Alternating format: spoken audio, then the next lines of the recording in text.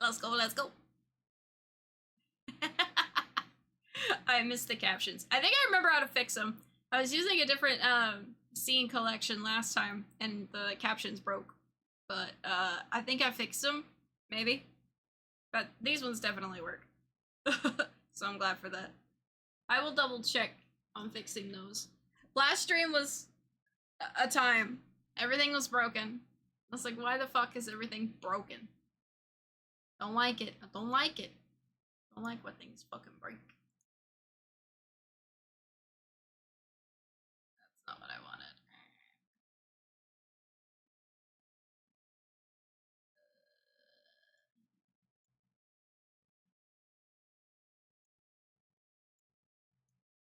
Just to make sure. Oh, that's not what I wanted. That is not what I wanted. What am I doing? What am I doing? I don't know what I'm doing.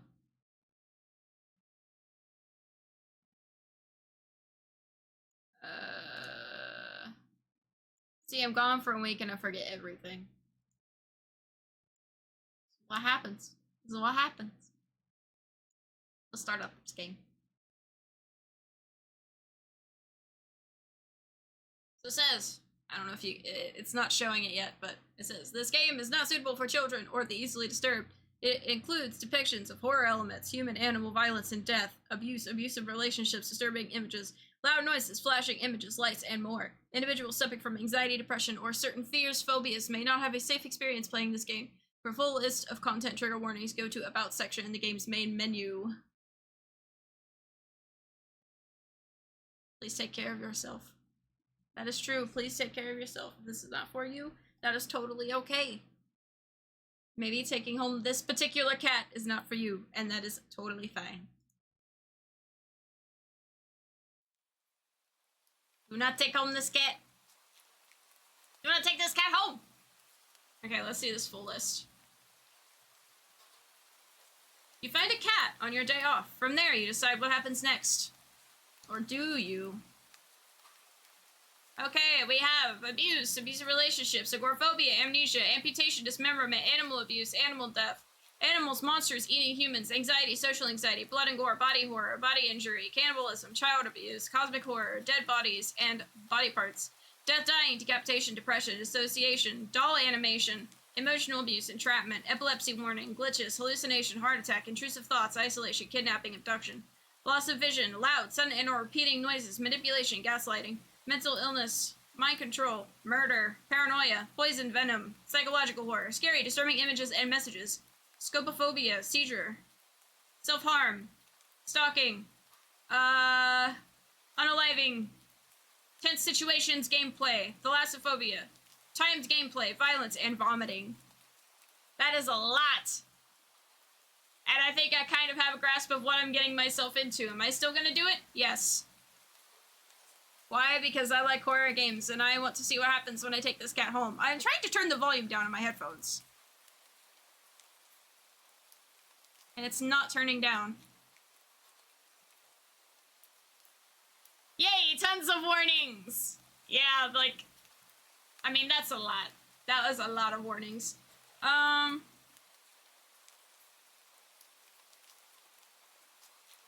we go. I just want to turn it down on my headphones. Can you all still hear it pretty well? That is a yes. Okay. I turned it down on my computer. And I have done full screen. I don't know what rollback side is. Text speed is at full. I can always turn it down. Auto forward time, I don't know what that means. I've turned the volume down and the voice volume's there. I'm not sure if it will need turned down, but we'll keep an eye on it. So, let's take a cat home. You're not having a great day, as usual.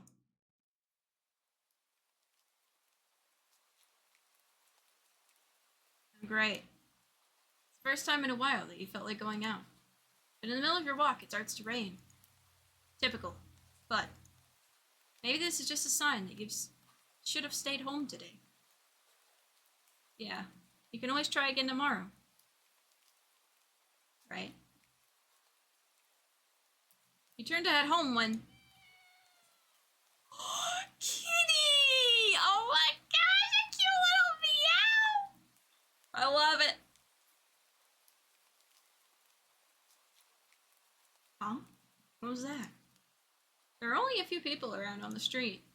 Makes sense, due to the increase of missing persons around the area recently.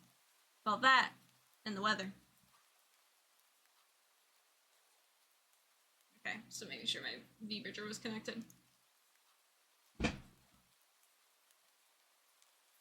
But none of them react to the sound at all. Curiosity guiding your steps, you follow the sound to the entrance of a dark, dingy alleyway. You timidly enter the alleyway and walk forward.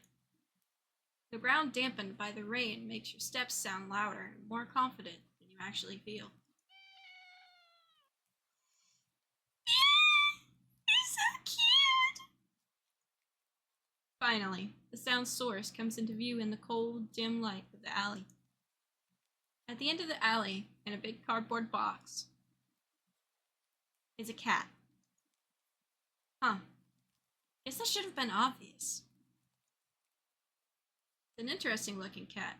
Its pretty yellow eyes shine like gold among the dark sea of its black fur. Oh, little paws! Ah! It puts its front paws up on the edge of the box and looks up at you. Ah! It's so cute! Ah. So cute! It's so cute! And it definitely knows it. You've never had much of an opinion, one way or another, about cats before. If they're all like this one. It's a shock they haven't already found a way to rule the world. You don't think you'd mind bowing down to a feline overlord. You look around the alley with a small frown.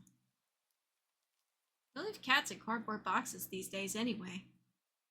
Wouldn't they just jump out and leave the box eventually? The cat doesn't answer you. Obviously. It also doesn't do as you suggest and leave the box. It's just looking at you. As if waiting for you to make the next move. We feed them, clean their litter box, and they destroy anything they want. They pretty much took over the world. They have, literally. Ichabod gets basically what he wants, besides food that he's not supposed to have. He can't have human food, but he basically gets everything else.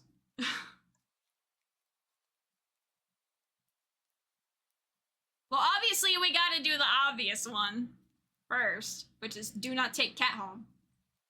With a sigh, you take a decisive step back. As cute as the cat is, you really can't afford to be taking in a pet on a whim. Red's coming up soon. Your job doesn't exactly leave you rolling in dough. You give the cat a sad nod. Sorry. Good luck out here, okay? You turn around and leave the cat in the alley behind. Rain's picking up. Oh, it makes my heart hurt! I can't! It makes my heart hurt! Ah! That was the worst decision. I hated that. Time to head home. Ending. Nyat, a fool. That was probably the best ending, considering what we're getting ourselves into. I wish it showed... Yeah, it's probably going to show us the different choices right here. Yeah, the little question mark in between preferences and about. I believe that's going to let us go into the different options. Alright, let's go ahead and skip. Oh, it's so sad!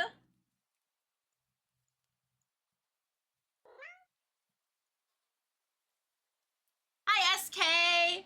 Is this cat bad? Maybe. There's a lot of trigger warnings for this game, so I'm guessing maybe. How are you doing? Hope you're having a good day. Welcome in. We're gonna take this cat home.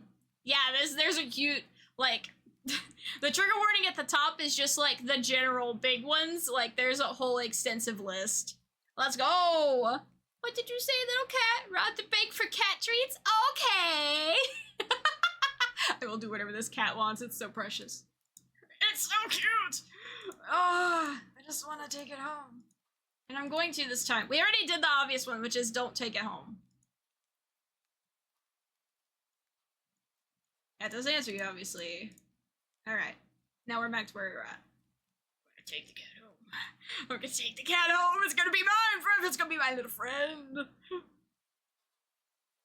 You know what? You reach into the box and pick the cat up, holding it out in front of you. Why not? Ah! You're all alone, and well, I'm kind of in the same boat myself, so you bring the cat close. You didn't realize it was shivering until just then, but it slowly breathes easier as it presses into your chest. Oh! Why not stick together, right? At least for a little while. Oh, it's purring! Oh. You think a little while will probably be more like a day. You'll be responsible and take it to a shelter tomorrow. But for now, let's get you out of the rain, okay? Ah! It's so cute. It's gonna kill me.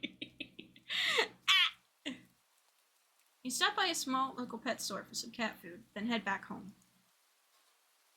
You live in a modest apartment. 1 bedroom, 1 bathroom. You living alone in it. So it feels weird having another living being inside it after so long. Even if it is just a cat.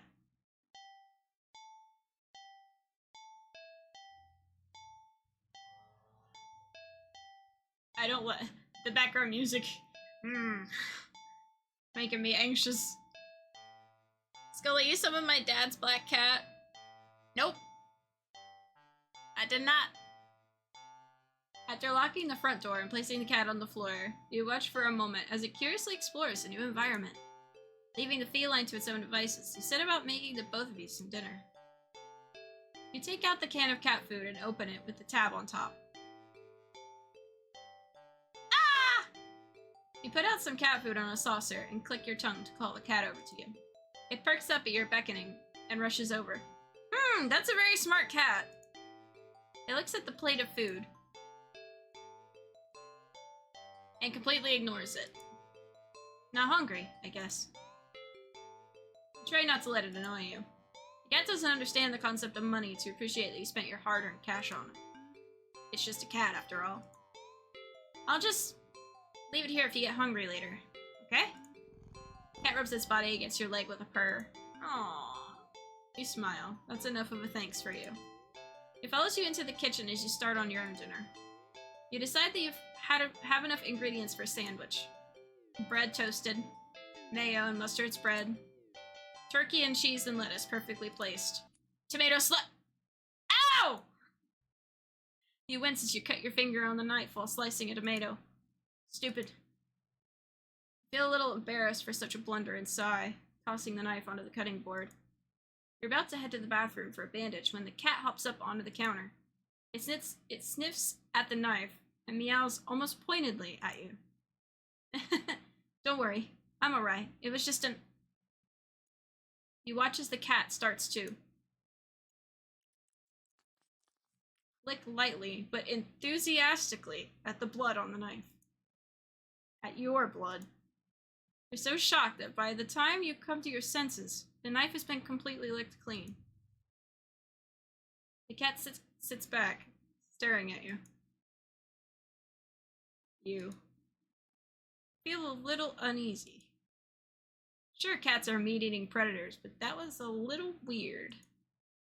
Right? Sure, you're no cat expert, but that was definitely not something an ordinary cat would do. Right? Well, regardless, you're not about to abandon a cat in need while it's still raining outside. Not after all your efforts.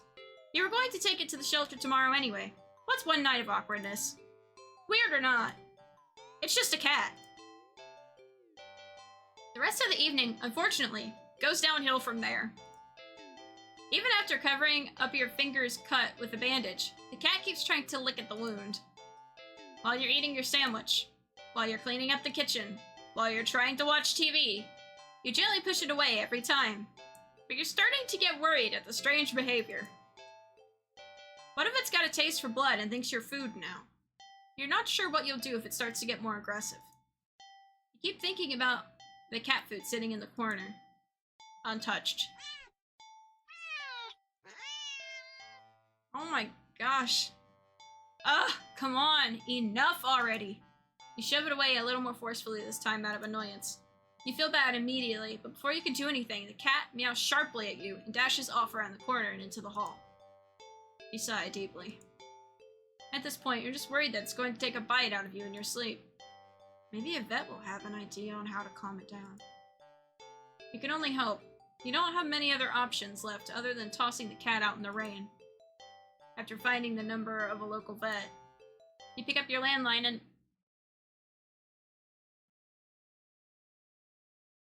Catnip.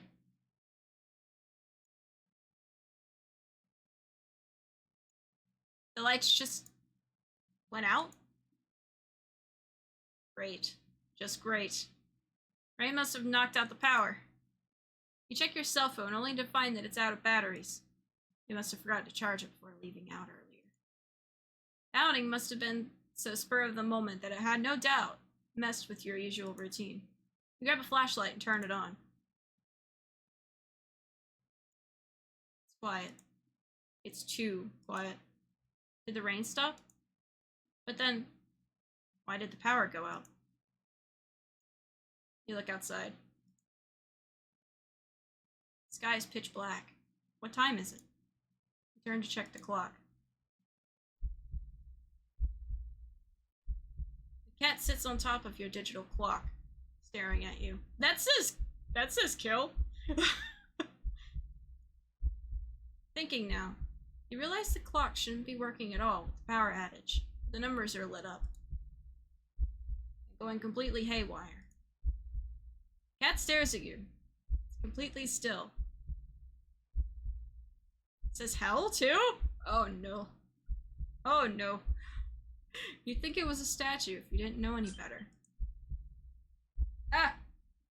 Forgot to mute my phone. Phone, please stop. You're ruining the atmosphere.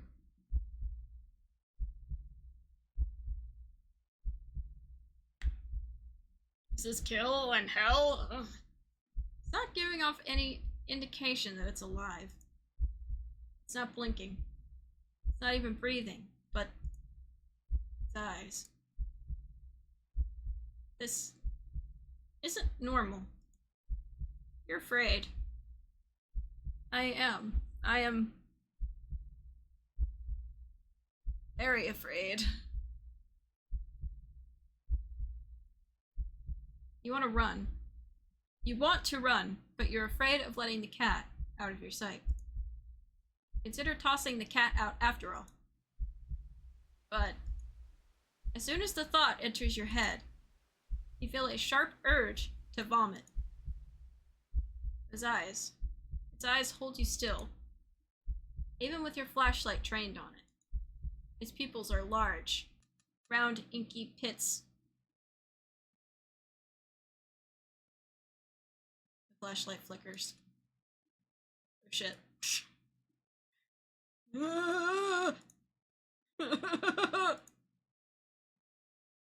And the cat is gone. Fear immediately grips your mind. The silence, punctuated with the rapid pumping of blood in your heart, is overwritten as your ears slowly start to pick up the sound of static all around you. Ah yes, my tinnitus coming back! The witching hour. I thought witching hour was 3 a.m. How was the clock working with no power? You don't know why such a question matters at the moment. You feel as if having the answer will make sense out of everything that's happening. That order will be restored. But no answer comes to mind. Is it? I don't know, but I can Google it.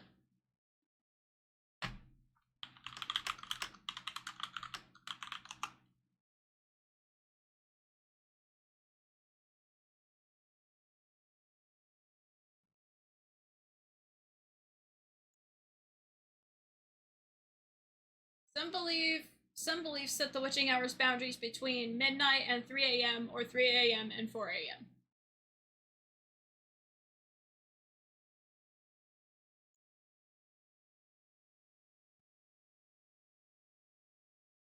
So that's what Google says.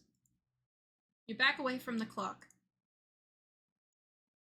You feel as if the air itself coils tightly and abruptly in response. Like a predator prepared to pounce. There's gonna be a jump scare. But waiting for your next move. But you're afraid to move. You're afraid to even take a breath. But you can't stay still forever. Right? Whatever is watching you, you can already feel its impatience. It's too eager. You don't know how you know this. You can sense it as clearly as if it had whispered, "Oh! Okay. Okay." Hey, Skull, how's it going? Oh, it's great. You know, we brought a new cat home, and things are great. How are you, Jennifer? I'm telling you. How's it going? How's it going? I saw you were playing baseball. How's the baseball?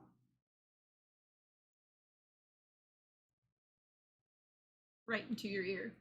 Something just whispered in our ear. Right into your soul. It won't let you wait it out. Not that you could, even if it did. You can't stay here. You have to run. With this thought, a sudden primal instinct awakens in you, making you tear yourself into a hasty burst of movement, of action. But you're still weak from the fear's grip on your mind. Your legs tangle together under you in your haste, and you fall to the ground. Sharp pain explodes in the center of your foot. At first, you think you've broken your ankle, but something warm and wet trickles down the length of your foot, cooling underneath it.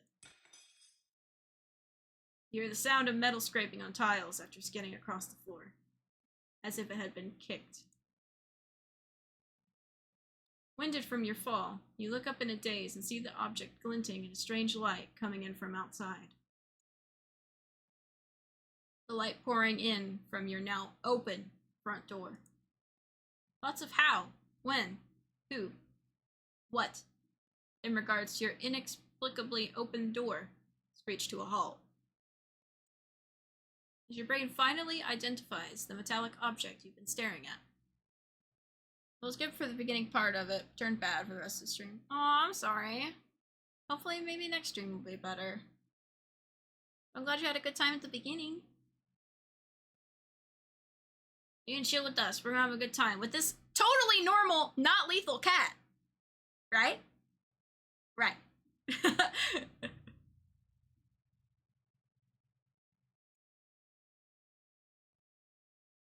It's your kitchen knife. But we're here for you, Reptilian. We here for you. And still tinted red from your earlier blunder. But that's not right. Wasn't it completely licked clean by the...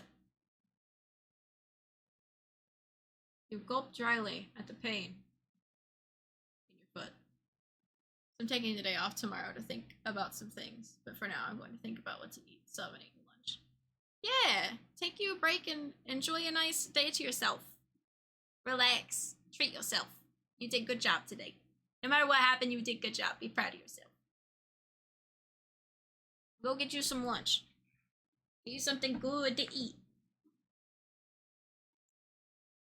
You barely have time to wonder how the knife ended up on your living room floor to be stepped on, instead of resting on your cutting board in the kitchen where you'd left it. Oh, how was work today, by the way? Oh, it was good. It was fine. Just the normal work day. How was your day? Besides stream, I mean. And you spy something in the darkness, just beyond the knife. It spies right back at you. A pair of glowing golden eyes comes forward as the cat emerges from the shadows into the light from your doorway. It pads lightly over to the knife, as if skipping in delight. It bends down to lap at the blood dripping from the blade. No baseball games until tomorrow. So I'm kind of excited for that. Oh, like on TV? Is one of your favorite teams playing tomorrow or something? If so, I hope they win. I don't know what team, but I hope they win.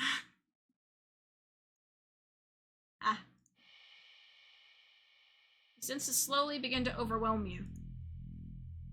Ooh. Ooh. Can we just take in this atmosphere? My god. This is so good. This is so good. This is great. This is putting me in a spooky mood. I love it. Yeah, every year after the All-Star game, every team takes 2 days off.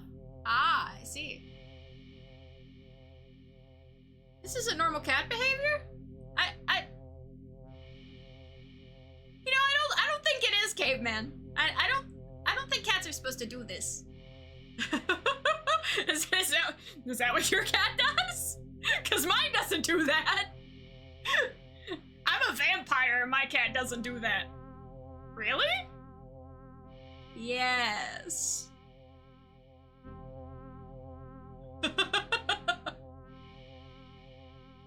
But yes, oh my gosh. This atmosphere is so good. They're doing so good with this music. This is great. This is 10 out of 10 atmosphere. I'm loving it already. Oh well. You might want to check on your cat. Chill of the air as it starts to suffocate you under its weight. The sound of your shaky breaths, discordant against the static now piercing your skull. The dryness on your tongue spreading to your throat. The incomprehensible sight of the stray you take it in. Licking away at your kitchen knife. Once again, completely clean. The scent of blood from the fresh wound on your foot. Blood. Oh no. Oh no. Golden eyes slide up to you, as if in response to your sudden realization. Blood. Blood. You're hurt. Foot is bleeding. You're bleeding. You're bleeding. The cat barely moves, shoulders twitching as if just considering the act of pouncing forward. You're already on your feet and out the door. Or you run, or rather limp, down the empty street. The sky is black and bleeding red. But there's a strange light emitting from nowhere that casts everything else in white. The houses, the trees, the road, even you. Everything. Except your blood. You can just barely glimpse the bloody imprints your injured foot leaves in your wake with every impact it makes with the ground. It hurts. It hurts. But you can't stop. You don't stop. Not when the shadows grow around you. Not when you feel the gaze of eyes all over you. Not when the road ahead of you is darkened by a long shadow of something behind you. Even then, you don't stop running. Because if that's the cat right there ahead of you, then what in the world is behind you? Oh! What should we do?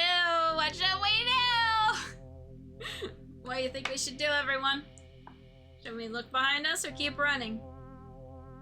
Should we look at what's behind us or should we take chances with the cat?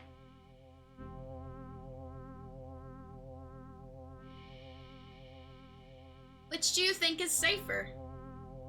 The cat or the thing behind us?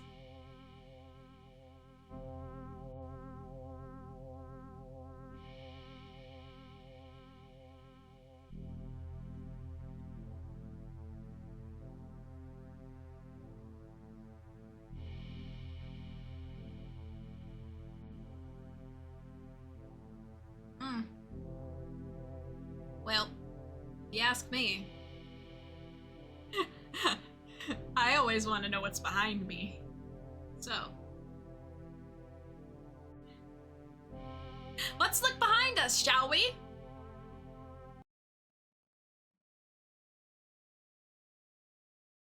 Huh.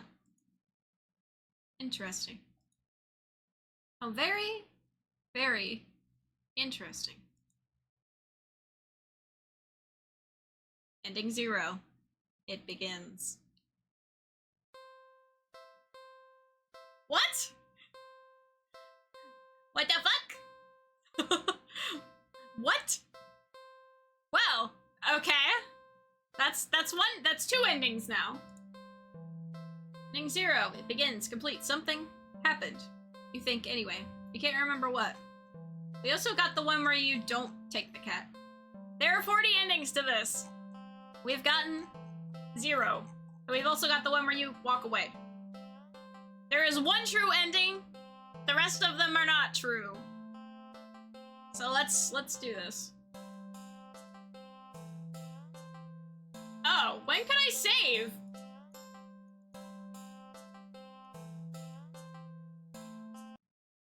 Guess we continue.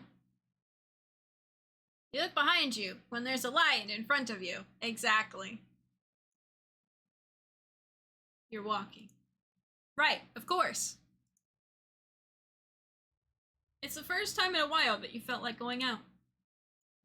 And you're actually glad that you did.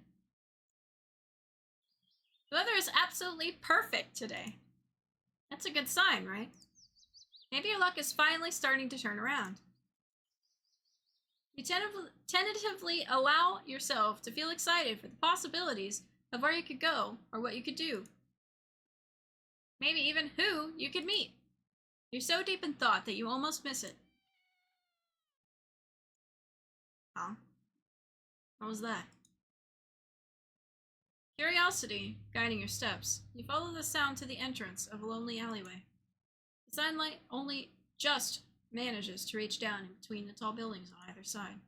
You timidly enter the alley and walk forward, the loose gravel and scattered debris on the ground softening your steps.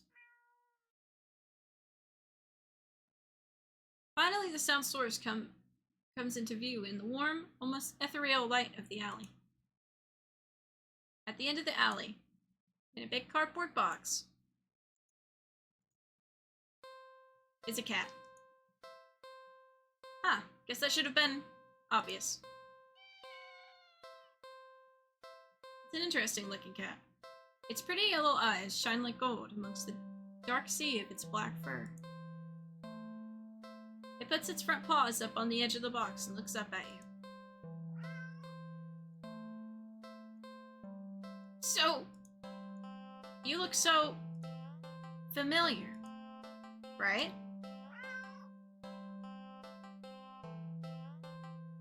Oh, there is a save! But then again, it is a cat. Not many different ways for a standard black cat to look, after all. This one sure is a cutie, though. Just look.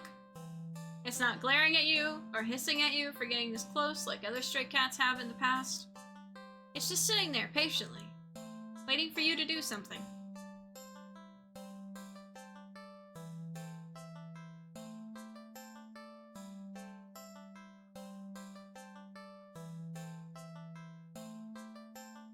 Sadly, as cute as the cat is, you'd never take this thing home with you. You just can't take it home with you. You're a responsible adult. You are! With rent and bills to pay for, not to mention you need to buy food to survive, too. There's no way you could care for a cat long term, right? You can barely afford this little outing on your day off. What to do?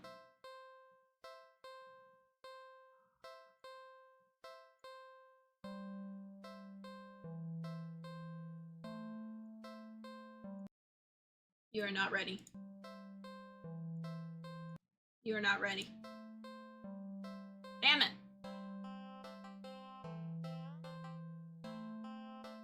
Cat must be hungry, right? You can't imagine that it's had much to eat if it's so attached to that box it's in. Though, it doesn't exactly seem malnourished either. Surely it must have left the box to search for food then. For some reason, something in the back of your mind tells you that's not the case. And not to think on it any further. Well, either way, you can't exactly enjoy your day out knowing you left behind a hungry cat. Especially when you could have done something to help. So, what to do about the hungry kitty? There's 40 endings. This is gonna take a while.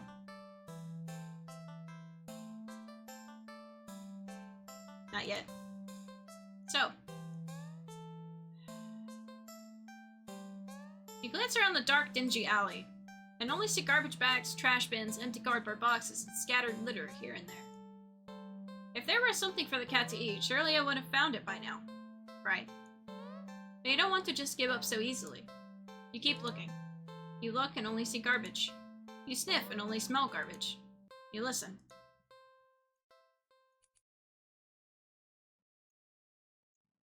You just barely make out the sound of faint scurrying by a trash bin a few feet away.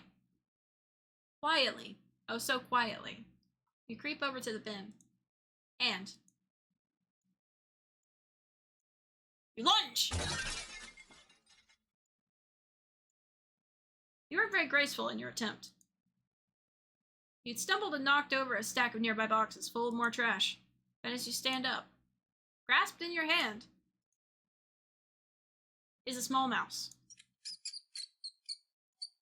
The mouse squeaks and shrieks in distress, wriggling and struggling desperately in your grip. You're holding it too tightly and carefully for it to be able to bite or scratch you, though. It wears itself out eventually and looks up at you with black eyes. It's completely at your mercy. Oh, I can't.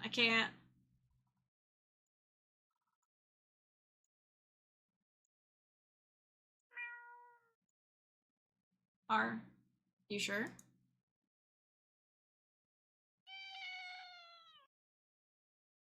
You can hear the cat's stomach growling. It must be so hungry.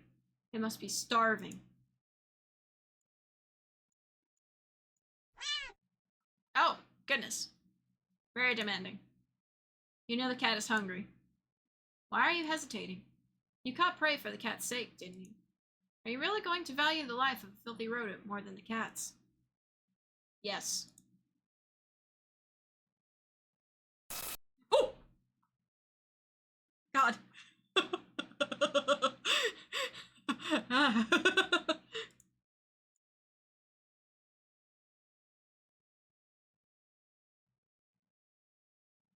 I think I have a thing for this. Hold on.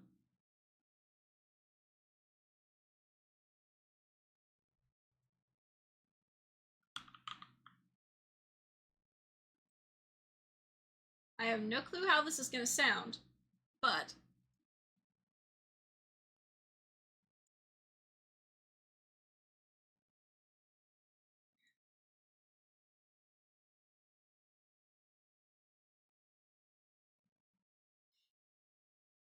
please, just tell me if this sounds okay. I want to try it.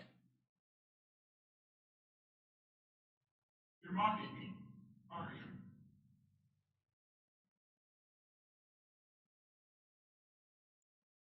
Last chance. Hand over the prey.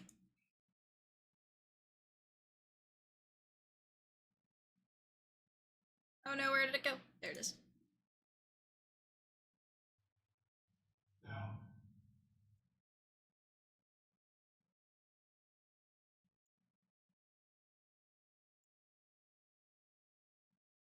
Spare the mouse. You let the mouse go. It scurries away, squeezing into a tiny hole in the wall. You don't pay it much mind. You don't flinch as a giant clawed paw slowly falls in front of you, blocking your path to the alley's entrance. Not that you had any delusions about escaping. The cat is hungry after all. You close your eyes in acceptance as the paw gently pulls you back and back and...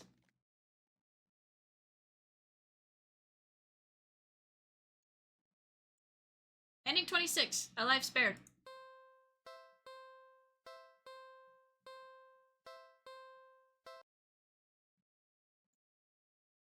The mouse looks scared, as if it can sense your intentions. It weakly starts to struggle again. Oh, I'm sorry, little buddy! The mouse is reluctant. I'm sorry, little buddy. I'm sorry. I'm so sorry. You feed the mouse to the cat.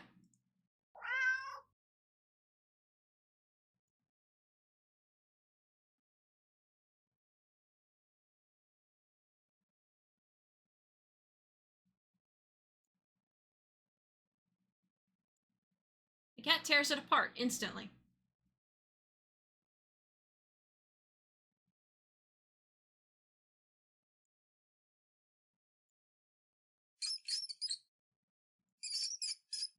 Oh, I'm sorry.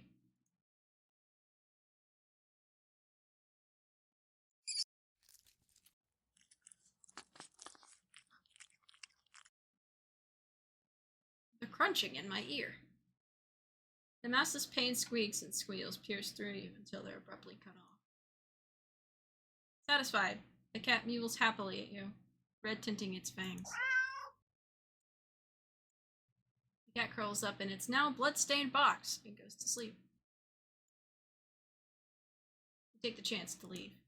The well-fed cat will likely follow you home, after all. As cute as the cat is, you can't really afford a pet right now. Still feeling a little guilty about the mouse. You decide to— Ah! Hello! Google_VT is visiting the mansion with 9 guests. My clone! Hello, clone! How was Alice? Did you beat that boss fight?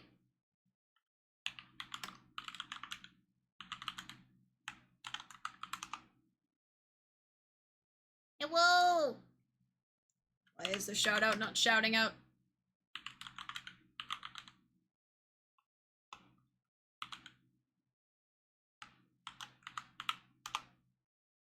Unrecognized. Oh, I know what I'm doing. Hold on.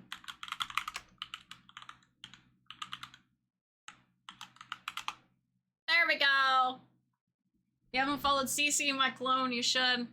She has amazing artwork. It's very funny. Plays good games. Is a QT pie. This is a raid. Give us your soul. Why? I have no soul. I'm already undead. If anybody needs, from the raid needs to go, need to take a break, go to the bathroom, get some food, you can do that. Feel free to. Or if you need to lurk, totally fine. Also, lurking is appreciated if you would like. We love lurkers. Soon confirmed she is Ginger. I'm not Ginger! I do not have red hair. I'm just undead. Anyway, hello, welcome in Raiders. I'm TsundereSkull, vampire Vtuber, spreading spookiness for me too. Hoping you have a hauntingly good time here. I am a vampire that stays in my mansion that I welcome you to. And today, oi! Tanks 19, thank you so much for the follow. Welcome to the night. Hope you enjoy your visit to the mansion. We are playing a horror game about a cat. The name of this game is Do Not Take This Cat Home. Oh my gosh! 19 has joined the night. Our eyeballs together. You said you have no soul. I do not. Or maybe I do. I don't know. Spooky cat. Yeah, it's got good atmosphere so far. So, if you'd like to see what happens with this cat, stick around.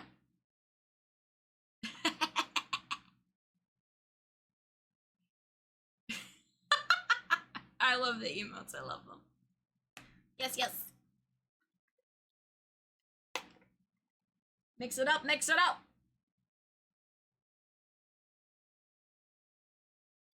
So yes, thank you so much for the raid, and we'll continue with our story of this cat. Yes, yes. Still feeling a little guilty about the mouse, you decide to just go home.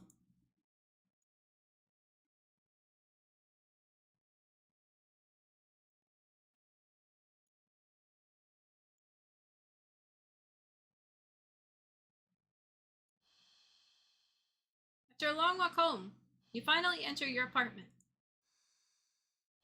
You head straight for your room and collapse on your bed, falling into a fitful sleep. Later, you wake up.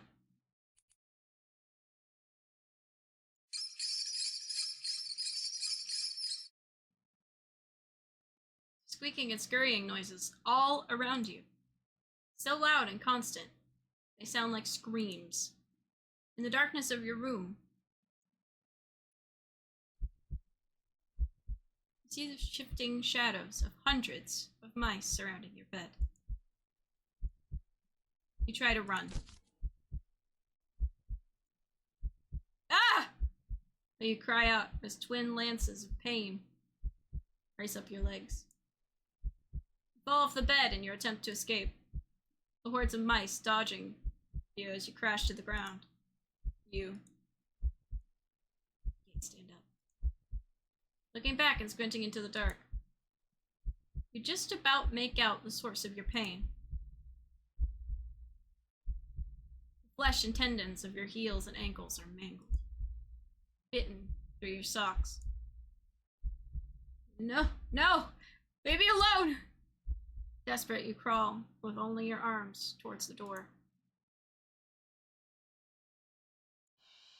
The mice descend upon you.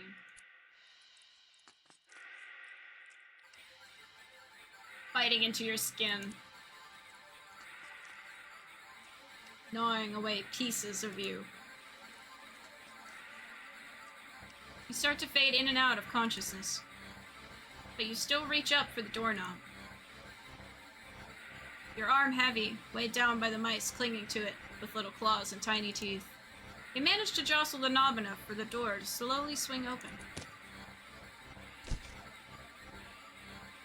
Plop.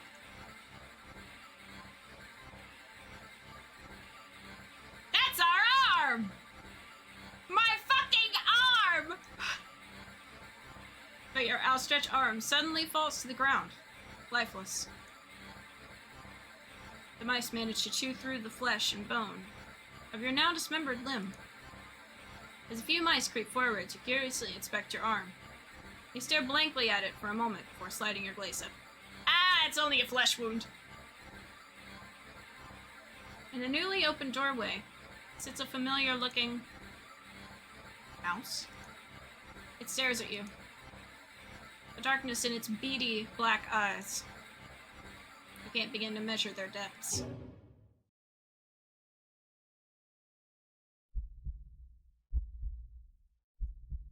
Nor the hatred pouring out from within. All of it. Aimed at you. Ah! You collapse, head hitting the floor as your other arm is eaten away as well. You're not sure how you're still conscious. The pain should be indescribable. And yet, you just feel a cold sense of loss. The mice have clustered along your back now, gnawing and ripping their way between your shoulder blades, into your back, into your chest.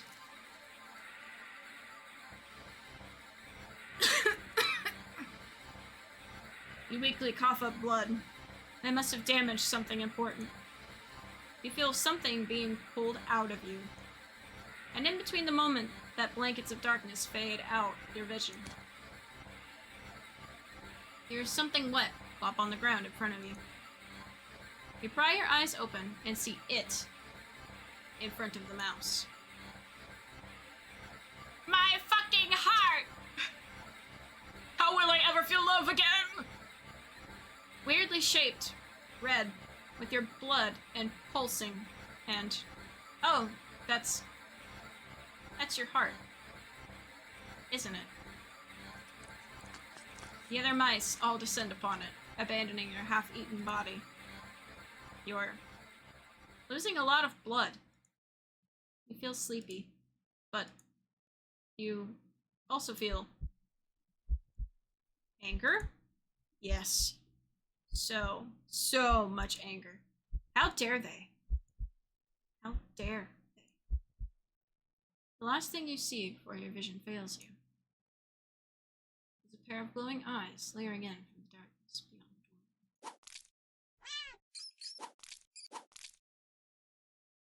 You can hear squeaks and shrieks of terror all around you. Low yells, deep snarls, gnashing teeth, tearing flesh, as your remaining senses leave you. I have food! What food do you have, caveman? Please inform us of the goods that you have acquired. Spooky ghoul dance. Spooky ghost dance. Skully Bean! Hello, Ruby! How you doing? I think you were streaming earlier. How was your stream?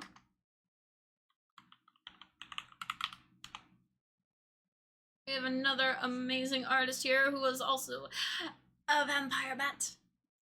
Who would like to give them a gander. Hi! Hi! Oh. That is the wrong... Dude, ignore that. That is the wrong person. You have two T's and two Y's. There we go. That's the right link. That is the right person that was playing Zenless Zone Zero.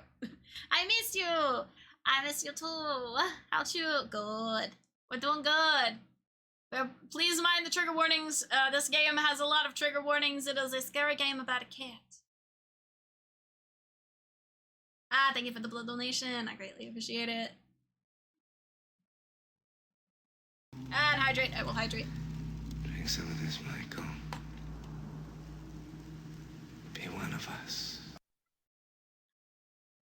Thank you for the hydrate. I am hydrated. Smile weakly with the last of your strength. When something with soft, damp, slightly damp, and sticky fur nuzzles your cheek.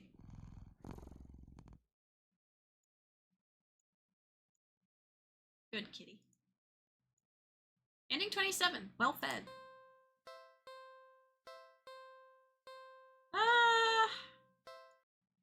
Alright. Spray the mouse. Are you sure?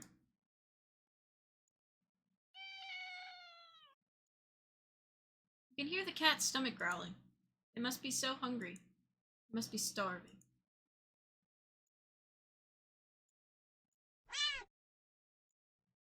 You know the cat is hungry. Why are you hesitating?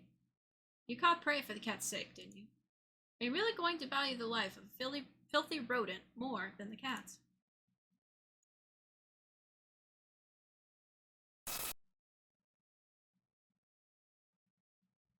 I will give kiss. Mwah! There you go. Mwah!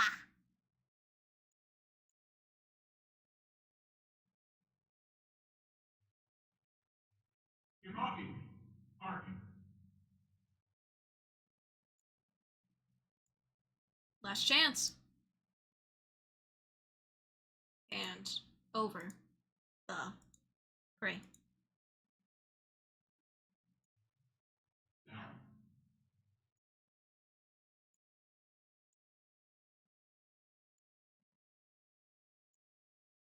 I think this is the same ending.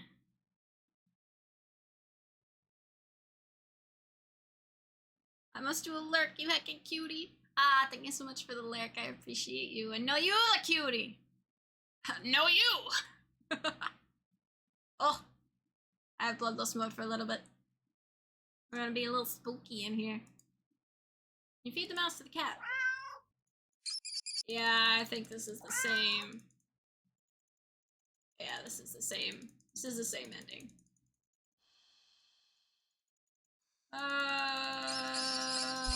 Yeah. I'm just gonna skip. There we go. So we want this one. Let's check our pockets. You dig into your pockets. You find a small piece of string in your left pocket. Not very helpful. String is far too short. An eager and excited cat leaping for it could easily lead you to getting bitten and scratched. In your right pocket is a bar of chocolate. You find a chocolate bar? Is it? Nope, it's not even expired. Quite the find indeed. You're about to offer it to the cat. But suddenly, you're hit with guilt as you remember something gut-curdling. Chocolate is toxic to cats. Oh my gosh, You resist the urge to vomit at your near mistake. You feel so guilty, you throw the chocolate bar away into a nearby trash bin. An almost cat killer doesn't deserve chocolate. You go back to the cat, barely able to stand its innocently oblivious expression. Doesn't even know that you almost... I'm so sorry. I don't even know what to say. You're a horrible person. You know what? Stay there. I'll be right back. No, you. No, you! You leave the alley. And return with a whole fish you bought at a nearby grocery shop. It was a bit pricey, but it was the least you could do. The cat eagerly accepts your offering, munching happily at the fish after you'd placed it in the box. You want to smile at the sight, but you just feel so awful. Sorry again. The cat seemingly pays you no mind as you slip back out of the alley. Not feeling like you deserve a peaceful day out, you decide to just head back home.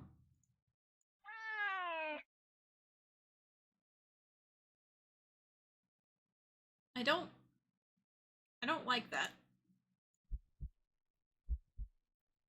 On the way home, you notice more cats than usual, watching you from their hiding spots.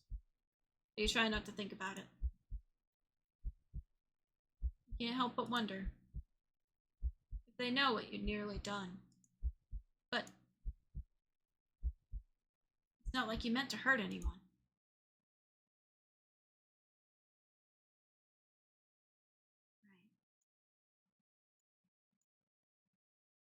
You finally reach your apartment building. You're about to unlock the door when...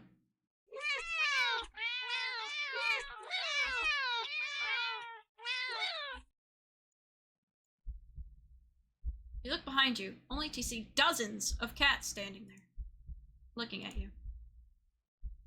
Did they see you feeding the cat in the alley and thought that you had more food for all of them?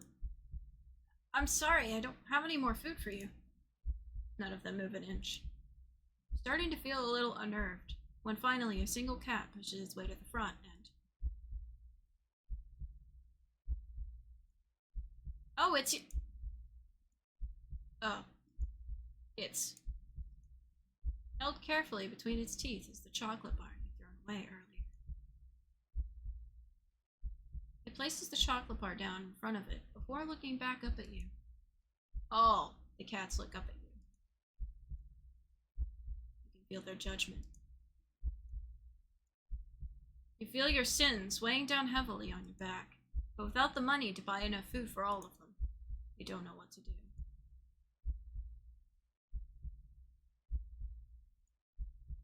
I'm gonna save.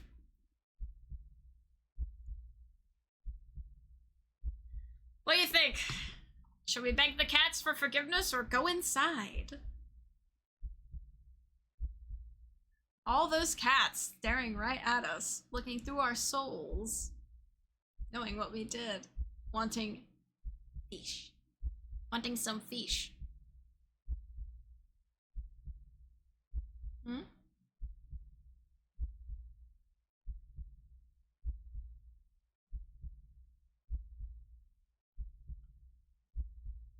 I know if I was a cat, I would want a fish. Maybe just we should go inside for now. You decide to cut your losses and head inside. Your sins weigh down on you, but you're only human. What more can you do? Jeez. You try to ignore the yowling of the neighborhood cats as you go about your chores. You consider preparing dinner. But how could you enjoy it knowing how hungry those poor cats outside are? The ones you've wronged. You decide to take a bath and go straight to bed without dinner. A fitting punishment for someone like you. You forego the fancy bath bubbles because you don't deserve them and sink into the water with a sigh. Your mind races, but you can't really think of any immediate solution that doesn't require more money. You wish there was something, anything, you could do to make things right. Suddenly, your leg starts to feel really itchy. You try to lift one to see what's going on, but what rises out of the water isn't a pair of legs.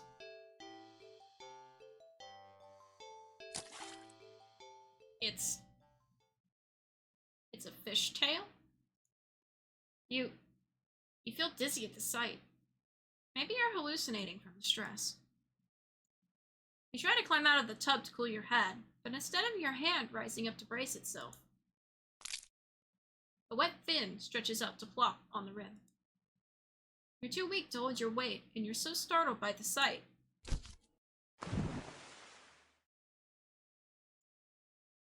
that you slip and smack your head on the side of the bathtub, passing out almost immediately.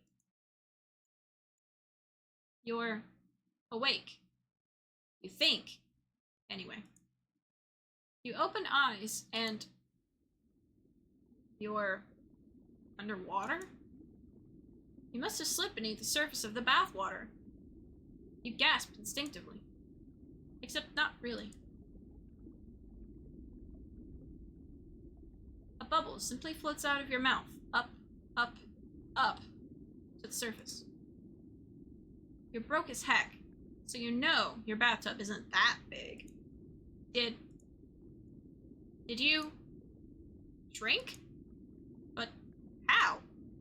And even if there were a reasonable answer, it wouldn't explain how you haven't drowned yet. You swim to the edge of the tub and see the truth in your shadow's silhouette.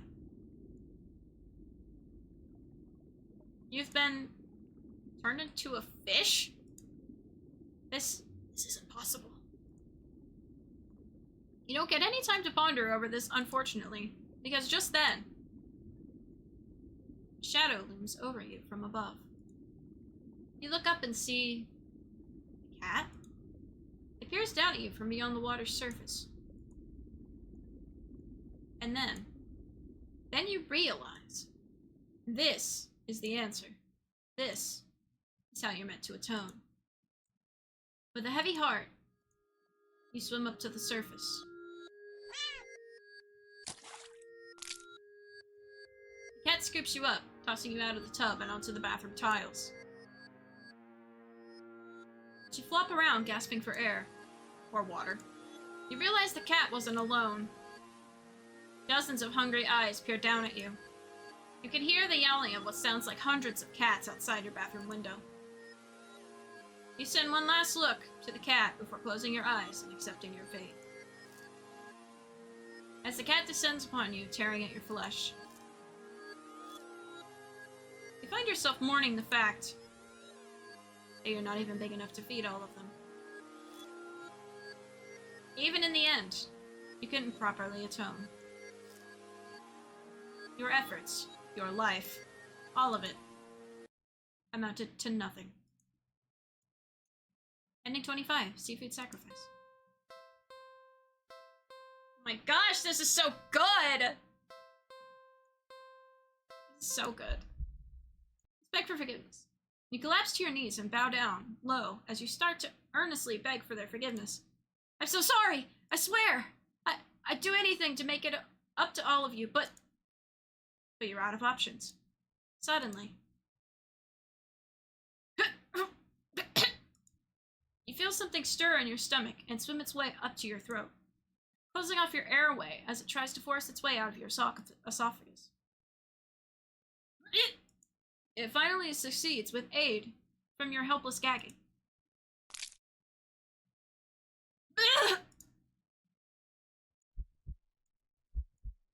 What the?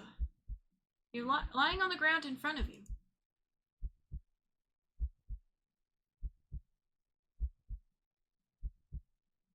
Is a flopping fish. You just threw up a living fish. What the hell? The cats come rushing forward, all tearing hungrily at the fish. You're happy to finally be of help, truly. But how? You throw up another fish. And another. And another. And your stomach hurts. You're getting dizzy. You fall to your knees. Tears and snot are streaming down your face by the time you cough up a final, tiny, bloody fish and collapse forward. Your throat and stomach both burn in a way that feels dangerous. You start to fade out, despite the pain. You strangely feel a more overwhelming sense of hopeful pride. That you've made up for your disgusting actions. That you've been forgiven.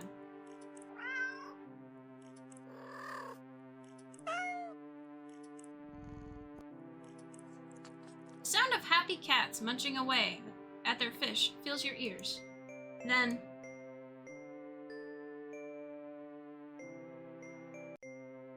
feel something being nudged into your hand. It feels like it's a bar of chocolate you found in your pocket. Smile weakly. You've successfully atoned, but you don't really have the strength to eat your reward. Sadly, the last taste in your mouth as you leave this mortal coil doesn't get to be that of chocolate, but raw fish. Ending 24. Fishing for pardon. Alright, we've done that, Blood. Oh, I get the blood option now!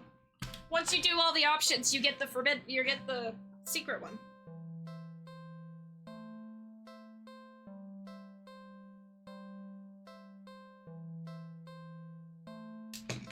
Ah! I just knocked over something.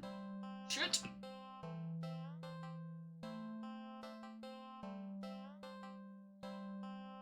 Okay. Blood. Okay, we'll do this one and then I'm going to take a bathroom break. Let's do this last one. Cat lets out a sad, pleading little sound. It's hungry. It must be starving. So, you look around and see a nearby shard of glass. Your body moves as if it knows what to do. What needs to be done. You take the shard and...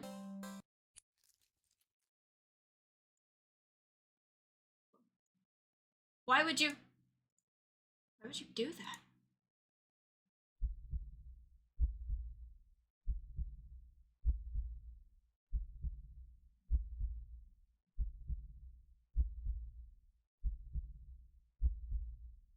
You carefully hold your finger over the cat. Hit the cat with a decisive strike. What? No! Dark red blood beads at the wound. Before growing heavy enough to drip into the cat's open, waiting jaws. It mews happily at you. You smile warmly and lower your hand into the box, stroking the cat's cheek before letting it lap gently at your bleeding finger.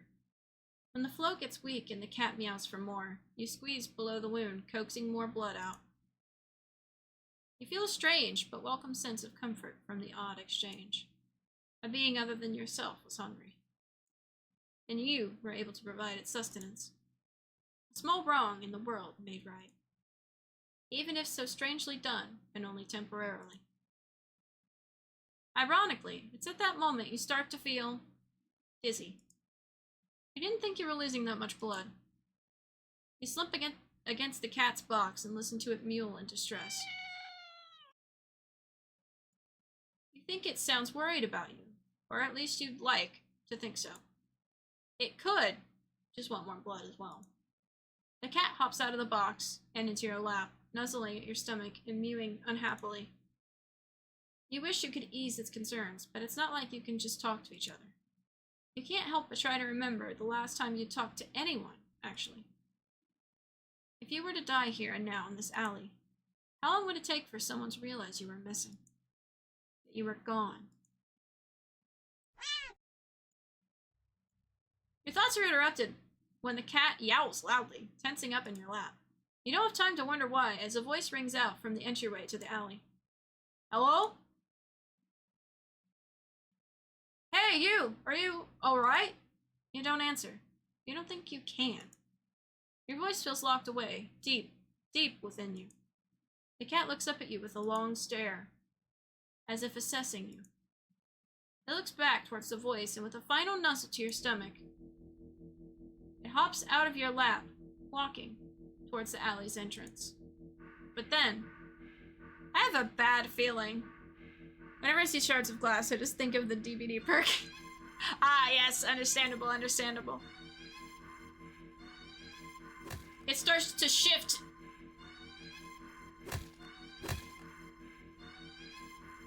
Its face opens up. It peels back. And opens again. Writhing tendrils peeking out from where you think its mouth should be. The stranger's silhouette freezes in the light beyond the alley. What the hell is... But they don't have the chance to finish their question. Tendrils converge into one. Or shooting out of the cat's jaws. And piercing into the stranger's shoulder. I let out a pained cry, a fearful yell. They claw at the tendrils, trying to pull them loose. But to no avail. You can't seem to process their screams. You stare at the creature before you, so different from the cat who mewed out of concern for you earlier. So the cat is sus, confirmed. Oh, definitely. Cat is maybe an alien. Let's save here.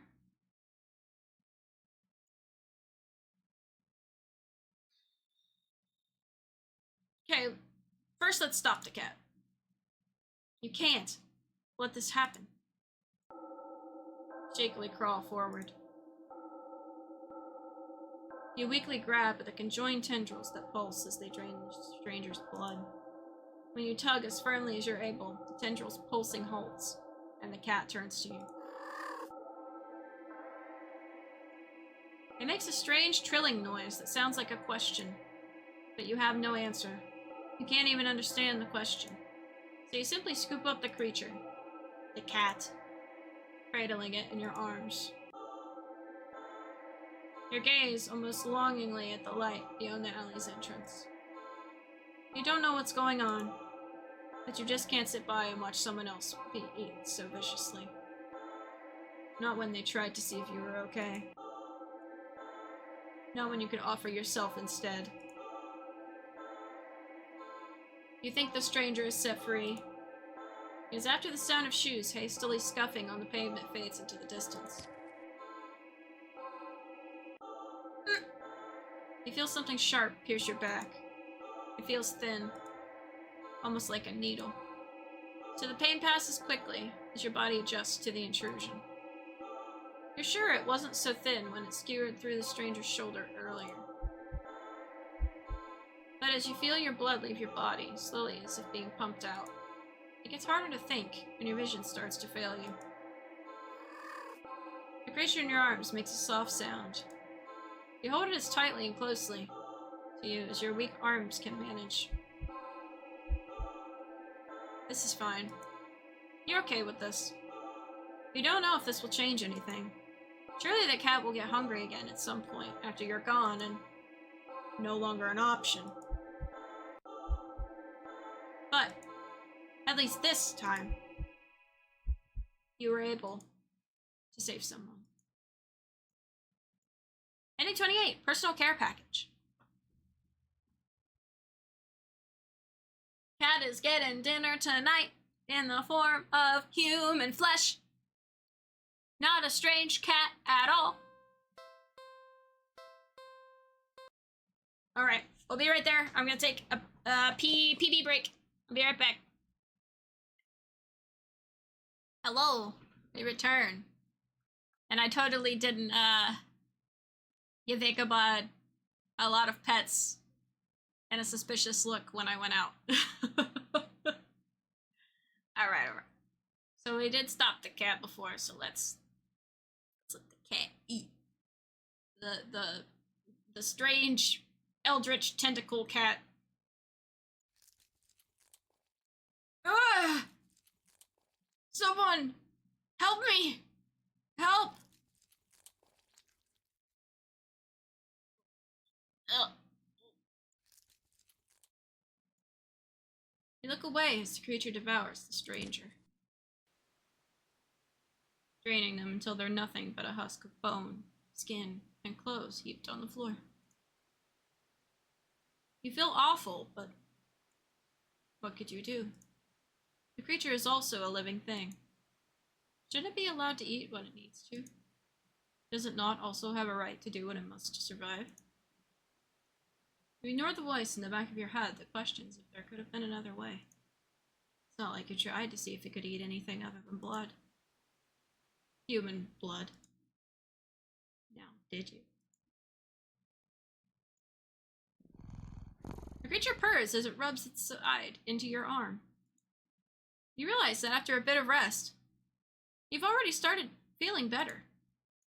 But you also think that something inside you is a little bit broken too.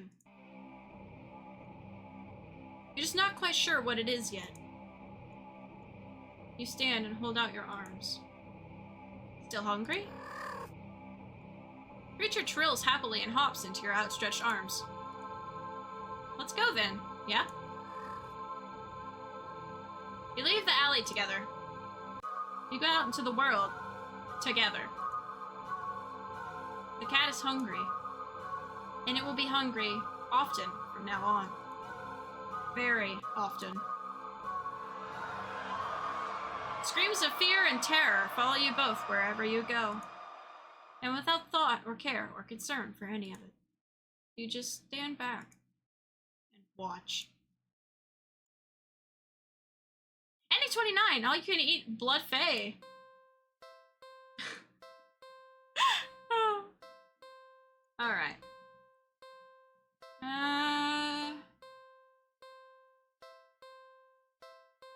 Let's see what we've got. We got 0, 24, 25, 26, 27, 28, 29. So we've got that set done. So did that one. What's that say?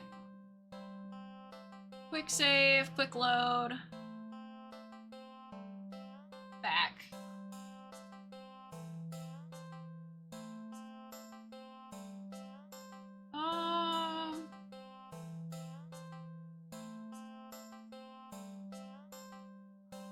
Let's do load. So we've done all 3 of these. Loading will lose unsaved progress. Are you sure you want to do this? Yes. Okay. So we've done feed the cat.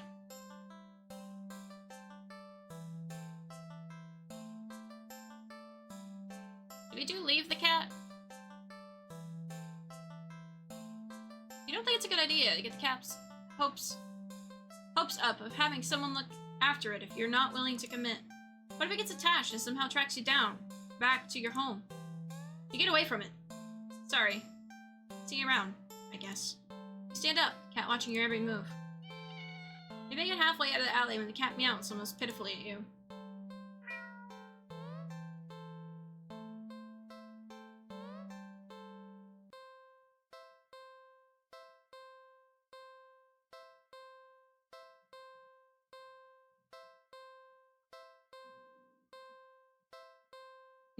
Nope.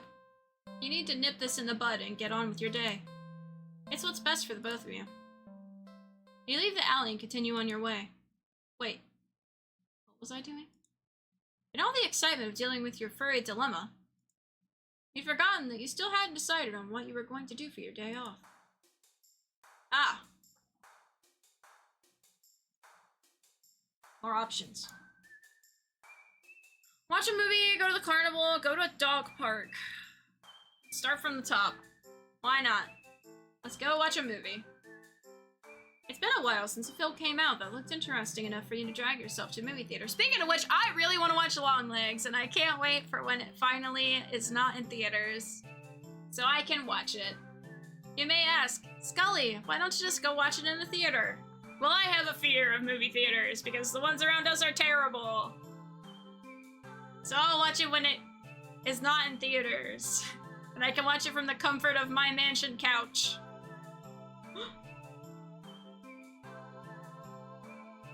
And it looks really good. Everyone said it's really good, so I'm excited to watch it. Anyway, but there's a showing of one such film at the old theater. The movie was a little too niche to be picked up by the new cinema that opened right across the street. That's okay, though. You're not exactly a fan of the crowds. Same! Big same! And nothing ruins the experience of watching a new movie for you more than a noisy audience. Oh gosh, there's more options. I guess we'll go to the old theater. You eagerly buy your ticket from the kind old man in the booth and head inside. It's barren of any trace of other people, and the decor looks like it hasn't changed since the 80s. Maybe even the 70s. But that's what you were counting on.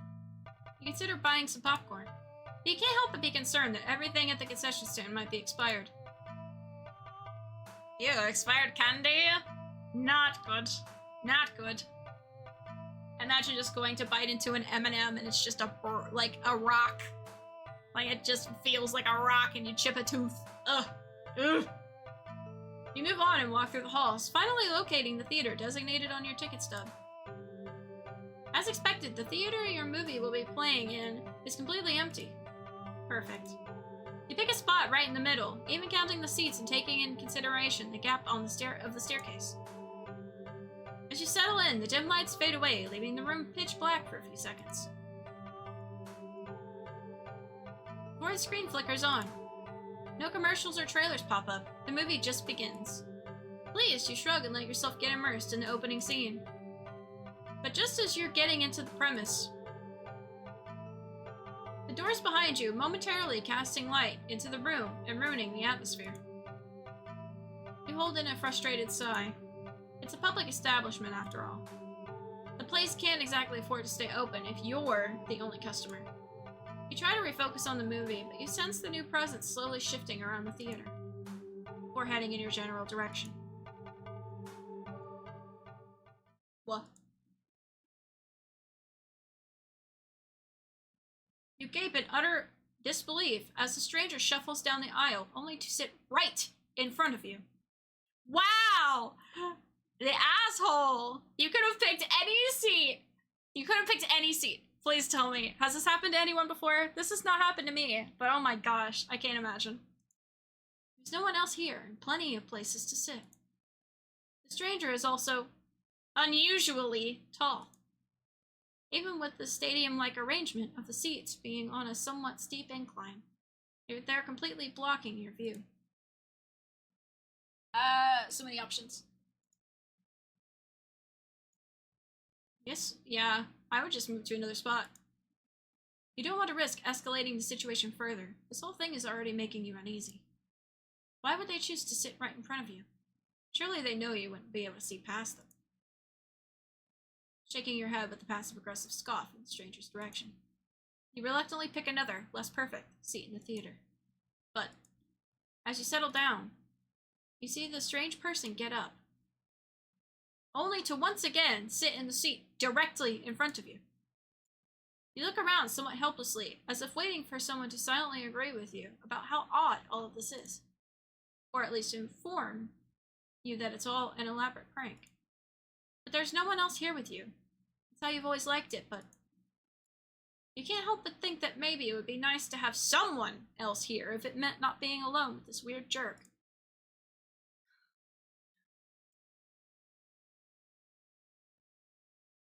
the same one, but another spot.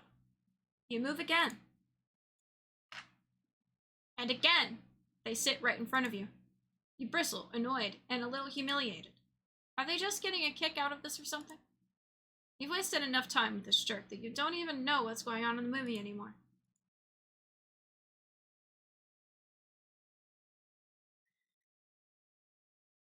You hate confrontation. You can already feel your palms starting to sweat at the idea of it. Your throat's closing up and your body's starting to shake.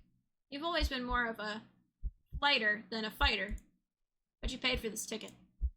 You've wanted to watch this movie for ages, and now this total stranger has ruined the entire experience for you. You're all alone in this theater. There's no one who'll help you if something goes wrong.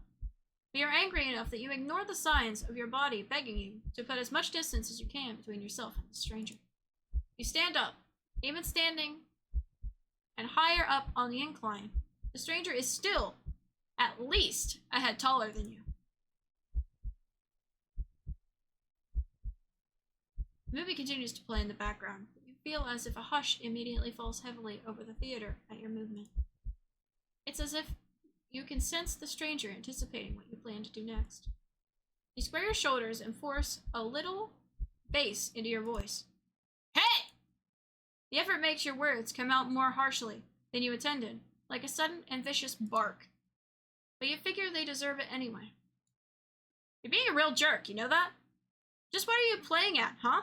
Are you trying to piss me off?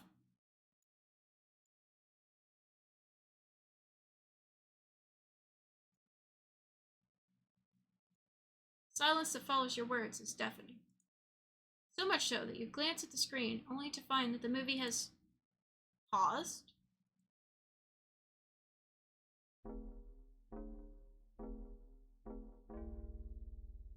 I have a bad feeling.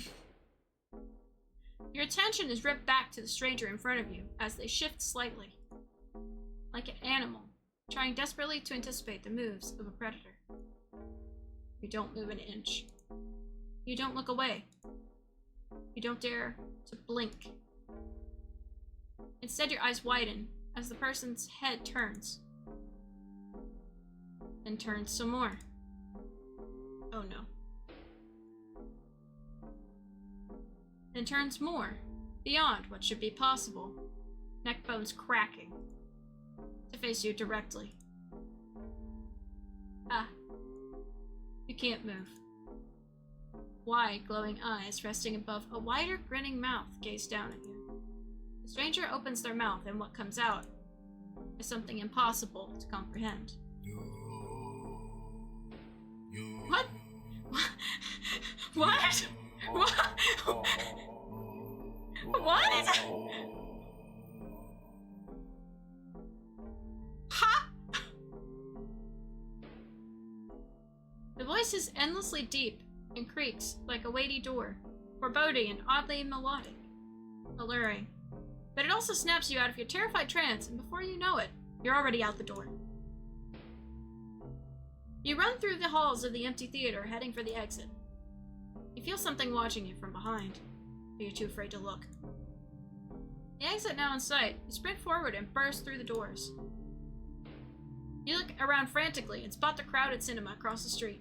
People! That's what you need. Safety in numbers and all that. Without thinking, you rush into the street when a sinking sensation crawls down your spine, compelling you to look behind you.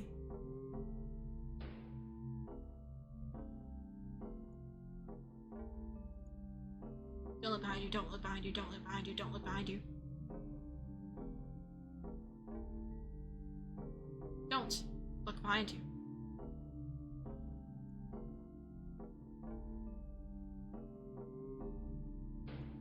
Despite your resistance, you feel your head turning to look back of its own accord.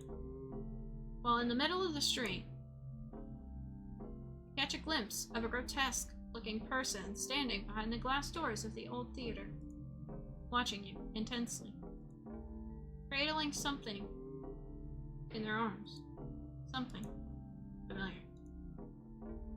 But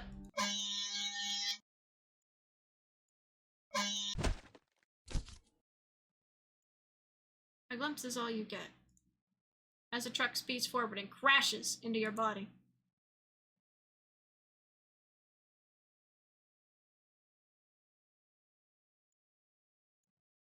You're killed on impact.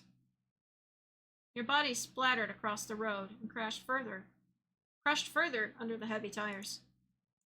Ending 16. Poor screening arrangements. Well, that didn't work out too well for us.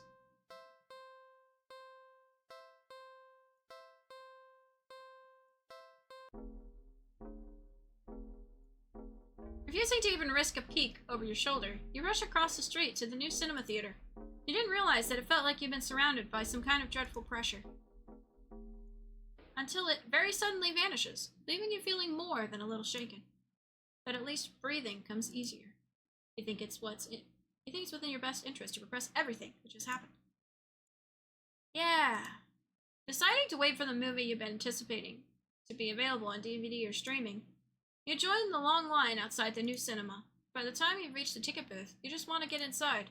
So you pick a movie at random and take your ticket from the tired-looking teenager manning the booth. The decor is chic and sleek, and the inside is bustling with people. It's not what you're usually into, but it's kind of nice not being alone. Even if you feel a little lonely watching families and groups of friends laughing among themselves. You get some popcorn, but the lines at the concession stand are long and the prices are criminal anyway. You go through the halls and follow the signs to the theater designated on your ticket before heading inside.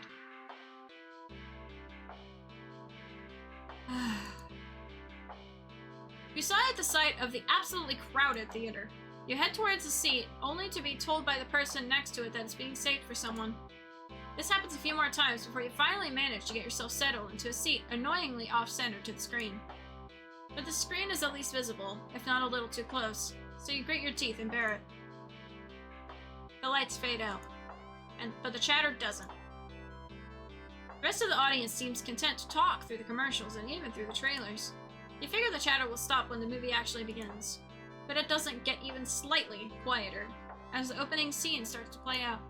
You sigh out loud, not thinking anyone would hear you anyway. This is why you avoid movie theaters like the plague.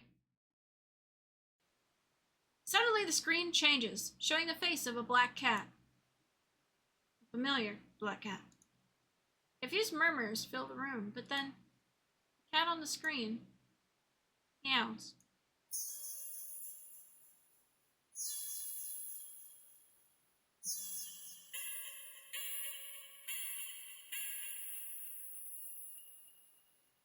The sound is strange, and not at all like any cat should sound.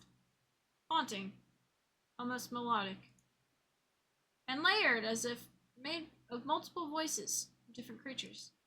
Creatures that would probably never say,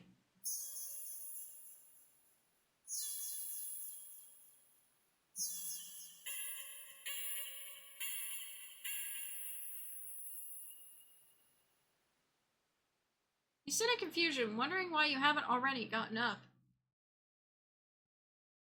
Wait. Oh no, hold on. Left to complain to the cinema staff. No, you can't hear the game! What happened? Has it been doing this whole time?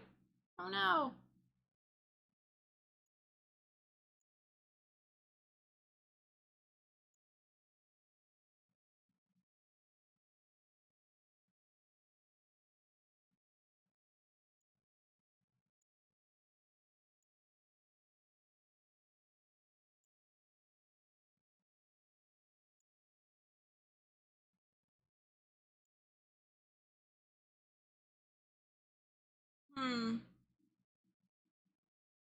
Then you hear it.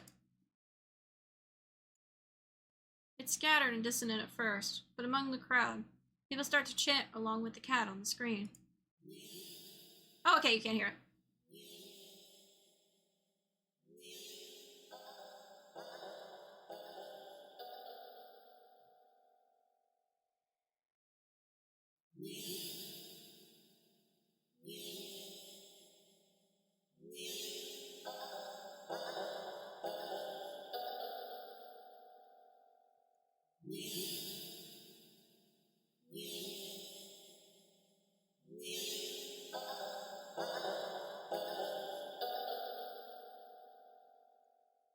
Soon, the entire room is chanting in perfect unison.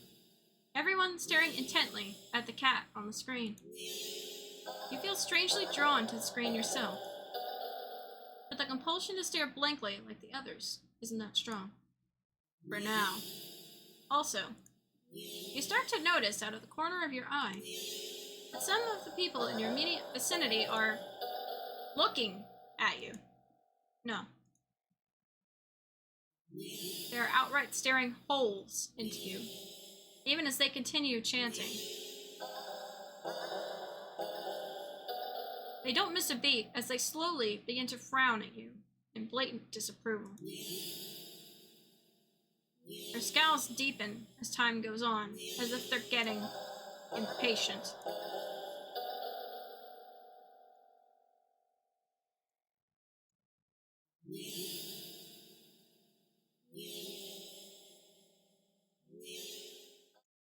Thinking fast, you look to the screen and begin to chant in tandem with the crowd.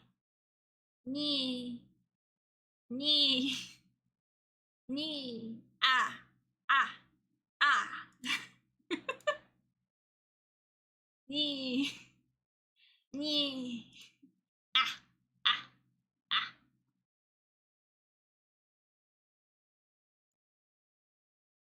You feel the harshness of their collective gaze start to ebb away. The air in the theater becoming lighter once again.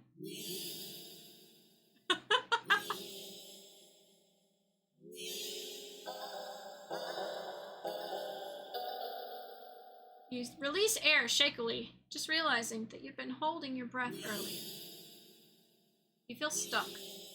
Surely you can't just up and leave now. Not after whatever all that was. People around you all seem fine now. But there's no telling if they'd get aggressive at you for even moving too much. Never mind outright getting up and leaving. You decide to let this run its course. Hopefully someone will come along. Right? Or at least turn the film off. You continue to chant along with everyone. Knee, knee, knee, ah, ah, ah. You start to feel lightheaded. You feel as if you could fall asleep, but your eyes don't feel heavy in the slightest. You try to look around and gauge the other's emotional state, but you can't seem to look away from the screen. You try again, but you're still locked into eye contact with the cat on screen.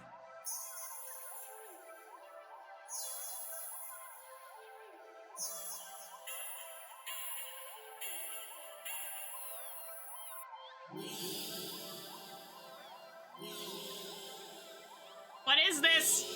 Are we getting brainwashed? I don't want to get brainwashed. Knee. Knee. Knee. Ah. Ah. Ah. You attempt to physically force your line of vision away. You steel your nerves, ready to throw yourself to the ground if you need to. But your body only gets as far as tensing up for a moment before completely loosening itself again, making you lay back limply into your seat. You think you should be panicking right about now, but even your brain feels limp. Your thoughts, a vaguely muted pastel pink, airy, sickeningly sweet, and loosely spun, like cotton candy. You like cotton candy. You think you shouldn't mind your thoughts embody being like cotton candy either. So, why get up and ruin that? It's nice here. You're more at peace than you've ever felt before in such a crowded room. Still chanting, you never felt so aligned and in tune with another person, let alone an entire room full of complete strangers. You're not alone. Out of the corner of your eye, the person next to you starts to sink back even further into their chair. Then they sink more. Then more. Not like they're slouching or reclining, but more like they're deflating. Their skin bunches up and wrinkles like fabric as if their muscles, their bones, have started to disintegrate. Their eyes dim before sinking into their sockets. Their mouth, still attempting to chant, falls over a cut-off nyet, gaping as the word ends in an awful hiss, a final, weak release of air. You muse thoughtfully about whether or not you should be distressed at the sight. But even then, the blanket of peace doesn't leave you. Suddenly, from the pile of skin and clothes next to you, you see a lump moving around. You watch in dazed fascination as the lump makes its way to the part of the skin where the head used to be, and out from the mouth crawls a tiny black kitten. Yeah. Yeah. Yeah. Ah. Ah. Ah. You can hear the familiar hissing sound all around you now as the unified chants start to fade, only to be replaced with the faint mewling of kittens. Finally, your voice is the only one still chanting, still human, and alone. Again. You don't want that. You can't go back to that. Not again. Not again. Please. Just then, you go completely limp. Your body feels light, but it might as well weigh several tons. As you realize quite suddenly that you can't move. Not an inch. You can't shift your eyes to look around. You can't even breathe. But somehow, the chant continues to creak weakly from your mouth. Nee. Nee. Nee. Ah. Ah. Ah. A few kittens come forward and perch themselves on the chairs around you, watching your sinking body, mewling as they wait for their youngest sibling to emerge from you. Dozens of glowing eyes peer down at you. And as your eyes start to cave into the sockets of your softening skull, you manage to make out the silhouette of a familiar cat, perching on the seat right in front of you.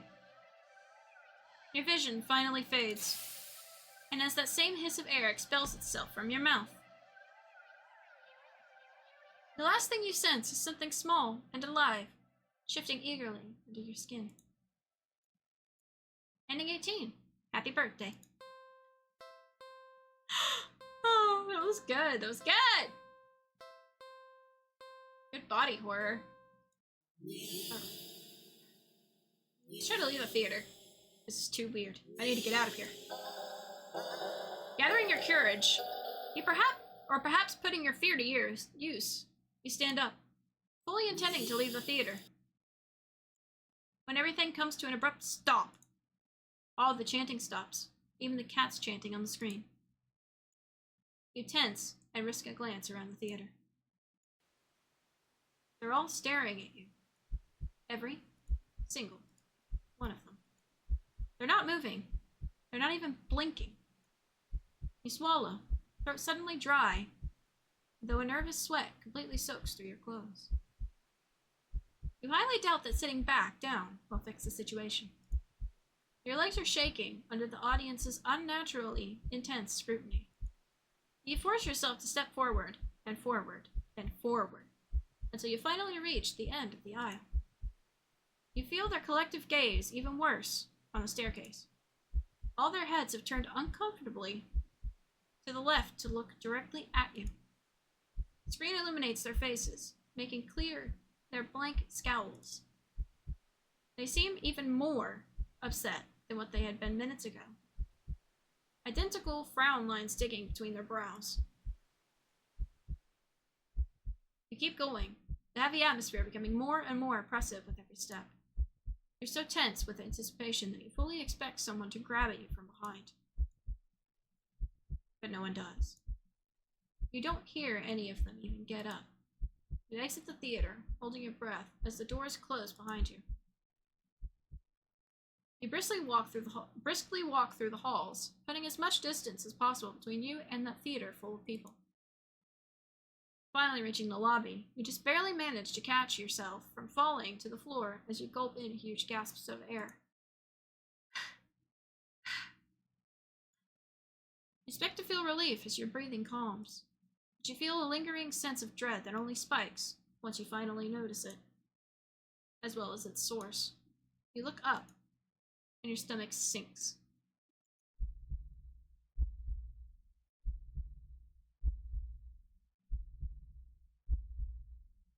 Oh, oh, oh god, oh god, I hate that, I hate that. Oh, no, can we, no. I'm very uncomfortable. Okay, this game's doing its job. It can stop anytime. All the people in the lobby area of the movie theater.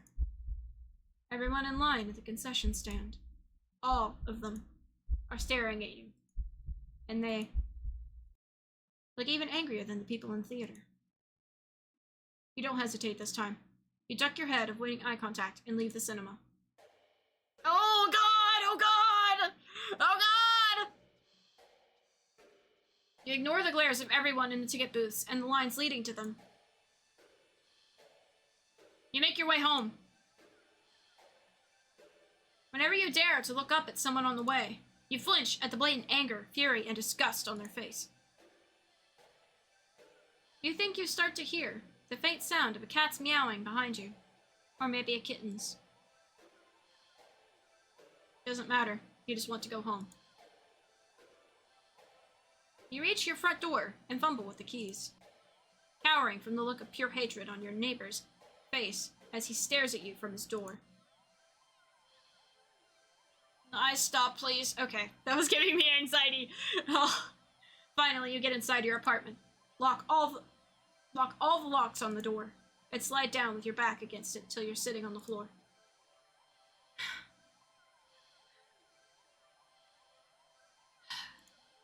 You allow yourself a moment to breathe. Now home, your heartbeat calms and your fear slowly bleeds from you, leaving you feeling strangely empty. You pass the kitchen, head to your room, and slip under the covers of your bed, trying to fall asleep. Maybe it's all just a bad dream. As you fall into fitful sleep, sure to be full of nightmares of glaring eyes, you try to ignore the ever-increasing sounds of cats meowing and yowling in the distance outside your apartment. Ending 17, Black Sheep. Alright,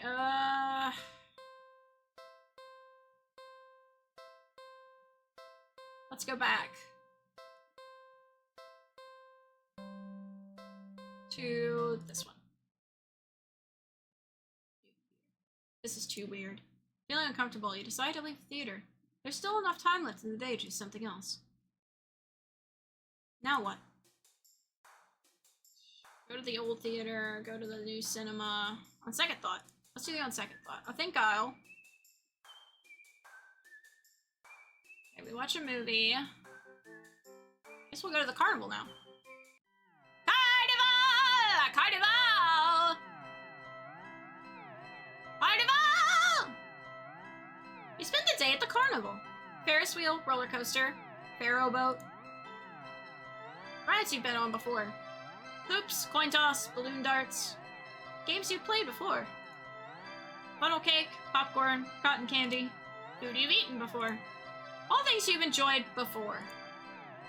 You're surrounded by groups of people all having fun together.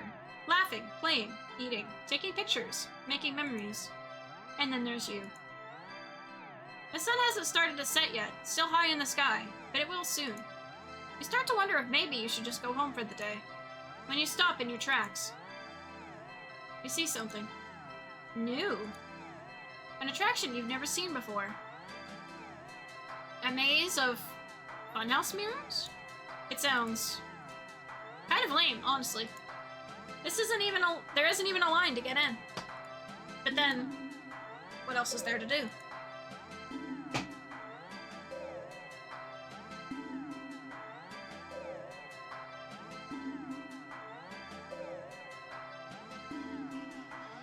Let's enter the maze. You enter the maze. A few rooms in, and you notice that the mirrors aren't all weird. Some just show you, looking back at yourself. A little bored, a lot tired, It's a very, very... Maybe this was a mistake. Why did you think going into a maze of mirrors was a good idea? Even if it was something new to experience. I can't do this today. You turn around to head back the way you came. Only to bump into a mirror. Ow! What the... Where's the exit? You try again, only to find another mirror blocking your way. By the time you're all turned around, you realize that the way you came in is completely gone. Okay, don't panic. I just have to keep going forward, right? You step through the only opening you can find and nearly trip over something on the ground. You bend down and pick it up. What's this doing here? In your hand rests a worm. Okay. In your hand, I thought it said worm. In your hand rests a worn-looking flashlight. Curious, you flick it on. Huh? The light doesn't look very... Crap! The lights! Did the power go out? Or did the attraction operator forget you were in here? How long have you been in here, actually? You pull out your phone to check the time, or maybe call the police. Your phone is dead. You grip the flashlight in your hand. The light is emitted earlier. The light it emitted earlier was dim enough for you to know there's probably not that much juice left. Best to reserve it for a worst-case scenario and feel your way out. Are we in Five Nights at Freddy's now? Yeah, you can do this. You take a calming breath. Well, forward we go. Hello, daring adventurer! Who said that? Welcome to the Mirror Maze! Would you like to know how to navigate the maze?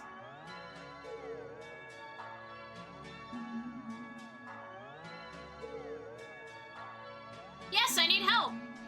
Once again, welcome to the Mirror Maze. You're in a bit of a jam, but don't worry. You're in good hands.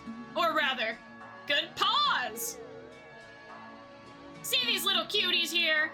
They'll be doing their best to guide you through the maze. Aren't they generous? When you enter a room, the emergency light will flash, letting you see the path before you for a second, and also what lies beyond them.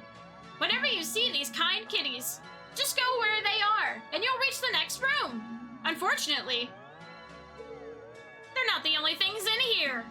It is highly suggested that you refrain from following any of our other guests. They can be sneaky or distracting, but they are always hostile. So please take caution when advancing to the next room. Of course, this wouldn't be much of a mirror maze without mirrors. Can they hurt you? No, they're just mirrors, silly. They don't do anything at all. And you can't do anything to them either. They're just an obstacle you can't pass through. Go left, go center, or go right.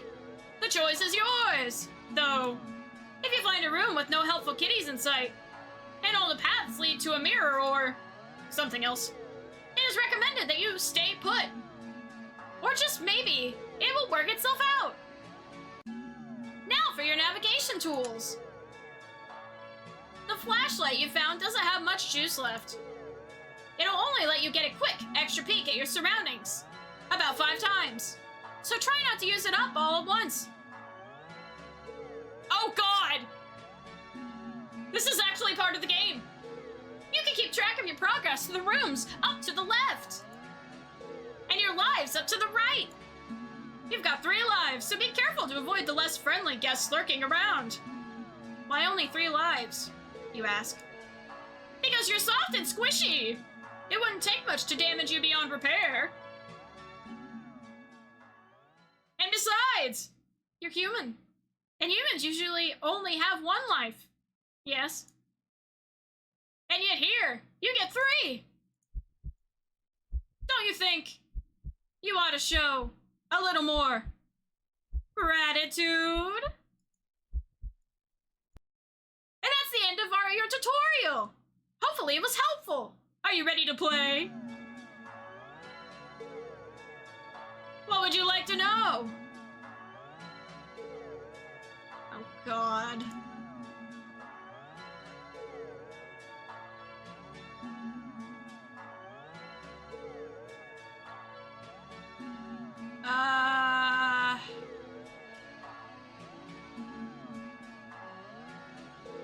Can you let me go? Your request to forfeit is denied! Let me out of here! Screaming is not allowed in the maze! What would you like to know? Can you tell me about the maze again? As you wish! Once again, welcome to the Mirror Maze! You're in a bit of a jam, but don't worry. You're in good hands. Or rather, good cause. See these little cuties here? They'll be doing their best to guide you through the maze. Aren't they generous? When you enter a room, the emergency light will flash, letting you see the paths before you for a second. And also what lies beyond them. Whenever you see the kind kitties, just go where they are and you'll reach the next room. Unfortunately, they're not the only things in here. It is highly suggested that you refrain from following any of our other guests. They can be sneaky or distracting, but they're always hostile. So please take caution when advancing to the next room. Of course, this wouldn't be much of a mirror maze without mirrors. Can they hurt you? No, they're just mirrors, silly. They don't do anything at all. And you can't do anything to them either. They're just an obstacle you can't pass through. Go left, go center, go right. The choice is yours, though. If you find a room with no helpful kitties in sight, and all the paths lead to a mirror or something else, it's recommended that you stay put. And just maybe, it will work itself out. The flashlight you found doesn't have much juice left. It'll only let you get a quick extra peek at your surroundings about 5 times. So try not to use it up all at once. You can keep track of your progress through the rooms up to the left, and your lives up to the right. You've got 3 lives, so be careful to avoid the less friendly guests looking around. Why only 3 lives, you ask? Because you're soft and squishy. Wouldn't take much to damage you beyond repair. And besides, you're human. And humans usually only have 1 life, yes? And yet here you get 3. Don't you think you ought to show a little more gratitude? And that's the end of your tutorial! Hopefully that was helpful. Are you ready to play? Well, I did that one. I don't want to turn off the flash. Game is too hard. That's to turn the difficulty down.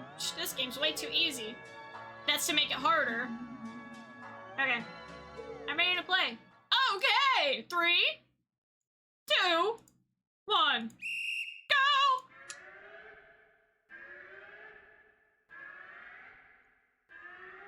Okay! Okay, next room. Oh, shit.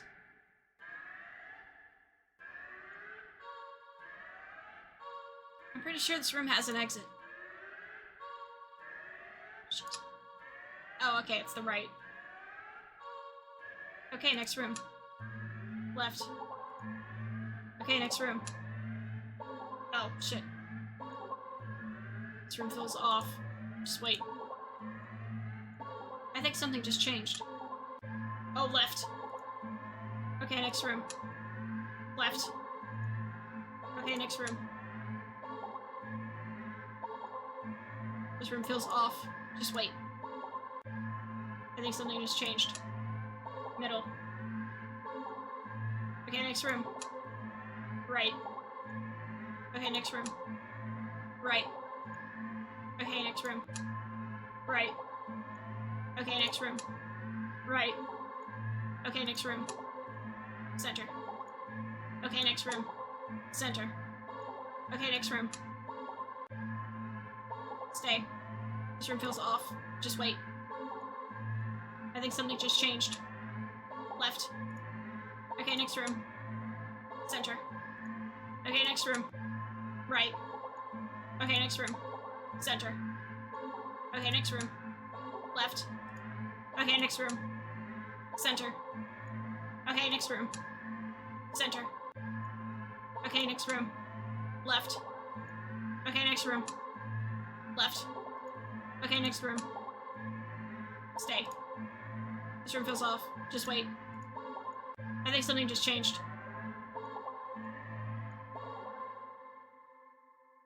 You see it! The exit.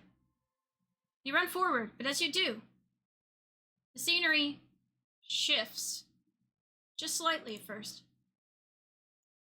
But you're running too fast to stop yourself from colliding into the glass. Except, you don't quite go into the glass. You don't exactly collide with it either. You simply pass through it. And on the other side, you see an endless white void and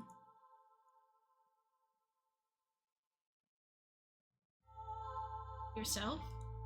Dozens of you. Hundreds of you wandering around. Aimless. Faceless. And empty. So empty and listless, they don't even acknowledge your presence. You try to turn back, but the glass doesn't give. Past the glass, a familiar black cat walks up and looks at you. You think it meows at you, but you can't make out the sound. It tilts its head, and then walks away. The glass goes dark.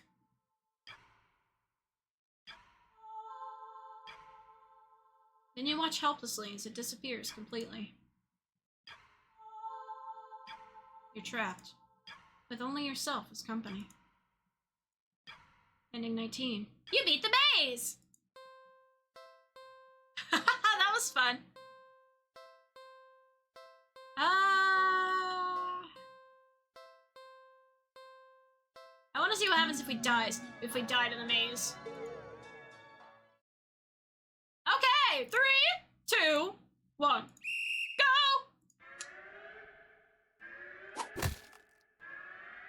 Ow, not that way. Ow, not that way. Ow, not that way. I want to see if it's an ending if we die in the maze. Suddenly, the lights turn on.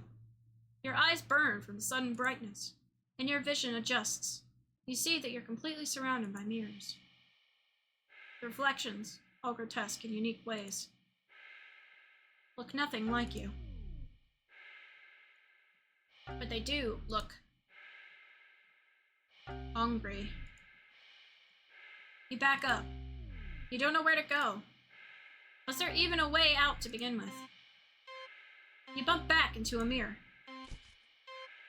and feel a hand firmly grip your shoulder. Gah! There's a sharp pain in your other shoulder. You rip away, looking back to see some thing leaning out of the mirror. Its face has no features, save for a large gaping mouth, stained in your blood. Looking around in a panic, you think the mirror feels closer than before. The path you come in from is long gone. You're surrounded, and every time you blink, you could swear the mirrors were getting closer, and closer, and closer. Your horrifying reflections look hungrier, and hungrier, and hungrier. Ending 20. You failed the maze! Sad face. I thought that would be an ending. Oh god, no. Okay. I'm uncomfortable.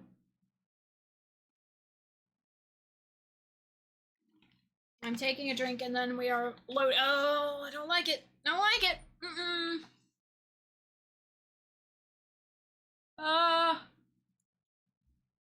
Alright. Let's look. What?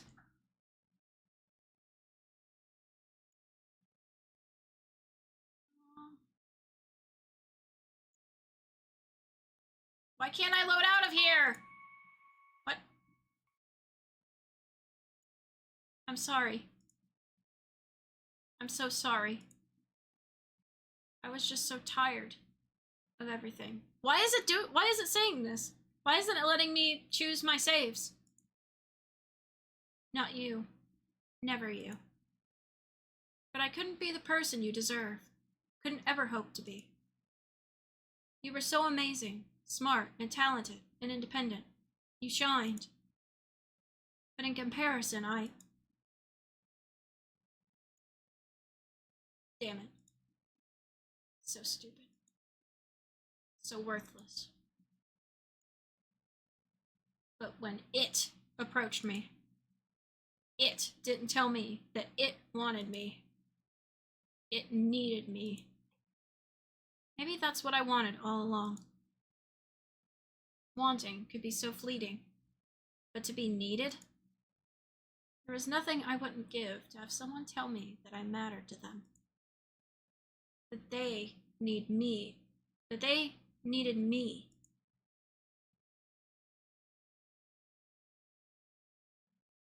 Where is this coming from? Why did this happen? I think after you get, maybe, what triggered this event? This weird new save thing. Because it wouldn't let me access my saves. It's some kind of triggered event from something. You're walking. Right, of course. It's the first time in a while that you felt like going out. And you're actually glad that you did. The weather is absolutely perfect today. That's a good sign, right? Maybe your luck is finally starting to turn around. You tentatively allow yourself to feel excited for the possibilities of where you could go or what you could do. Maybe even who you could meet. You're so deep in thought you almost miss it. Huh? What was that? Curiosity guiding your steps, you follow the sound of the entrance of a lonely alleyway. The sunlight only just manages to reach down. Well, let me choose my saves now? Okay. That was an event. Because it would not let me load my saves. So, that was interesting. Okay, this one's the one to play the game. Loading will lose unsaved progress. Yeah, that's fine. Would you like to know how to navigate the maze? No, I don't even know you. Okay, okay. No need to get snippy. Let's begin then. 3, 2, 1, go!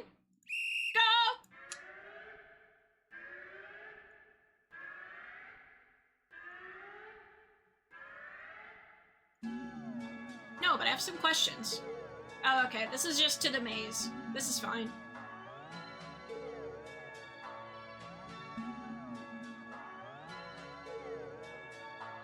Let's go. Okay, that's fine. Do something else. There's got to be a better way to spend your day off than wandering around, staring at weird mirrors. Now what? Okay, so we watched a movie, we've gone to the carnival, let's go to the dog park. You decide to take a stroll in a park or something. The only one within walking distance is the nearby dog park. You think it'll make you feel better. First you get to see a cute cat today. Now you get to see a cute dog. Several of them, in fact. The music is meowing, that's cute. The park is bustling with owners and their canine companions. Playing frisbee, fetch, running, jumping, even napping. Such cuties. Whatever.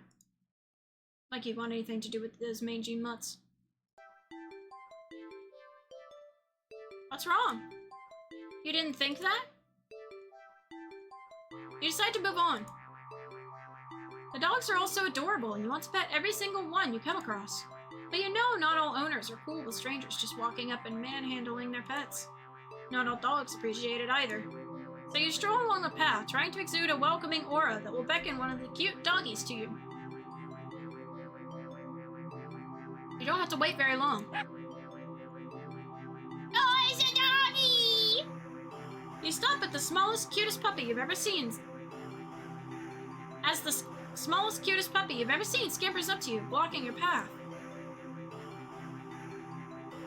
We're just gonna save. Music got weird. What?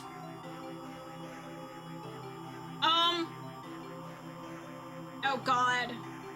There's animal trigger warnings. I think this is what it is for. So, please. I'm gonna do all the choices just so I can get all the endings, but please, be wary. If you do not appreciate puppies getting hurt, you might wanna just look away for a little bit. Pick up the puppy. You pick up the puppy and God. Terrified you dropped the puppy to the ground, practically throwing it from you. You immediately feel horrible, wincing in guilt at the tiny yelp it releases upon hitting the ground. The owner shoves you aside with a cutting glare and storms away with their puppy. I'm sorry! You call out, but they don't turn back or respond. Not that you expected them to. You deserved it. Ah! Ow! You're not feeling so great about being at the park at the moment. Maybe you should leave. Stay at the park. You stay at the park! You try to calm down by watching all the dogs from afar as you walk along the path, but every so often one will run up to you. When they do, they look wrong. Their owners don't seem to notice. You find a bench and sit down for a quick break, closing your eyes. Maybe this wasn't the best idea after all. Maybe you should have stayed with me instead.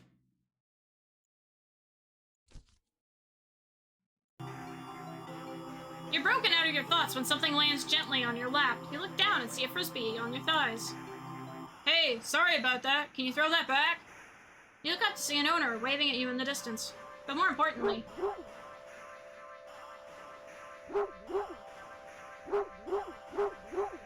a series of excited barks jerks your gaze forward and you see a large dog sprinting toward you. I don't like it. Make it stop. Make it stop. Make it stop. Make it stop. Ah! A series of excited barks jerks your gaze forward and you see a large dog sprinting towards you. Hey, hurry up and throw it back. Oh, leave, leave. Good. And don't come back. I think I'll go to the dog park. You just like take a stroll in a park or something. Whatever. Okay.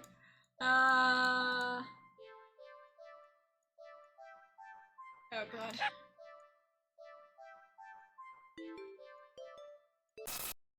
Drop it! Wait, hold on. Hold on. Hold on. This one. Okay. Okay, the puppy. Hold on! You just barely managed to rein in the reflex to throw the puppy as far away from you as possible. By shaking hands, you quickly place the puppy on the grass and take several jerky steps back.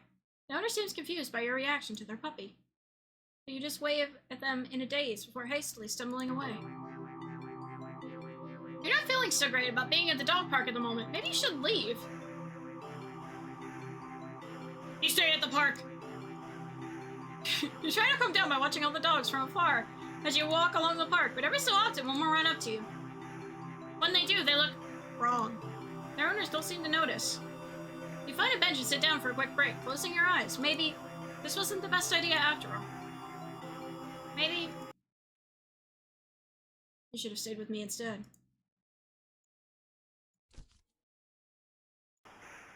Yeah, frisbee! Ah, terrifying dog! Oh god! Oh, throw. You throw the frisbee and the dog runs in the opposite direction, jumping and catching it right out of the air. Impressive. The dog and the owner walk up to you. Thanks for that. You can pet him if you want. The dog looks up at you, eager for its reward and pats for catching the frisbee. Should I? Nope. I got it. I saved it. Pet dog. Really? Are you sure? I'm warning you. Do not touch that mutt, or you will regret it. Oh god. Pet the dog. I'm scared. I'm scared.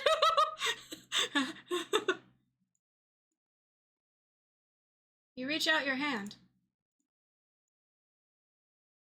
And you pet the dog. The dog seems pleased. You don't feel well. Suddenly, the sky begins to darken rapidly. Oh no, I've made the solar eclipse by petting a dog. How have I done this? You look up along with all the pet owners to see that the sun has been eclipsed by the moon in the blink of an eye. You vaguely remember that you should never look directly at an eclipse, but for some reason, you don't look away. Ah! A loud, piercing yowl fills the air, shaking the ground beneath you. You instinctively move to lift your hands in order to shield your ears, but... Ah! Dog! Oh my gosh, it's turned into slime! But the hand that had been cautiously pressed upon the dog's head comes away with some... resistance. Resistance, like sticky slime almost cementing your hand to the dog's head. The slime stretches with your movement. The dog's head stretches with it too, as the canine begins to just melt. It melts and melts until it becomes a pile of goo at your feet. Ah! Ah! You dazedly look around for the dog's owner, only to find an empty pile of familiar clothes where they once stood. You see similar piles of clothes next to piles of goo scattered all across the park's open field. All the dogs. All their owners. The melted goo of the dog in front of you then starts to move with a shudder. Oh, it's moving! The ooze is moving! It slithers across the grass towards the field in the center of the park. All the other piles of goo following after it. Oh, what is it? Is it a slime kitty? They mix and meld together into a single entity that shifts and undulates and bulges and grows. You watch in dazed horror as it then fills out and shapes itself.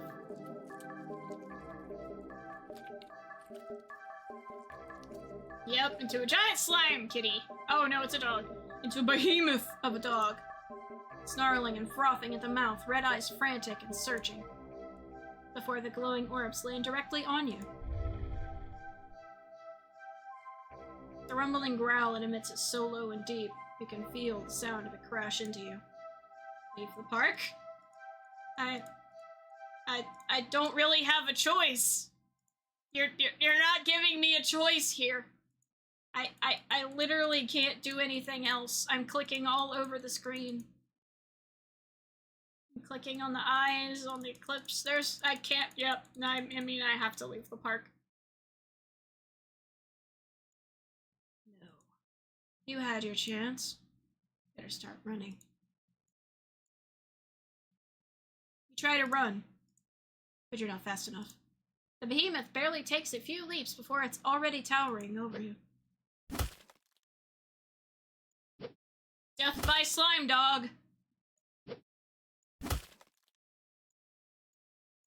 It tears you apart until there's nothing left.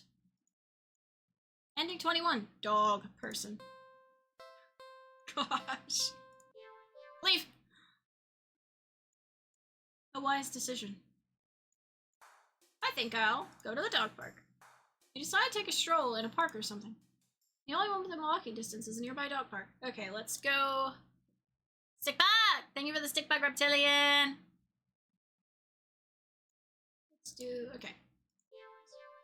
Eat the puppy. That's disgusting. I think I'm gonna be sick. There's no way I would ever do that. No, that's horrible. There's no way I would ever do that.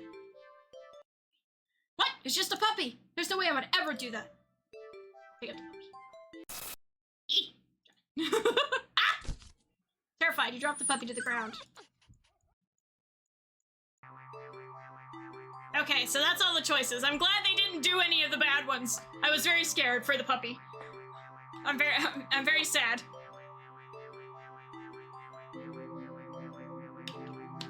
I am so glad that it didn't do any of the bad things. Maybe you should leave. Leave the park. Good. Good. I think I've gone to all the things, so I need to load back.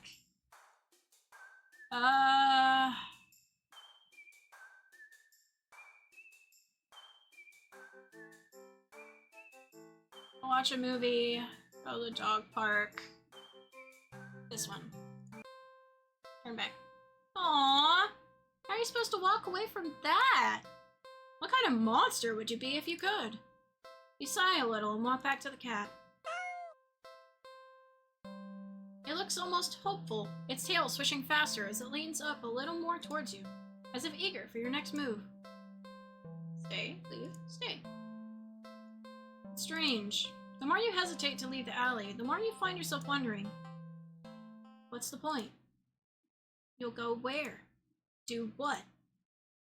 What's the point when you're always doing all of it completely, utterly, alone? Even going home to your apartment wouldn't help, would it? One bedroom, one bathroom, and one you living alone in it. It's been like that for so long.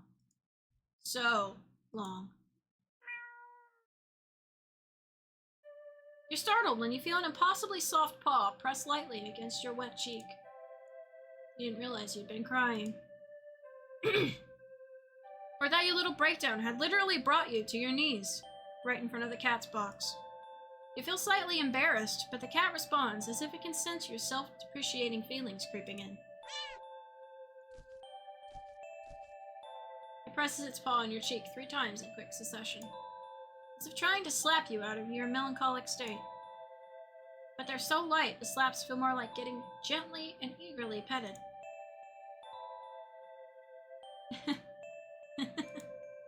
You can't help but laugh a little. Can't believe I'm having a meltdown in a dirty old alley with a stray cat comforting me. You smile and show your gratitude with a scratch to the cat's chin. Thanks. I'm fine, really. It just happens sometimes. You really do like being alone most of the time. It's the only time I feel comfortable being myself, you know? But even I get lonely every now and then. It's easy to ignore when I'm keeping myself busy. That's why I pushed myself to go out today, I think. Or maybe I was hoping to make a friend or something. I guess that wouldn't be a good idea. I doubt someone like me would make a very good friend to anyone.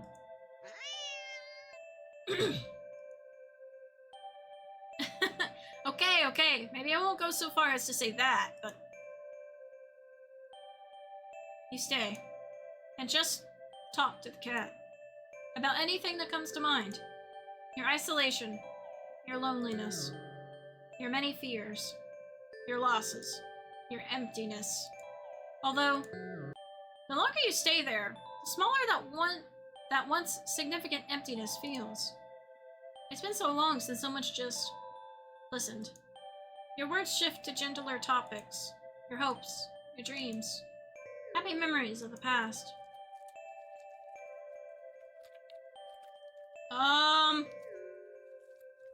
As you talk, you don't even notice the once cold concrete walls of the alley becoming flesh-like. Oh god!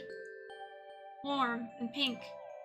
Its softness slowly engulfing the both of you. The sound of your own voice feels hypnotic as it reaches your ears, encouraging you to speak more of the depths of your heart into the open. You give in easily.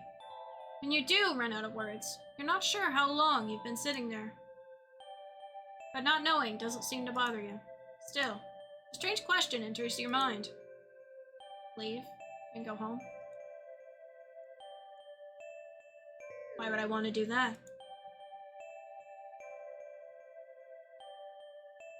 You're too tired to move. Pouring out your heart and soul has taken a surprising toll on you, but you have no regrets. You're so happy. You don't think you've ever felt so heard or seen. You lean forward to rest your head on the box. You don't feel the rough cardboard you were expecting. Instead, you find yourself resting on a mass of something. Something soft and slightly damp and warm. So warm. But you can't find it in you to care from what it could be. You're so tired. You close your eyes. And you get the feeling that they'll probably never open again.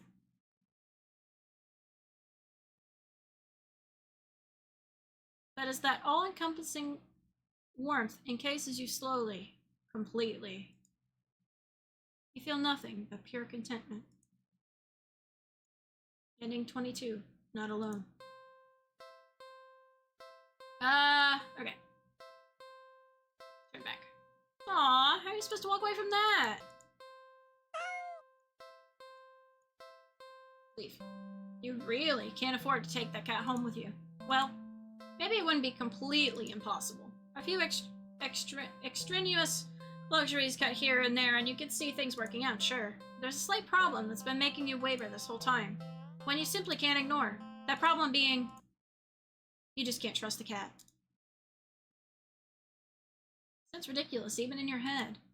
Cats don't require trust to care for. They're capable of betrayal or deception, specifically because, like other animals, they only seek out the most basic essentials of living, procreation, and comfort.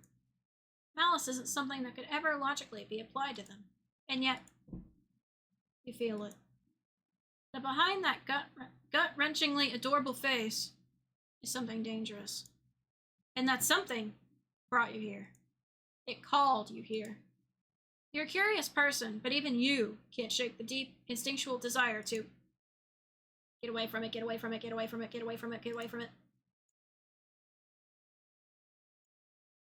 The cat's face looks blank. It's an expression you've seen on so many cats before, but something about it feels sharper. Like it's aware of your thoughts and your intention to leave.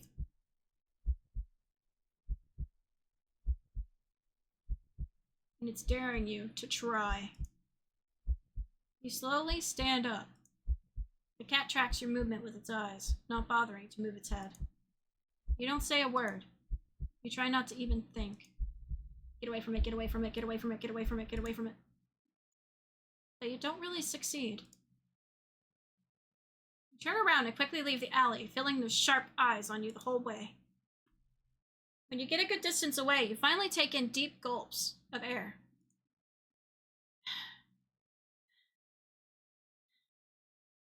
You feel better now, and there's still plenty of time left to enjoy your day off. As long as you forget everything that just happened. But what to do? Oh no. I think I'll... In a while. Oh, the words are all weird. What the... How did you get back here? Get away from it, get away from it, get away from it, get away from it, get away from it. You leave the alley, quickly. What now? Go to the carnival. You spend the day at the carnival. Ferris wheel, roller coaster, Pharaoh boat. Rides you've been on before. Hoops, coin toss, balloon darts, games you played before. Funnel cake, popcorn, cotton candy. Food you've eaten before. All things you've enjoyed before. You're surrounded by groups of people all having fun together. Laughing, playing, eating, taking pictures, making memories. And then there's you. The sun hasn't started to set yet. Still high in the sky, but it will soon. You start to wonder if maybe you should go home for the day. When you stop in your tracks, you see something new.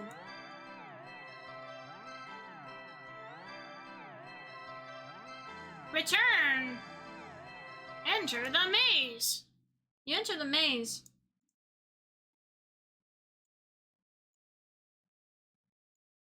The cat's face looks... Get away from it, get away from it, get away from it, get away from it. You leave the alley, quickly. What now? Go to the dog park. You decide to take a stroll in a park or something. The only one within your walking distance for the day is the nearby dog park. You think it'll make you feel better.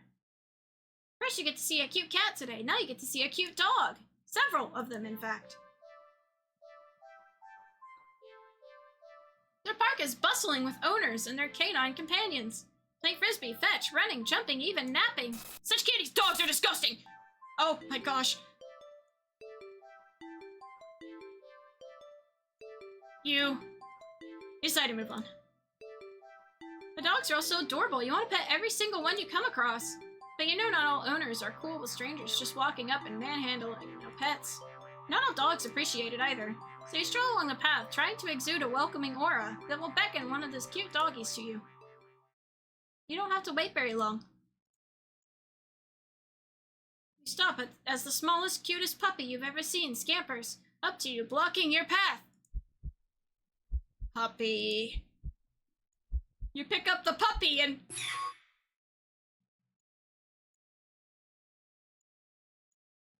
The cat's face looks Get away from it, get away from it, get away from it, get away from it, get away from it.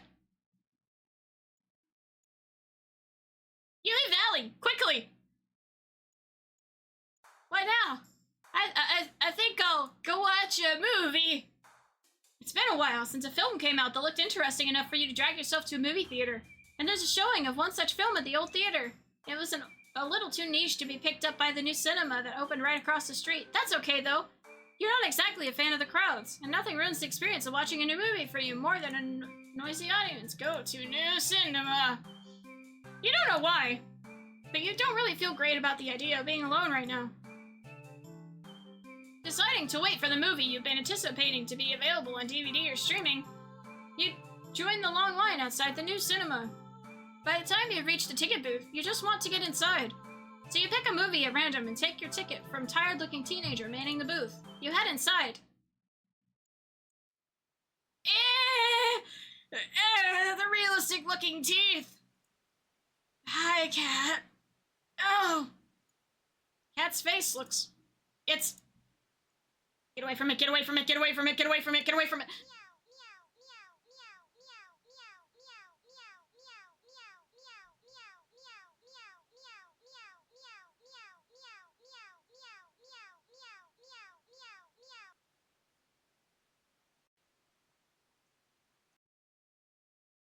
You leave the alley! Quickly!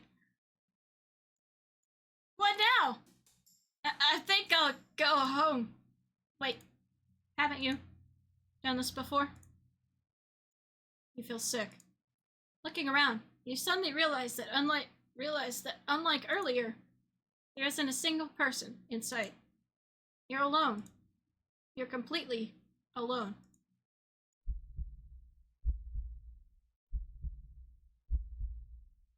So why do you feel like you're being watched right now? You feel your heartbeat start to race. You need to get home. Now. You walk back home, the feeling of eyes on your back getting worse with each step. By the time you're fumbling with the keys at your door, you're soaked through with cold sweat. Your skin prickles and itches. The heavy gaze you feel might as well be eyeballs physically pressing into your flesh. Sticky and unnatural. You finally get inside and...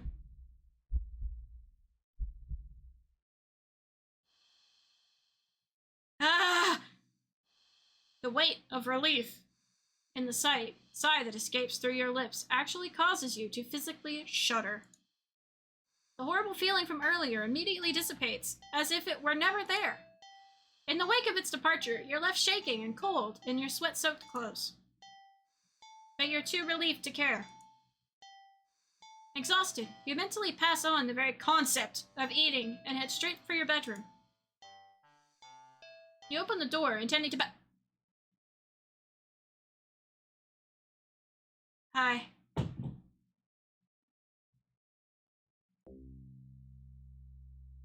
Cat is here. There is only Cat.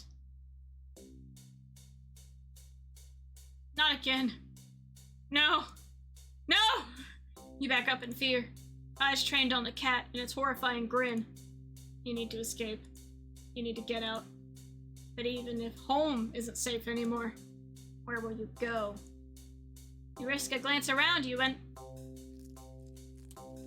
You see that the walls all around you have become fleshy and lined with sharp teeth. The ground, now a tongue writhing underneath your feet. In horror, you realize that the alley's entrance is getting smaller and smaller.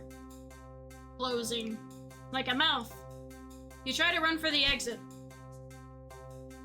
Nowhere to hide, nowhere to hide, nowhere to hide, nowhere to hide, nowhere to hide. You try, but trying to run on the tongue slows your speed significantly as you stumble and trip. No. You watch helplessly as the last sliver of light from the entrance tightens beyond a size you can never hope to squeeze through. As darkness falls over you, you feel the damp humidity of the mouth all around you. The walls. The walls of teeth. Fangs. Take their time closing in. Closer. And closer. And...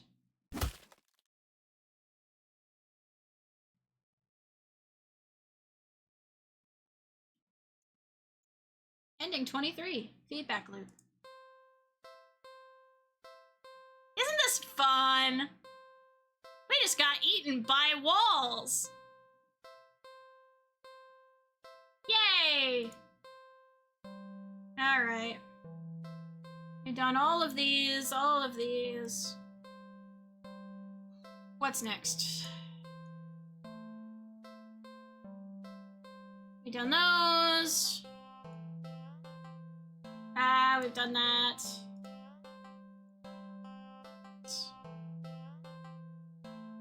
Okay, we've done leave cat, we've done feed cat. We've not done play with cat. Aw, you just want a little attention, don't you? Poor thing must be bored sitting in that box all day. You're not sure you're much of an interesting companion, but you're willing to do your best. There's got to be something you can entertain the little critter with. But what?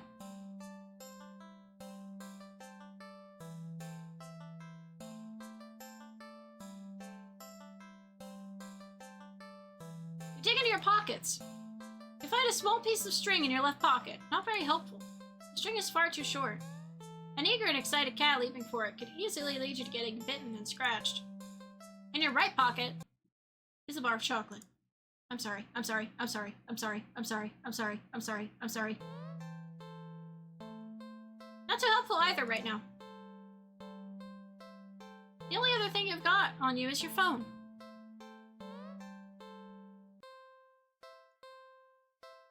It's not much of anything the cat can play with, but there is something you can do.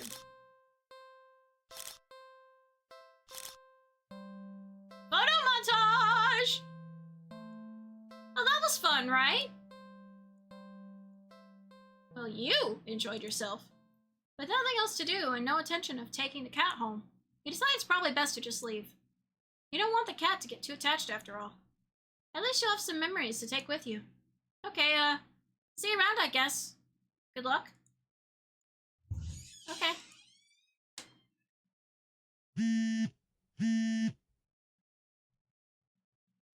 Hello, Mr. Skully. On bed? Okay. Love you. I'll be in a little bit. Okay. Close the door. He's gonna eat me in my sleep.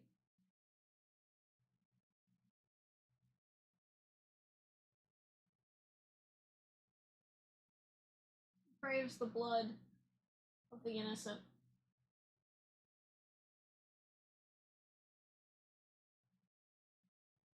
Don't close the door! Wait, he's coming!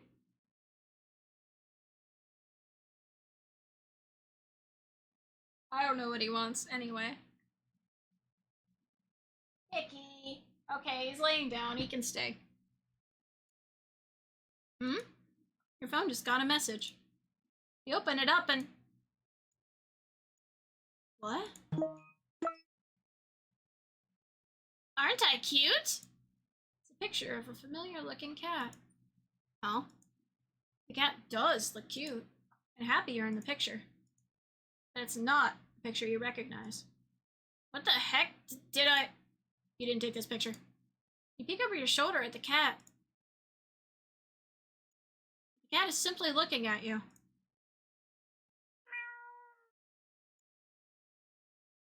It mews sadly, as if pleading you to come back. Well, hang out and do something else? Get out of the alley. Let's get out of the alley. You ignore the cat and briskly walk out of the alley without another look. Whew, that was weird. You get a good distance away when... Not again. You reluctantly look at the new message and... Don't ignore me! Read down. You decide to just go home. I know you're seeing these. Come back! Come back! Come back! Come back!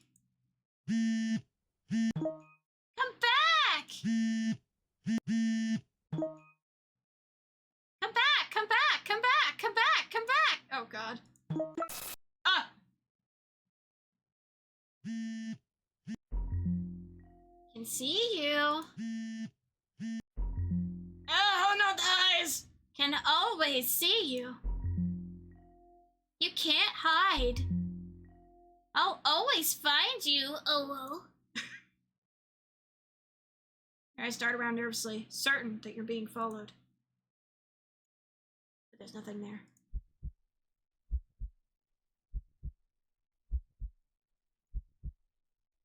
You're finally home, but you feel too shaken for any relief to calm you down. You rush to the bathroom and slam the door behind you. Everything's okay. This isn't real. It's just like a bad dream. Everything's okay. You fumble in the dark to turn on the sink and splash your face with some cold water, hoping it will calm your mind and stop the hallucinations. Because that's all they are, right? Hallucinations.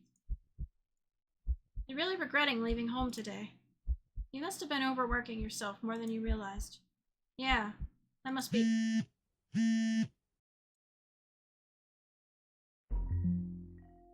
You jump as your phone alerts you to yet another message received.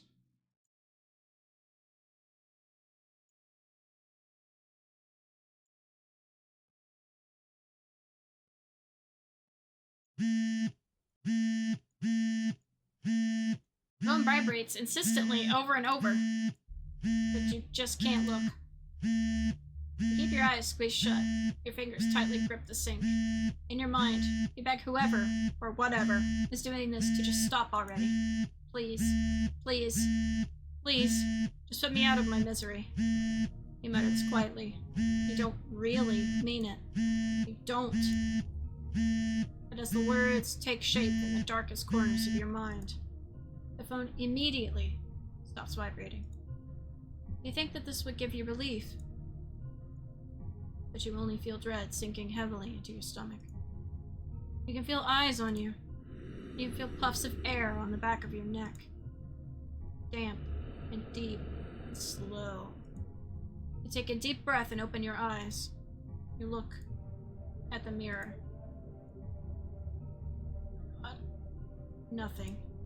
You peek around the room. Still nothing. Nothing at all.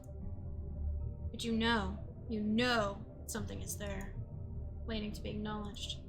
You need to accept the fact of its existence. I'm gonna close the door now. Jacob Blatt has decided to leave.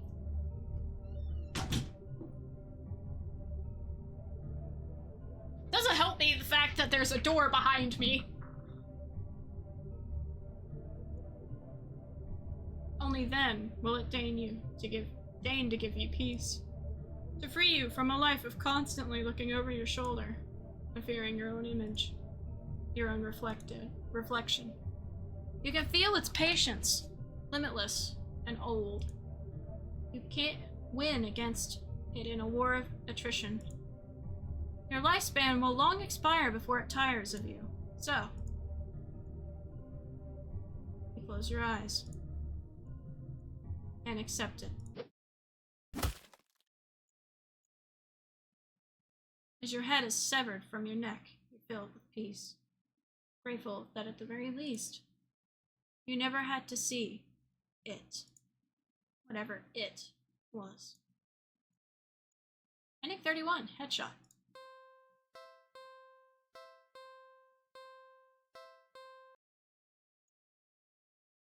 Shaking hands, you look at your phone. Hi, friend. Oh, wait.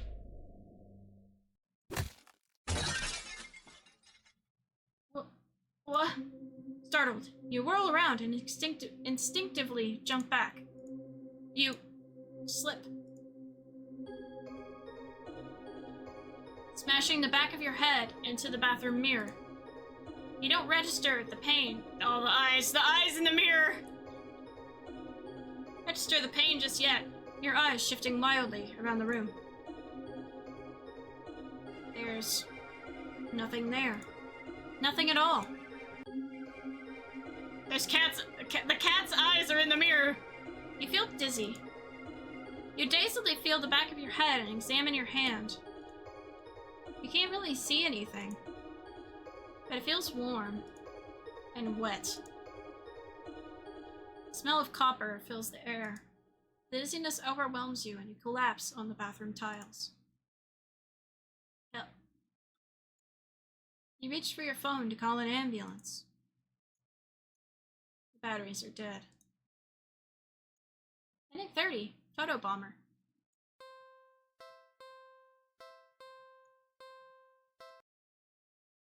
Hang out, do something else. Well, I guess I could stay a little longer. But now what to do? I return and I share my toasted cheese sandwich and tomato soups. Ah, yes, very good, thank you. I do love the cheese and the tomato soups. Let's see, do be aware, this does have jump scares and scary images.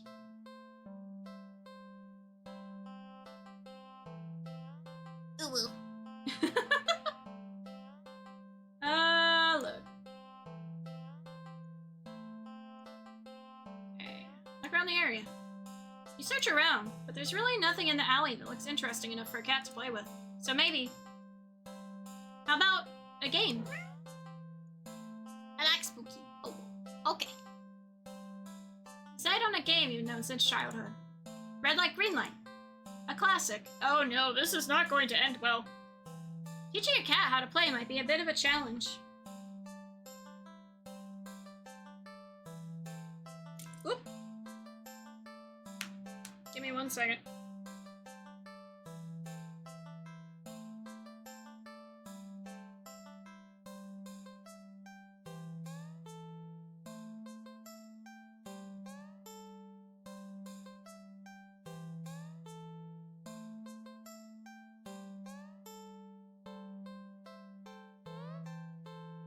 Ah!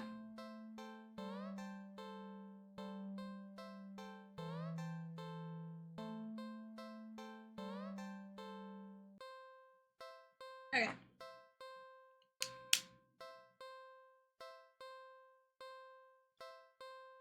Teaching a cat how to play might be a bit of a challenge, but you get the feeling the feline's natural hunting instincts will help it along.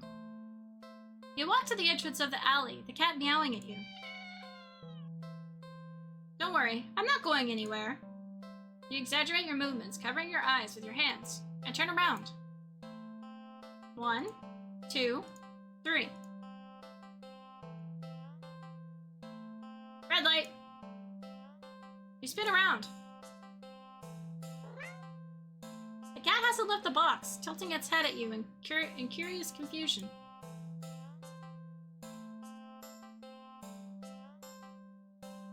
Try something else, keep playing. You try again. This time you get a bit slower. 1, 2, 3. Red light.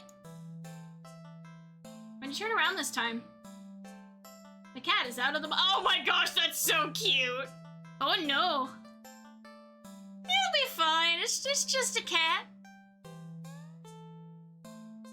You're so cute. Look at it right there. And she's like, oh. The cat freezes under your stare, as if it thinks you can't see it if it doesn't move. Aww. Right? It's so cute. Satisfied that the cat is getting the hang of the game, you turn again, speeding back up. 1, 2, 3. Red light. You turn around. The cat is a few steps away from the box now, peeking out from behind a dumpster. Its eyes trained rather intensely on you. Well, at least it's having fun. Cat noises make my heart happy. Yes, they're so cute. I love that they put those little cat noises in there. You turn around again. You feel a sudden chill run down your spine. You feel silly. You can't help counting just a little faster this time. 1, 2, 3, red light. Whirling around after saying red light, you look at the cat. It's halfway down the alley, closer to you now, but it's as if the perspective of what you're seeing is off somehow. Doesn't the cat look a little bigger? Its pupils are thin slits now. Something's not right. Cat meows at you again, but it's much deeper than earlier. It's crouched down, as if poised to lunge forward. Your breast shudders a little as your heart starts to race. Your foot instinctively shifts back. Ah! You freeze immediately. The cat looks impatient. It wants to keep playing, but you gulp and turn around. Swiftly counting and turning again as you gasp out. 1, 2, 3, red light! The ground shakes as you whirl back around. Find yourself staring at a long surface of black fur. You slowly look up and up and up. You see a giant shadowy figure. Oh my gosh, they've animated that. That's sick. That's awesome. See a giant shadowy figure leering down from its position, hunched over you. Fangs dripping with saliva. Claws crushing into the concrete walls of the alley. Its glowing eyes are unblinking as they look back at you. The cat waiting for your next turn. But it's so close. I love this game. This game is amazing. It has amazing atmosphere. It is so good with its anticipation and just the timing. It's so good. I cannot recommend this game enough. And what's even crazier is the person who made this, you can get it for free if you want. I spent money for this because I wanted to, because I felt like it would be a good game. But you can get this for free if you want. It's on itch.io. It is so good. If you turn around now, you don't want to play anymore.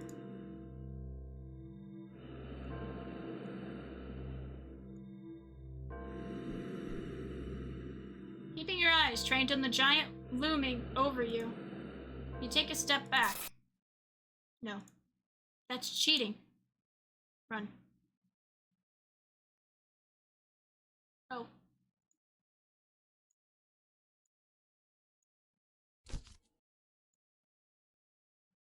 You don't even finish turning around before claws grip your torso, digging in and piercing the soft flesh of your stomach with ease. As you're lifted into the drooling, gaping jaws above you, you can't help but think that there must have been another way out of this. Pointless regrets are pretty typical for you, aren't they? Ending 32. Fear quitter. Oh! That cat wasn't like that in the beginning. That's changed recently. That's actually awesome. Yeah, it is so good, and the person who made this, if you get the game, they give you the full list of, like, trigger warnings and all the endings and stuff. It's really nice. And they give you, I think if you pay at least $2 for the game, you get the official soundtrack. Alright.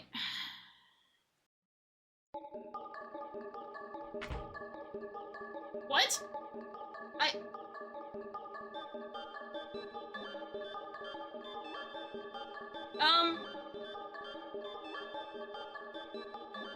I don't have a code. I don't think I can do this yet.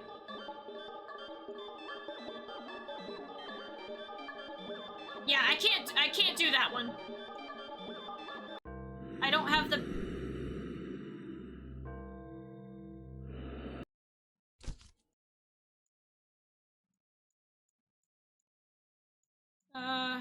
Okay. I think that's the same. Yeah, I don't have the password, I don't think. I don't think I've gotten the password. Or is it just backup?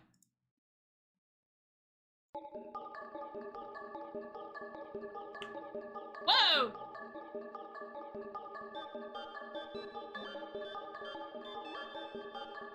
B A C K U P.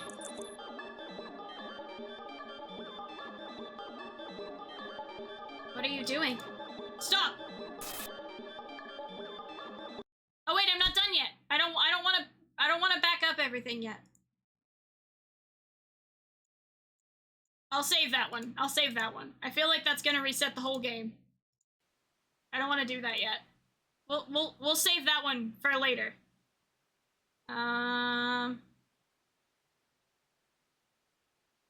Yeah, we'll save that one because I think that will reset the game. I don't want to do that yet. Try something else. Maybe the concept is too advanced for a cat after all. That's okay. You'll think of something else to do.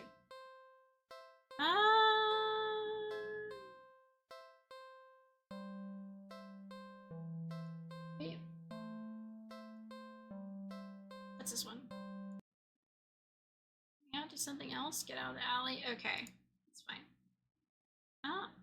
Why is it doing that from the load screens now?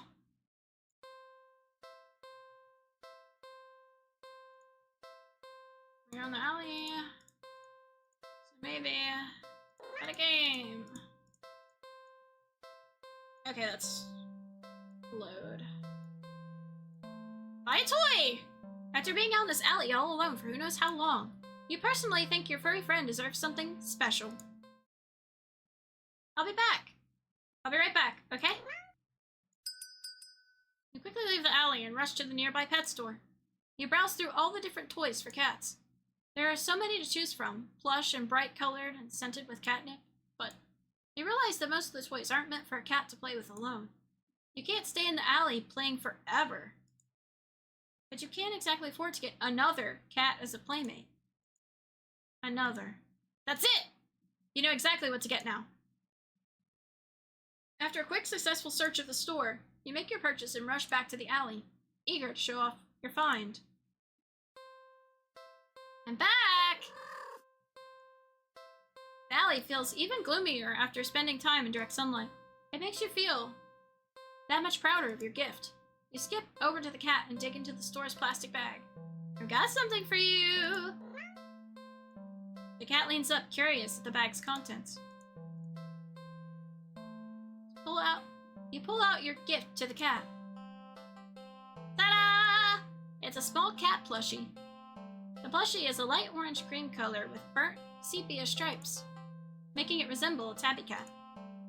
The synthetic fur is soft, but not unrealistically so, and the large eyes are pale green, more subdued than you would have expected for a toy.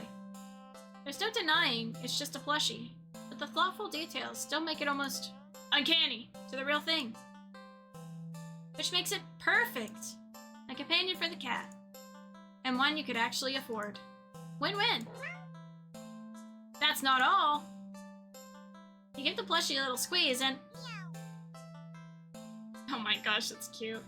The cat looks unimpressed.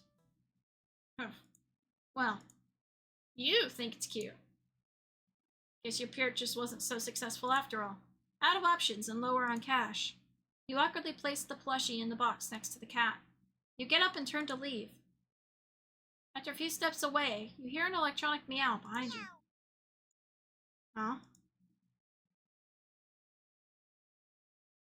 You turn to see the plushie on the ground next to the box. The cat is watching you closely, staring.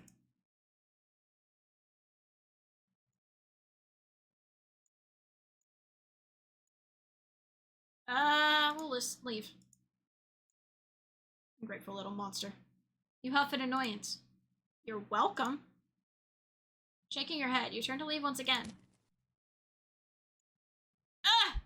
When a sharp pain lances up your arm. Ah! Crying out, you grab at your arm, only for it to fall off. Your arm just fell right off. You stare in shock at your severed limb on the ground. Oh no, my arm! It's only a flesh wound. There's no blood. Are we turning into a stuffed animal? Gathering your courage, you turn to look at where your arm had once connected to the rest of you, only to see... not blood. It's cotton? Touching it, the stump doesn't even hurt. That is... until the same thing happens to your other arm. Ah! Ah! Ah! fall when both your legs succumb to the same nonsensical fate, crying out at the agony that comes and goes like it never happened, as if you're not currently laying on the dirty ground of an alley, limbless. What in the world is going on? You can't make sense of it. You can't think straight. The pain has receded, leaving you with a strangely empty pit in your stomach, considering you still have a stomach, and it wasn't replaced with. As you lay back, helpless and still in shock, staring at the sky, the cat's face appears in your line of vision. It lunges at your torso and starts biting and clawing into your chest, like you're a chew toy. It doesn't hurt anymore. You feel like it should. You're not sure if you're glad that it doesn't. Eventually, you feel the cat pull something out of you. A small doll that looks very, very familiar. It's hard to tell, but that doll is... Have you opened my monitor, but I'm in bed. Okay, enjoy your comfy bedtime. That's you, isn't it?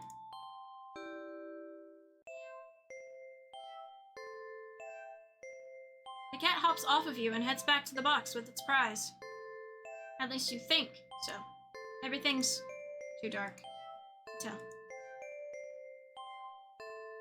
You wake up and find that you can't move an inch. You can't look around. You can't even breathe. Though none of those realizations seem to be a problem. All you can see is the face of a familiar-looking cat curled around you, purring in its sleep. For some reason, this doesn't bother you. You're not sure why you feel like it should. You try to latch onto the thoughts in your head that feel like memories of another life, another time, another you. But the thoughts slip away like forgotten dreams.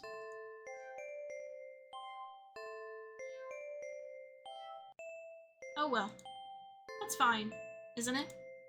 You're just a doll, after all. And a doll's role is to have silly thoughts, or to remember unimportant things. But to be a companion. And judging from the cat's contented purring, you seem to be performing your role perfectly. You're filled with an overwhelmingly strong sense of pride at this fact. And so you, too, feel content. Ending 35. Cotton-headed. Huh. Hi, cat! Pick up the plushie. You sigh and go over to pick up the stuffed toy. You really do just want attention, don't you? You hold up the cat doll, examining it a little. It looks a little different. Oh. Did it just look at you? Uh-oh.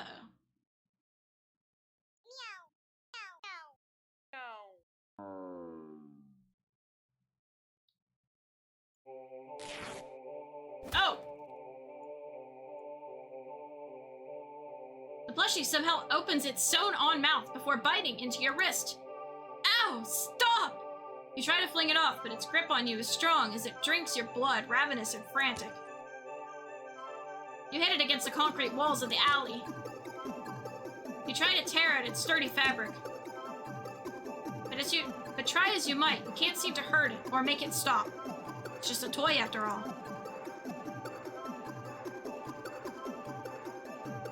Eventually, you start to feel faint, enough to collapse to your knees in defeat. The stuffed doll is drinking more calmly now, as if its previous aggression had been a mere reaction to your desperation. It seems satisfied that you're no longer putting up a fight. You think you blacked out for a second. As though you're still sitting. The next time you're conscious, your eyes are closed. You feel so weak. You have to use all your strength just to pry open your eyes, and when you do, you see a kitten? fur, familiar orange cream with burnt sepia stripes. Slapping at your wrist. The kitten lifts its head and looks at you with piercing, pale green eyes. It mews at you with a high, squeaky pitch, mouth covered in blood.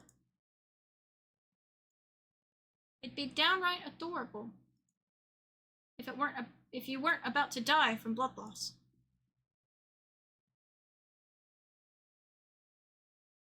The cat strolls into your line of vision and picks the kitten up. It gives you an indecipherable look before turning away. The cat carries the kitten back to the box and starts to carefully and dutifully clean it. You sway and find you can't right yourself before falling to the ground.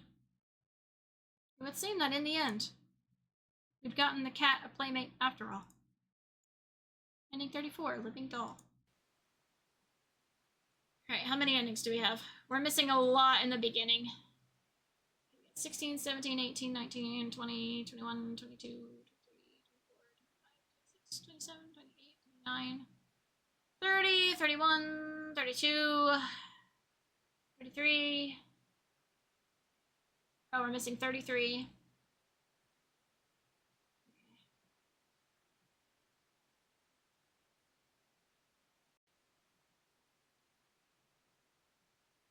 Done all those.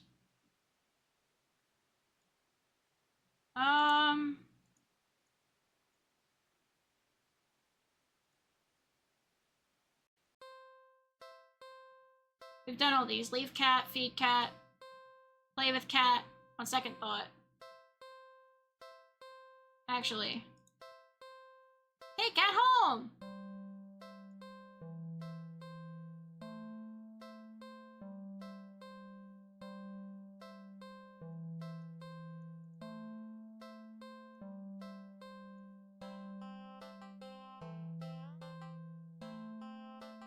Do not take cat home.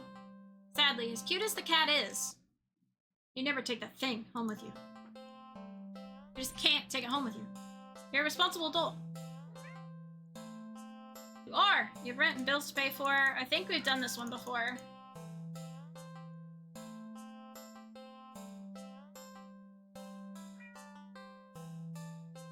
Well, why not? Right? You barely reach out your arms before the cat eagerly leaps into them and climbs up onto your shoulders. It butts its head into your temple, nuzzling against it. You can't help but smile at the cat's enthusiasm. Let's get you out of here, okay? On the way home, you briefly consider getting cat food. But that would be a waste of time. You shrug at the odd feeling and move on. You live in a modest apartment. 1 bedroom, 1 bathroom, 1 you living alone in it. So it feels weird having another living being inside it after so long, even if it is just a cat. After locking the front door and placing the cat on the floor, you wait for it to walk away and explore the new environment. But it simply sits and looks up at you expectantly. Alright, so this is going to start... I'm gonna leave a blank one so that way I know where I ended. Start there. Let's do something with the cat. Like what? Alright, we got a bunch of more options. Alright, pet cat. It's not every day you get to have access to a cute, fluffy animal.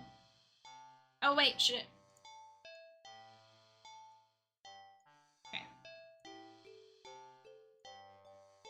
What else is there to do but to pet it to your heart's content? You sit on the floor in your living room and click your tongue to call the cat over.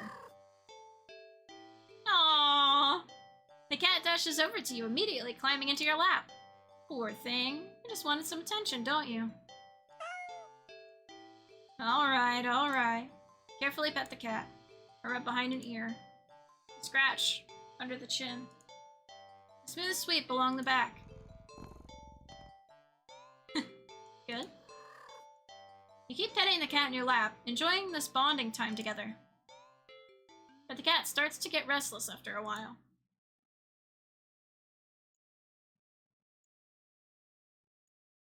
Keep petting. You're not quite ready to stop. You just feel so calm. The repetitive actions soothing your usually overworking mind. You keep petting. The cat leans away from your next head pat. It's trying to get out of your lap.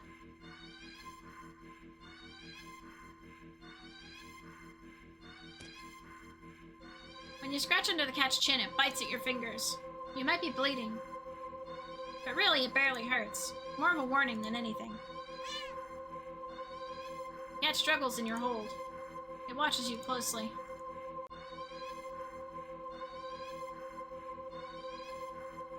You keep petting the cat.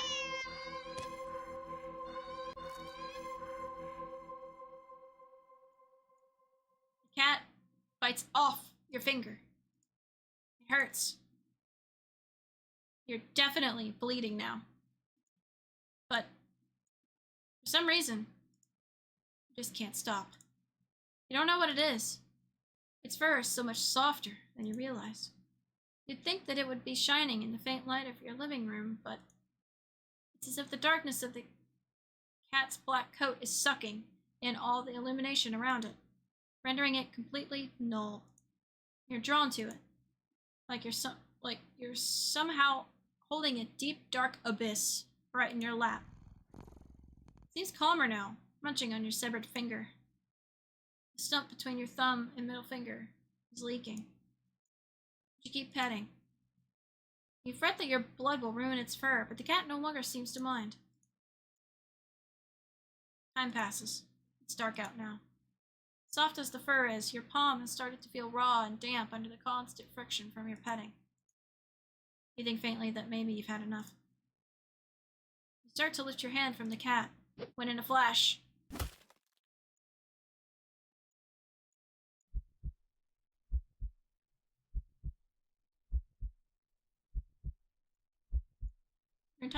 your entire hand is separated from your wrist. It flops onto your lap beside the cat. The cat's claws on its front paw glisten with crimson liquid. You don't feel it for a moment, but your body tenses, anticipating the pain as you blankly watch the cat lick at the bloody palm of your severed hand. Ah, it hurts. It really, really hurts. Then, the cat looks up at you and you feel compelled to keep petting. You're reluctant, but you're also afraid of what will happen if you don't heed the call. What will you lose next if you try to resist it again? You were hurt for your insistent petting earlier, yet now you've been hurt for trying to stop. It defies all logic, but that's what scares you. There's no reasoning with such fickle whims. You feebly try to raise your uninjured hand to pet the cat, but it stiffens, golden eyes glinting dangerously. Well, all right then. You raise your bleeding stump and resume your petting to the best of your ability. You pet, and you bleed. You pet, and you bleed. You pet, and you bleed. You pet, and you... Personal boundaries.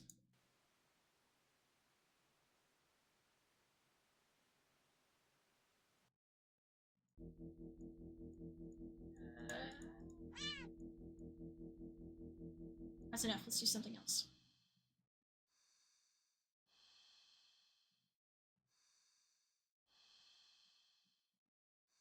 Let's feed the cat. The cat looks hungry, so you decide to feed it. You're regretting not stopping for food earlier, as you don't have much left. Grocery shopping day is tomorrow, after all. You head to the kitchen and click your tongue, ensuring the cat follows after you. It leaps nimbly onto the kitchen counter and watches as you search for meal options. Let's see. You find some things you expect. A can of tuna in the pantry, some leftover meatloaf in the fridge, and... Oh? What's that?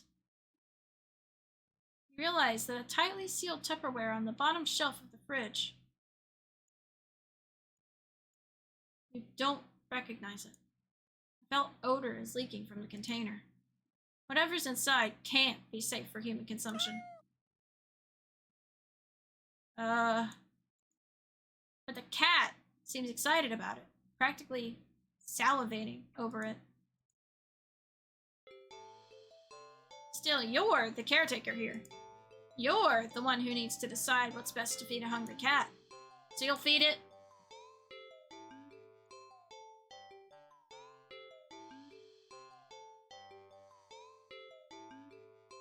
Tuna. Cats like fish, right?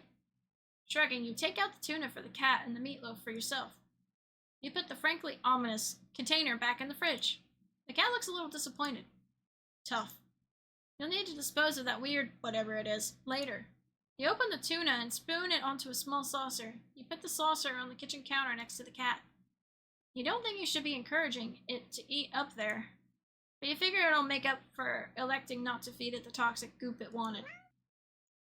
The cat looks like it finds the tuna acceptable. You'll take it. Eat up, kitty. The cat digs into its meal. You go about heating up the meatloaf in the microwave. While setting the time, you hear... You turn and see that the plate is completely empty. Whoa, that was quick. You need to pace yourself.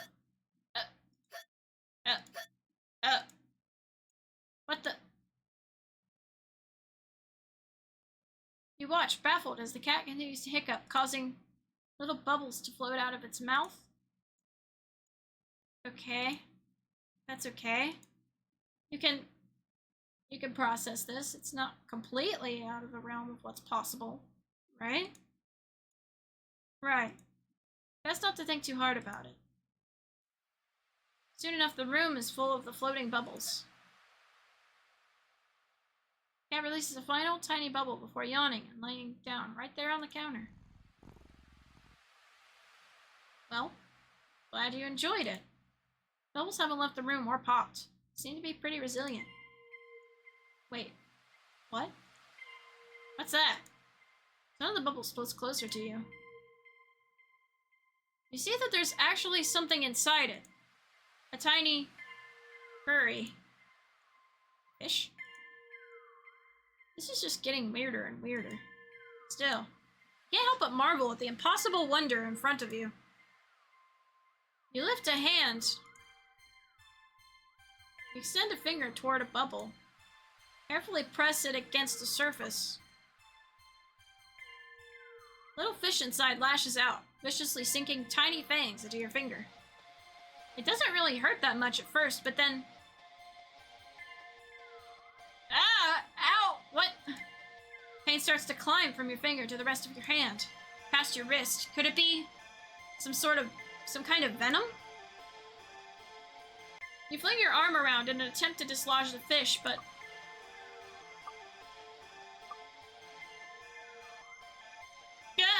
You accidentally knock your arm into several of the bubbles floating around. More tiny, ravenous fish latch onto your flesh. You stumble back out of pain and suddenly, in a sudden bout of dizziness, only to bump into more bubbles. More fish digging their teeth into your back. It hurts. You're getting dizzy. You've got to get out. You deliriously try to stumble out of the kitchen, but the entire room is filled with the deadly bubbles. By the time you collapse to the ground, you're absolutely covered in tiny, angry, biting fish.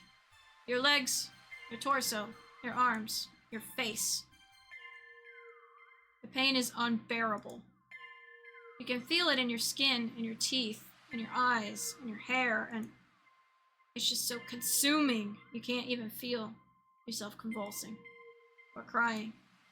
You don't black out. Your eyes are still rolling up into your skull when you gasp out your last breath. Ending 8. Fish out of water. Hey, love. You get the feeling the cat won't be too impressed with anything that comes out of a can, and you're not about to feed it whatever the heck that toxic-looking sludge is. So it's settled. Tuna sandwich for you and leftover meatloaf for your feline guest. You ignore the cat's disappointed meows as you put the weird container back in the fridge to dispose of later. You warm up the meatloaf in the microwave.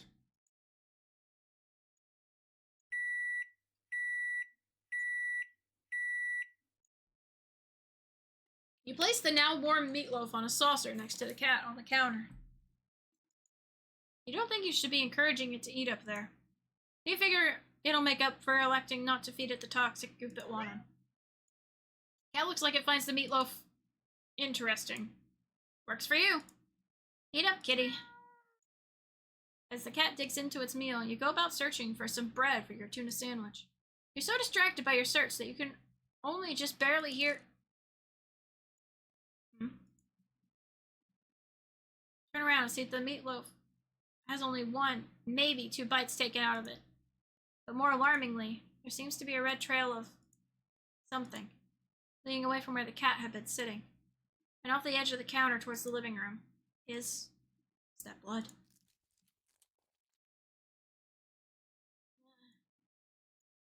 You jump at the strange sound coming from around the corner, further into your apartment. You attempt to steel your nerves.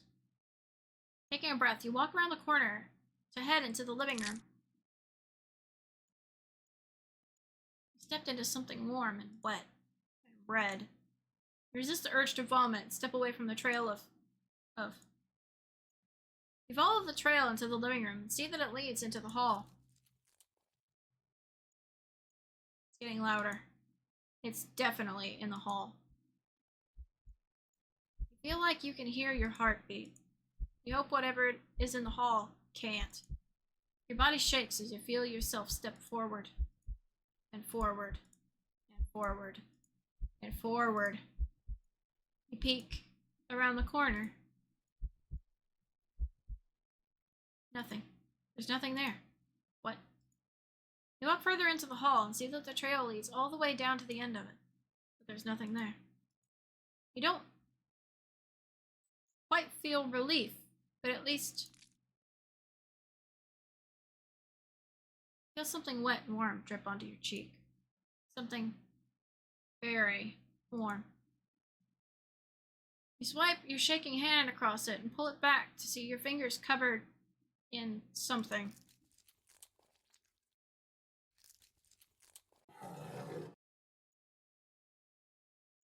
You look up and see what can only be described as meat. The entire ceiling of the hallway is covered in a thick, undulating, writhing layer of pulsing meat. At its center is a single glowing eyeball frantically rolling around in every direction, until it lands squarely on you. You try to take a step back, desperate to escape the hallway, to escape this thing, but before you can even scream, meaty tendrils shoot out and grab you. No! Let me go! They pull you up and up into a pair of slowly opening jaws. And then leftovers. Ending 9. Mystery food. Is this really a good idea? Fine. I guess if this is what you want. You open the container and... You barely manage to keep from throwing up. But just barely. The stench is overwhelming.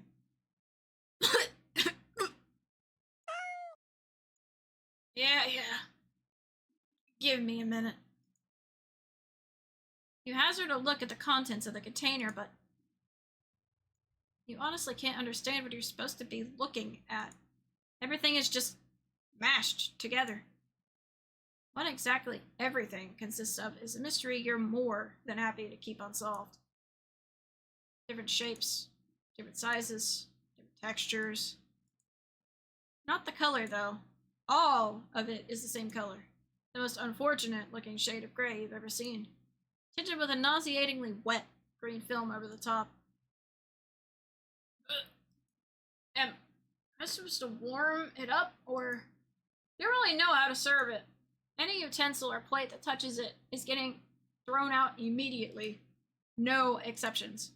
Your hands are going to be scrubbed with soap and hot water to within an inch of their lives after this. You decide against putting this crap in your microwave. You doubt it would taste or smell any better warm.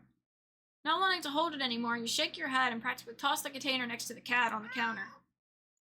The cat enthusiastically dives for the toxic-looking sludge, sniffing it as if savoring the scent. You turn to the fridge and close it. You've lost your appetite. You're about to head to the bathroom to wash your hands for the next hour or so when... Ow! Sharp pain on your foot causes you to stumble. You catch yourself on the kitchen sink and look down to see that the tip of your sock is red.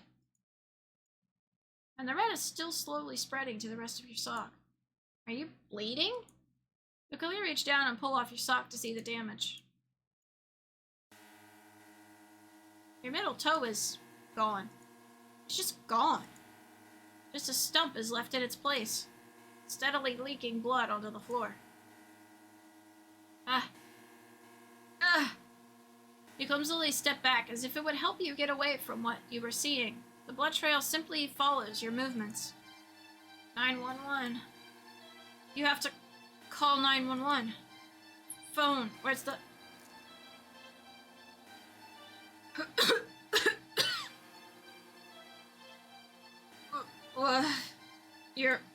Your tongue is... What's happening to me?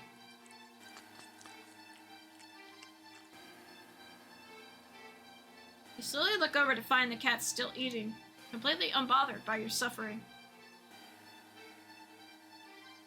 Not bothering to try and stop the blood from dribbling out of your mouth. You keep watching in a daze as the cat happily chews at a gross piece of... Wait, that's... You look more closely at the mystery food in the cat's jaws. It looks vaguely familiar. It looks like a tongue. Before you can even think to do anything to stop it, the cat dives into the container again and bites into a piece that looks like a... You collapse to the floor, clutching your torso. You writhe around on the blood-streaked tiles, crying. Something inside you just... Blood pours out from deep within you. Whatever that was, felt important. And now it's probably gone, too. Hurts. It hurts so much. Stop! Please! You weakly try to reach up to the cat on the counter above you. Your vision blurs. From the effort, from the pain, from your tears, from...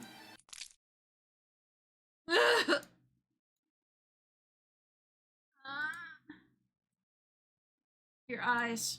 Your eyes! You fall limply back. You fall limply back to the floor. You're leaking blood all over. From all over. Your foot, your mouth, your insides, your eye sockets. You can feel your life fading away, too. That's fine. If it means not feeling the pain of losing another part of you, then hopefully the cat will take its time eating your eyeballs. And give you time to just... Ending 10. You are what you eat. Oh. Another story bit.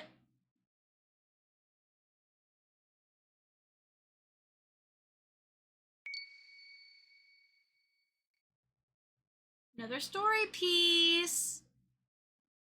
In the days leading up to my meeting with it, I'd been obsessed with a memory. Someone precious to me. I found someone precious to them. My best friend. My only friend. I was happy for them. Truly. And I'd been happy for the others, too. They promised it wouldn't happen to me again. That they knew how it felt to be told by someone you cared for that they'd outgrown you in your friendship. That they'd never, ever do such a thing to me. There's not a moment that passes now that I wish I'd risked the pain of their rejection and just believed them. But I didn't. I pulled away before they could, trying to protect my fragile heart. But it only hurt all the more. Selfish as it was, I'd wanted them to fight harder to keep me around. When it appeared before me, it promised to be just that. A friend that would never, ever let me go. A friend that would never, ever leave me. And all I had to do was promise the same thing in return. Interesting. This game is so good. You're walking. Right, of course. First time you felt that first time in a while that you felt like going out. And you're actually glad that you did. Alright.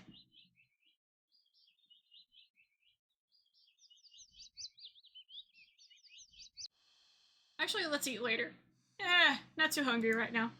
You decide to hold off on food and do something else. Play with cats.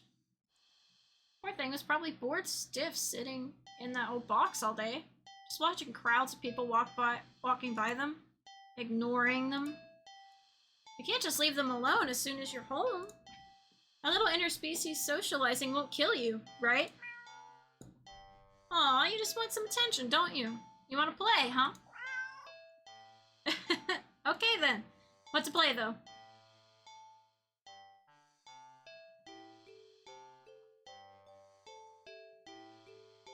Look for some yarn? If every movie and cartoon involving cats that you've watched since childhood is to be believed, then you can deduce that with almost absolute certainty that cats freaking love yarn. Probably.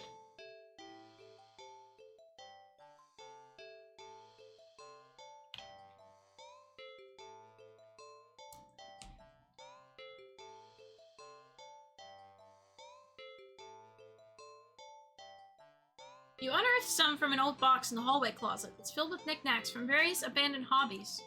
You consider just handing the ball of bright red yarn over to the cat and supervising from the side, but that would defeat the idea of playing together, wouldn't it?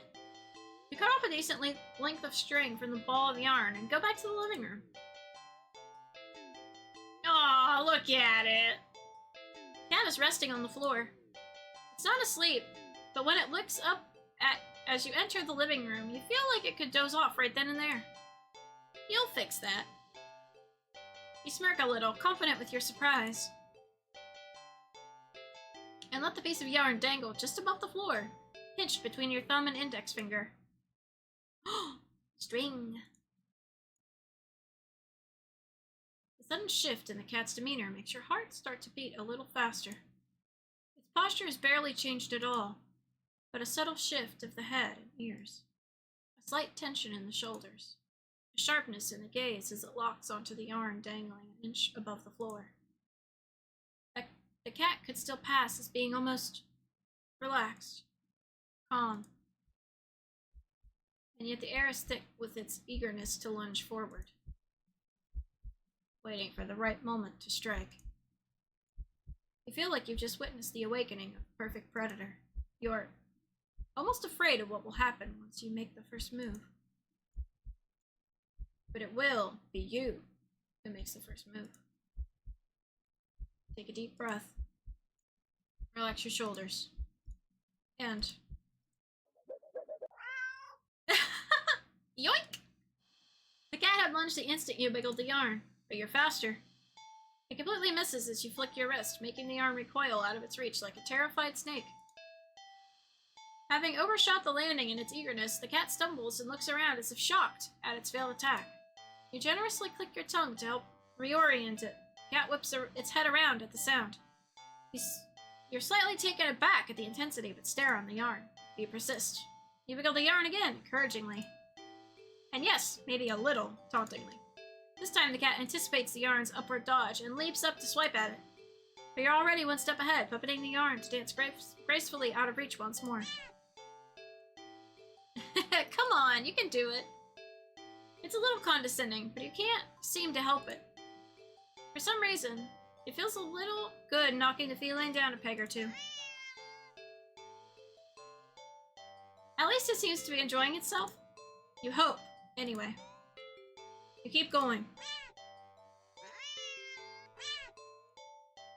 It's getting frustrated. It must be getting frustrated. You could swear it nearly took a shot at your eye the last time. It had jumped so high and erratically. You've been keeping the yarn in constant motion, afraid to slow down. Hold on. What did that say? Oh, the cat's movements have gotten more aggressive. Your wrist is starting to get tired. The cat doesn't seem to be losing any energy, though. It's like it's getting faster and faster.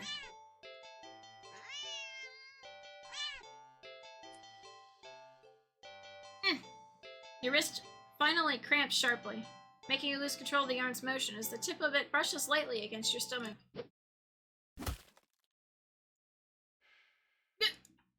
Pain rips low across your torso. Into your torso. Blood pours out of your mouth. In a daze, you look down and see red blooming slowly along the bottom of your shirt, around the tears in the fabric.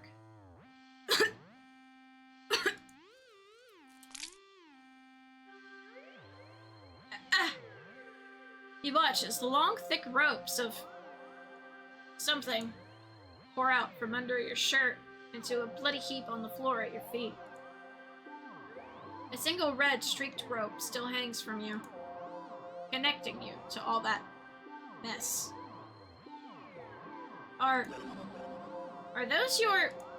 You crumble to the ground and topple over onto your side. Your vision has gone blurry, but...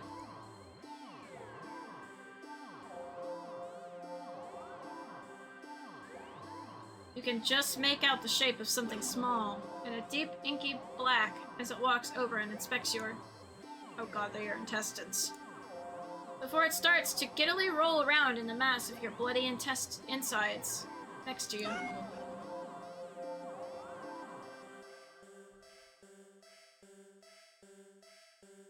Darkness falls over you. The cat.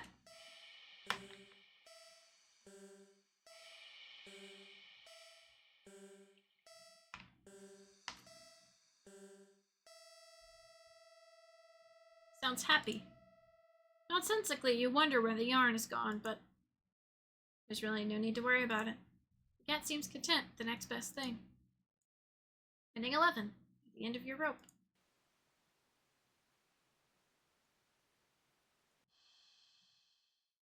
I think my laser pointer still works.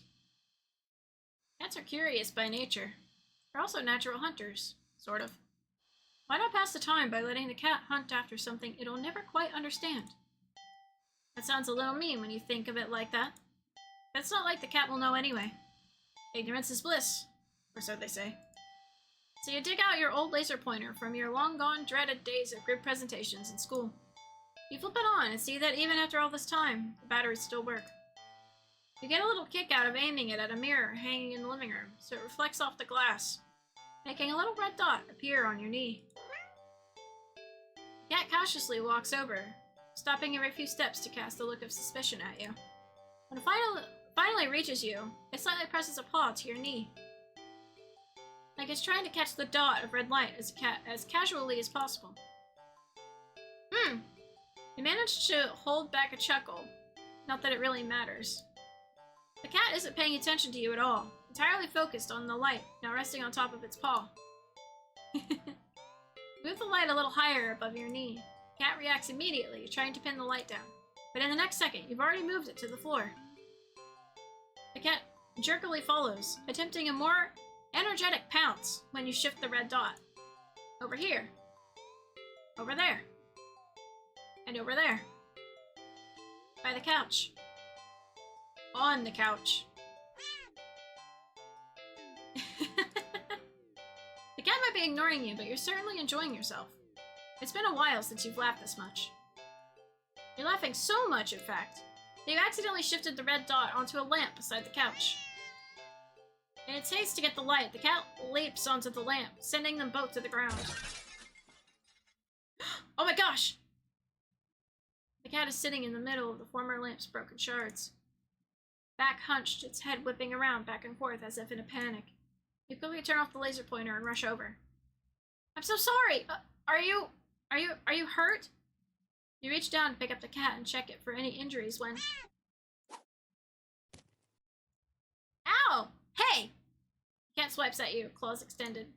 It backs up and twitches away, making frantic half-turns in various directions as if looking for something, or waiting for something to appear. Oh, geez. It really hurt, you know. You hold the hand with the scratch close to your chest. It's bleeding, but it's not too big. You're more annoyed than anything, but immediately your annoyance starts to bleed into concern. You watch in shock as the cat starts to run around, tearing at the carpet, the sofa, your armchair. You want to stop it, but you're afraid of getting in the middle of its rampage. You consider calling a vet for advice on how to calm it down, but for some reason, you feel like that wouldn't be a good idea. What happened to you? Is it... An idea comes to you, or rather, a realization. You grasp the laser pointer, aiming it safely away towards the floor in the middle of the living room, thinking, hoping, that the cat would calm down if it found what it was looking for. You turn on the laser pointer. The cat's reaction is immediate. You screwed up. In the span of mere seconds, you watch as the cat spies the red dot from its perch on the shredded armchair. Leaps high into the air. Changes in the air. It slams down upon the dot on the floor with a weight and force that shakes the whole apartment. Maybe even the whole building. You wondered dazedly how none of the other tenants had rushed over to complain about the noise. Yet as you stare at the sight in front of you, the cat has somehow grown in size. Eyes bulging and glowing. Tail thrashing. Teeth enlarged, bared and covered alarmingly in a bubbling froth. Giant claws rip and shred through the carpet, through the floor tiles, and even below them. Ravenously trying to get at the red dot.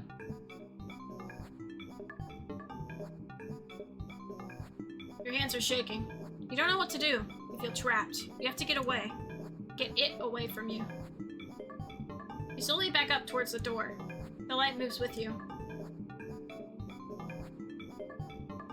Instinctively, you flick the light away, this way and that. The cat's stampeding after it. So fast. Smashing through the TV, breaking the couch in half. Too fast. Bulldozing through the wall into the hallway. A chance! You turn, intending to bolt out of the door and never come back, but in your haste you forget something. You forget several somethings. You forget the laser pointer, gripped like a lifeline in your hand. You forget the mirror, still miraculously hanging on the wall next to the hallway. The laser reflecting off of it, setting a small, glowing red dot on the back of your head. And as you reach the door, you forget that it's locked.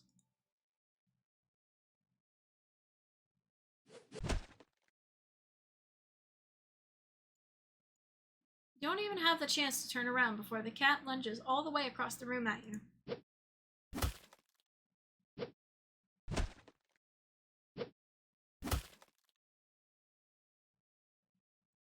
You're torn to shreds before you can even blink.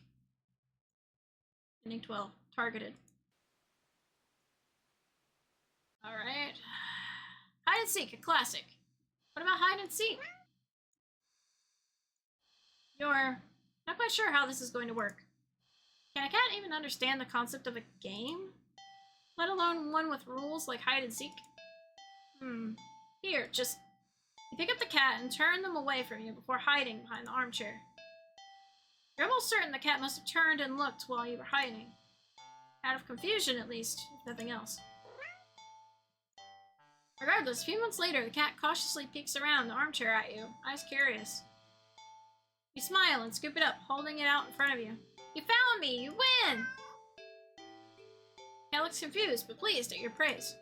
This time you put it on the armchair, so that it can't see your hiding spot as easily. You dash over to the kitchen, hiding behind the counter. It takes a little longer this time for the cat to find you. This time, when it does, it startles you by hopping down into your lap from the countertop above. Whoa! You found me again.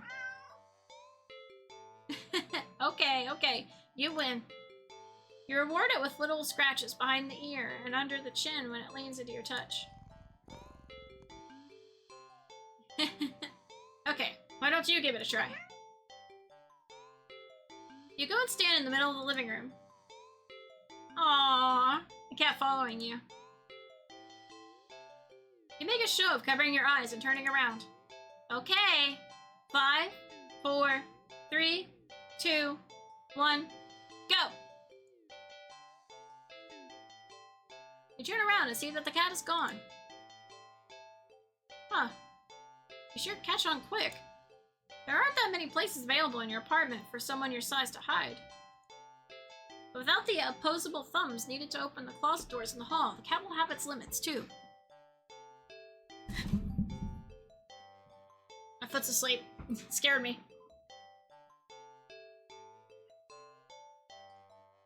Fair game. Okay, now where to look?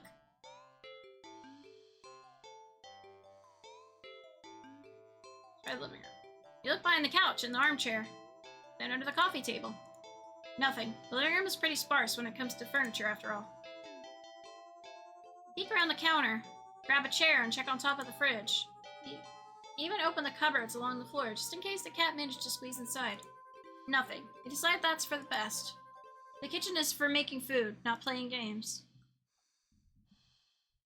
You peek around the corner into the hall. Nothing. You're not sure what you were expecting. With all the doors closed, there's nowhere in the hall for the cat to hide. You can't find the cat anywhere. You start to get a little worried when you hear a soft sound coming from the hall. You head to the hall and listen again. It sounded like it was coming from your bedroom, but you walk down the hall to your room and gingerly open the door. Yeah! The cat trots out and runs around your legs and meowing insistently. It looks disappointed somehow?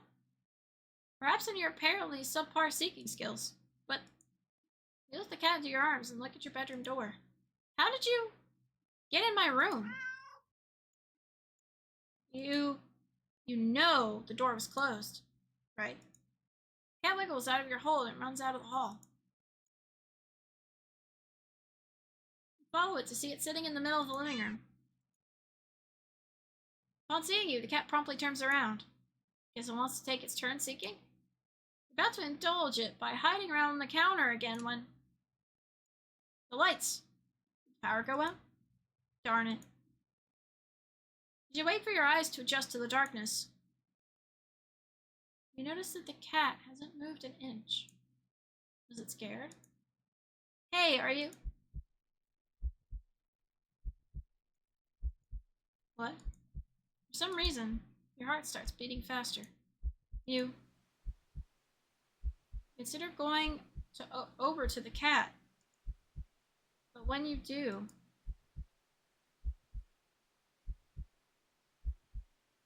thought makes you feel like your life is in danger. You need to hide. Now. Oh. I'm in the armchair. No, it's too close, it'll find you immediately. Hide in the hall. Just in the hall? There's nowhere to hide in the hall. Hide behind the counter. You've hidden there before and it found you almost instantly. That won't work. Down in the hallway closet. You quietly slip into the hallway closet. Wait, hold on.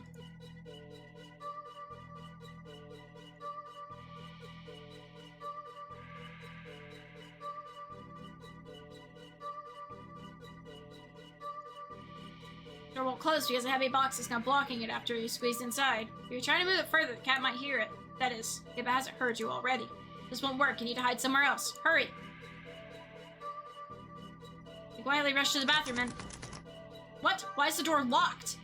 You freeze upon realizing how much noise you've just made jostling the doorknob and holding your breath, listening.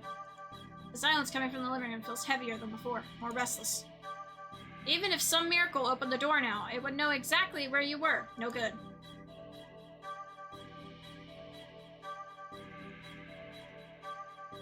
Quietly rush into the bedroom, carefully closing the door behind you. The only place to hide in your bedroom is your closet. Hide in the closet. You lock the door as quietly as you can before lunging into the closet and sliding the door shut. As soon as you've secured yourself inside the closet, there's a sudden shift throughout the entire apartment, as if something can sense that you're as ready as you'll ever be, as if it can sense that you're ready to be hunted. A horrible chill runs down your spine as you realize that's what this game has become. This isn't a simple game of hide and seek anymore. This is being hunted by a predator as prey. It never really mattered where you chose to hide, did it? As if, in answer to your question, you hear a loud slam on the bedroom door. You just managed to hold back from making a startled noise at the sound. Your heart rate kicks up again, making it feel hard to breathe quietly, hard to breathe in general.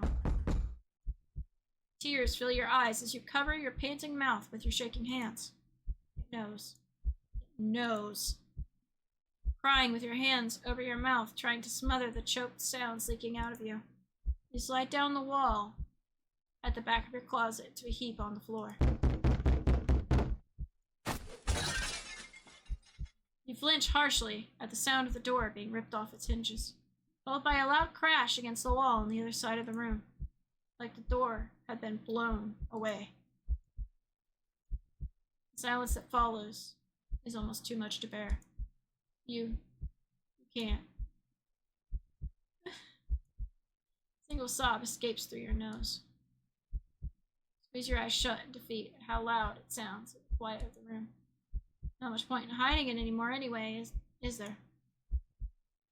You instinctively put whatever energy you have into listening for footsteps, even as you emotionally shut down. But you hear nothing. Nothing. Nothing. Then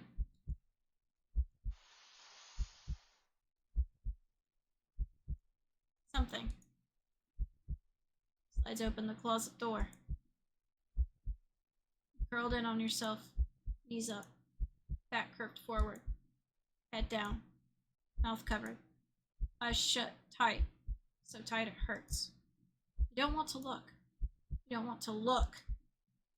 But that's what it's waiting for. It won't end you without this final act of cruelty, of making you look at it before it takes your life. So cruel. You just want this to be over. So, you open your eyes.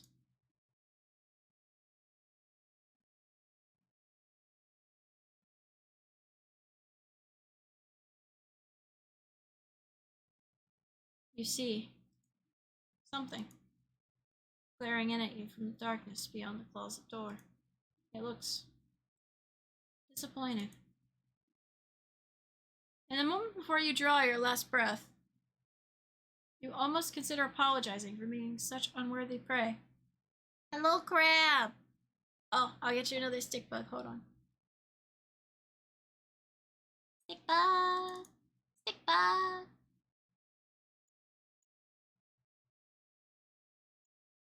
Oh no, I think my rebridger has stopped.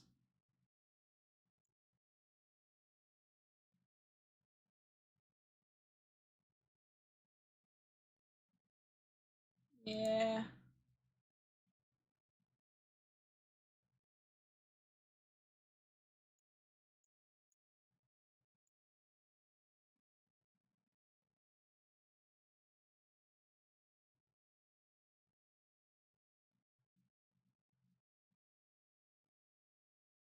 There we go. I fixed. I don't know why I closed that. Hold on. I'll get it, I promise. There we go. Oops. I'm pressing all the wrong buttons.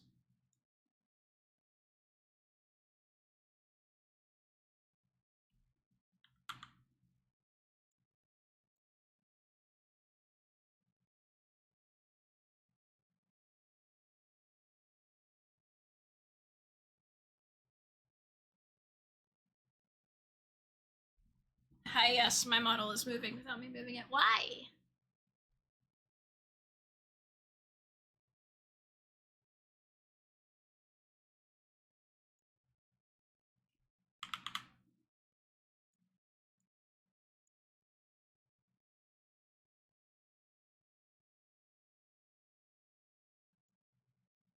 My V bridger has stopped working again. Why? There's a stick book. I need to fix my V bridger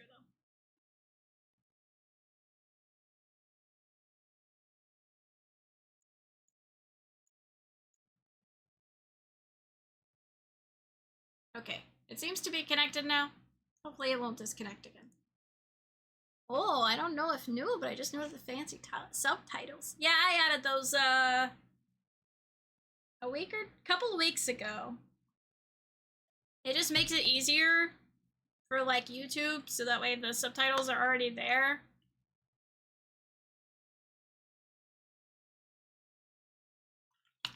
And then you don't have to have the subtitles over the stream, they're just already incorporated. Plus it's a nice fancy font in a little box.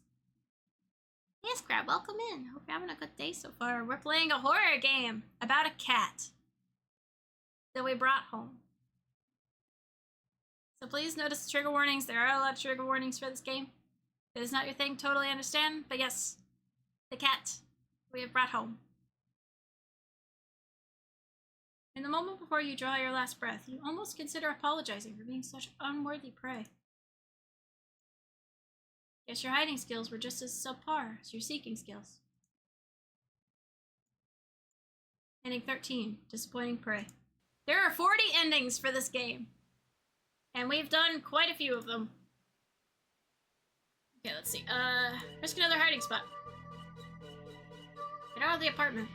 You're halfway to the front door when you look at the door and see several more locks over it, and you know you have.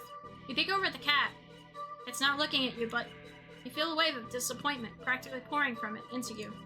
It feels almost like a warning. You back away from the door, and the feeling slowly subsides, letting you breathe again. There's no getting out then. You need to hide. I'm gonna let it run out and see what it does.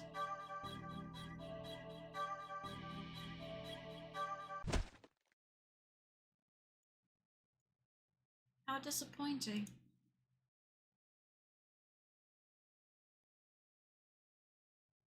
You failed. Try again. It's in the caption. Are you joking? You get the feeling the cat won't appreciate your lack of effort, but in any way, like hell, are you getting any closer to it? Stop messing around and find a place to hide.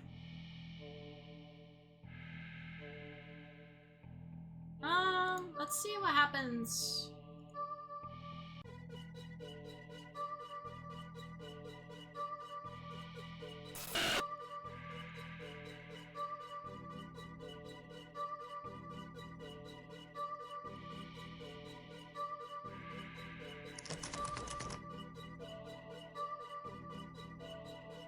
Hold on. Okay, let's do this. Let's get another hiding spot. Get out of the apartment.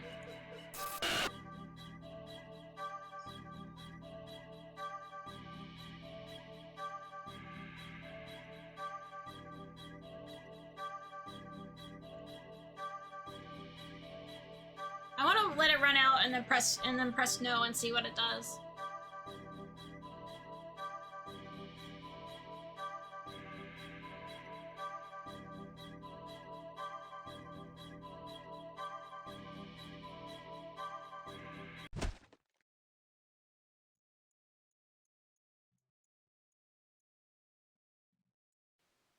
Oh, okay, it just takes you back to the screen. Okay, that's fine.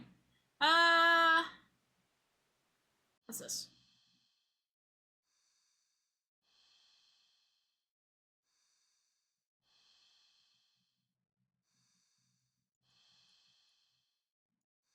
Oh.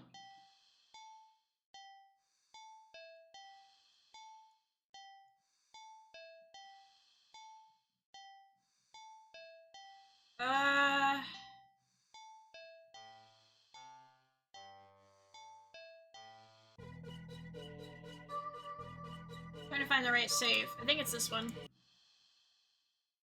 Here's some yarn, did the laser pointer, did hide and seek on second thought. I think I cleaned the cat. On giving it a second look, you realize that the cat isn't exactly clean. Not surprising, since up until you brought it home, it's been sitting in a dirty old box, in an alley full of scattered garbage, for who knows how long. You've heard that cats can keep themselves clean, but maybe this is one of those times that a little human help couldn't hurt. You head into the bathroom and set things up, trying to remember how to wash a cat. You're definitely no expert, but you think the best way to get a cat clean would be...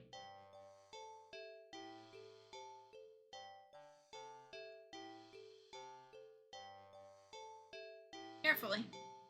You think careful is the way to go. Cats aren't always fond of water, so you doubt it'll be a fan of an excessive amount of it. So you pick the cat up and place it gently in the sink before turning on the water. I'm glad you like the subtitles. Cat is startled, but ultimately doesn't try to run away. Nice.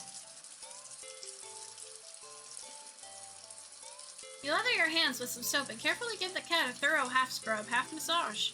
After a few minutes, you rinse the cat completely and gather it up in a blanket, drying it.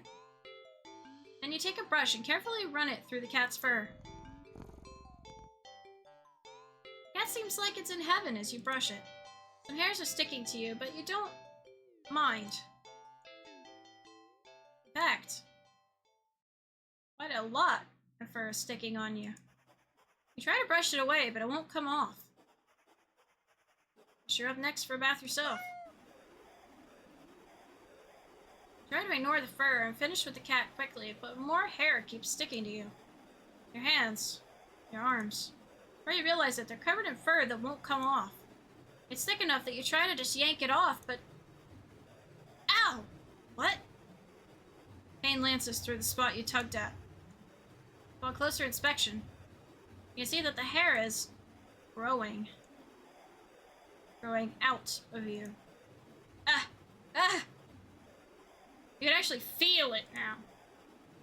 For growing out of your back, your neck, your face, your eyes, your tongue. It's even growing inside your throat.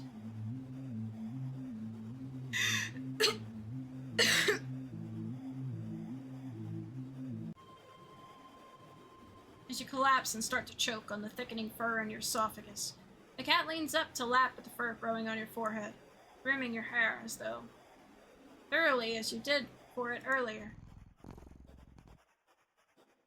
You think it'd be sweet if you weren't currently losing air.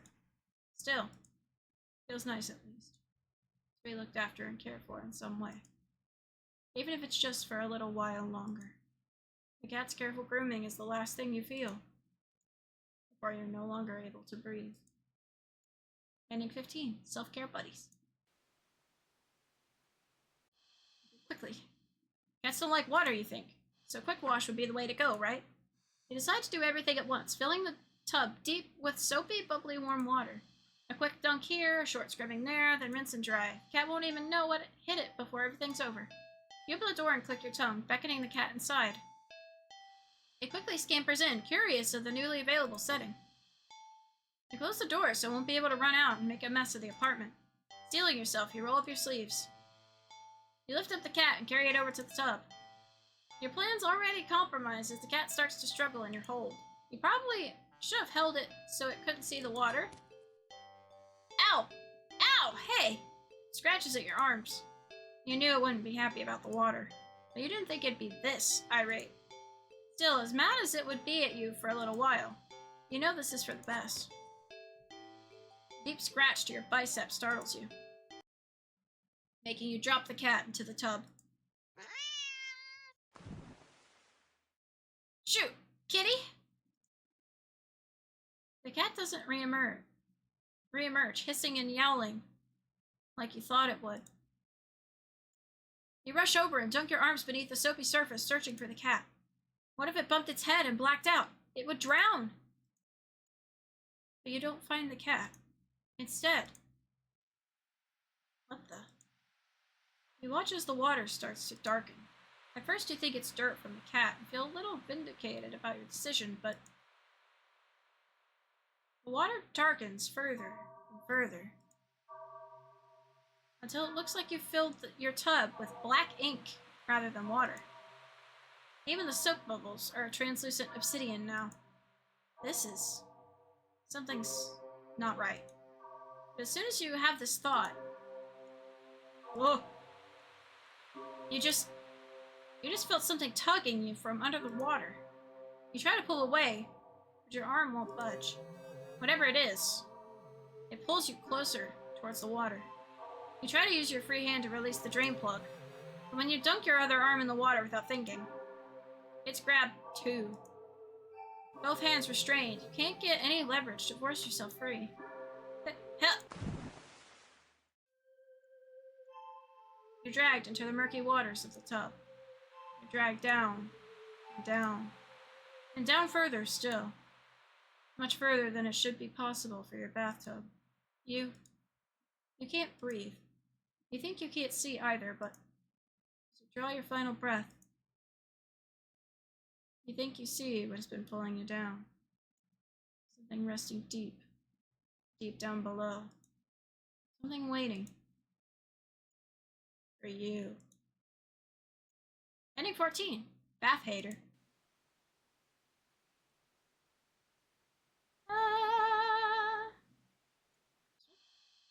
Second thought.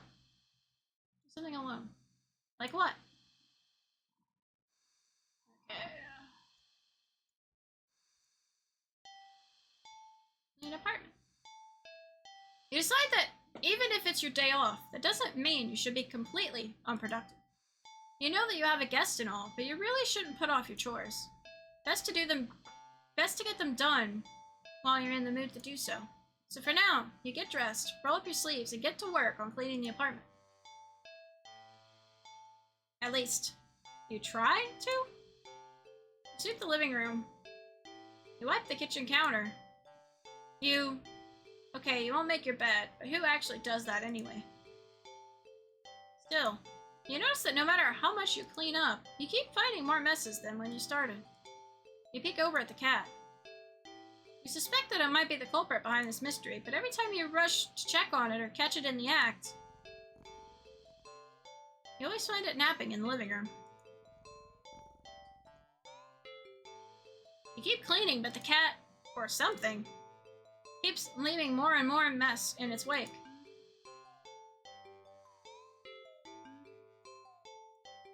Well, catch the cat. How are you supposed to finish cleaning up if this little imp is making a menace of itself? No. You know the cat's the culprit. Consider locking it up in the bathroom, at least until you clean the rest of the apartment. But if it just doesn't seem fair when you don't actually have any proof, you need to investigate this further. You need proof. Not just for the sake of your sanity, but more importantly for the sake of cleanliness!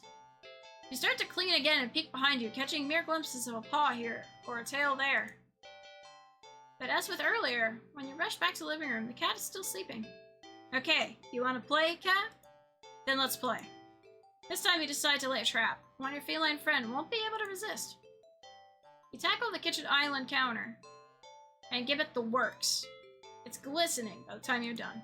It's so clean, you'd dropkick anyone who even thought of eating off of it.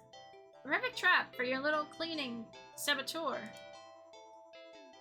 You whistle innocently as you exit the room and hide around the corner of the entryway to the hall. From the angle you're at, you have perfect view of the cat and the island counter. There's no way you won't catch the culprit in the act now. If it really isn't the cat, maybe you'll give it a treat as an apology for your suspicions. But as you deliberate if you should stop by the grocery store to get some fish, the cat starts to shift. Its back that was rising and falling evenly moments ago is now rippling in small tremors like an agitated wave on a black sea. It's shuddering. It's bubbling. It's bulging. It's bulging! What the hell? You gape in disbelief as another cat bursts out of the still sleeping feline you've taken home with you. You're fairly certain that's not how cats give birth. But more importantly, You watch cat number 2 shake itself off before leaping up onto the counter, rolling around on top of it and leaving fur grime in its wake. Probably should have given it a bath earlier. You feel like your mind is lagging behind the reality of the discovery you just made. But you don't seem capable of thinking beyond smaller observations. For example, though the hows and whys of what you're witnessing elude you, the more pertinent question that strikes you is that if the original cat is still sleeping, and the clone cat is busy making yet another mess, then where are all the other clones? Suddenly, the 2 cats look directly at you in perfect unison. Their eyes pin you to the spot with their intensity. But you realize with the familiar, sinking feeling of being watched from behind that they're not the only ones looking at you. You slowly turn around .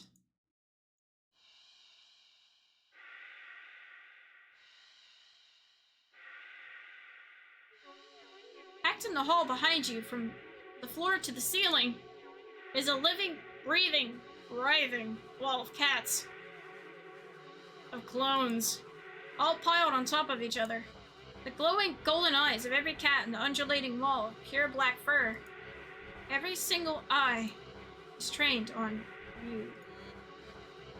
Out of fear and a sheer desperate need to distance yourself from this blight on reality and order, you take a single step back. And in response, the wall just breaks. The cats all stampeding over you. It'd be kind of cute if their soft paws weren't hiding claws as sharp as knives. You try to protect yourself, but there's just too many of them. Blood leaks steadily from your scratches. You feel dizzy. With what little strength you have, you turn your head and watch as the cats tear through carpet and upholstery, knock over vases and dishes and lamps, claw at the walls. It's going to take forever to clean this up, you think. Maybe you'll tackle it again later, right after you take a short nap. With an annoyed sigh, you breathe your last breath. Ending 2, Double Trouble.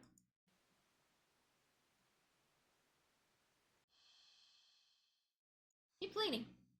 You keep cleaning, but there's just more mess, and more, and more. And you finally stop and look around you.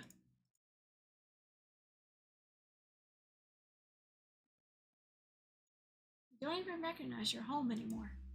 There's piles of junk everywhere. Do you even own this much stuff? You don't remember ever buying or receiving most of it. Piles tower over you. You feel claustrophobic. The stench of garbage is overwhelming, despite your hands feeling raw from all the cleaning fluid you've been using. Your eyes still burn from the bleach. You need some air. You need to get out of here. You hear a crash and see a teacup you're certain you don't own smash on the floor. You look up to see the cat perched on a teetering pile of china and kitchen appliances. It carefully nudges another teacup from the pile, sending it careening to the ground. They don't even flinch as it shatters. Instead, you start to chuckle. Suddenly you're laughing. It's so hilarious. The tears start running down your face. You knew it was you. I knew it was you. You did this, didn't you? Pick up the largest piece of ceramic from the broken teacups. Didn't you? You throw it at the cat. The cat dodges by leaping off the pile. Pile sways. It sways. It's falling. It's falling towards you.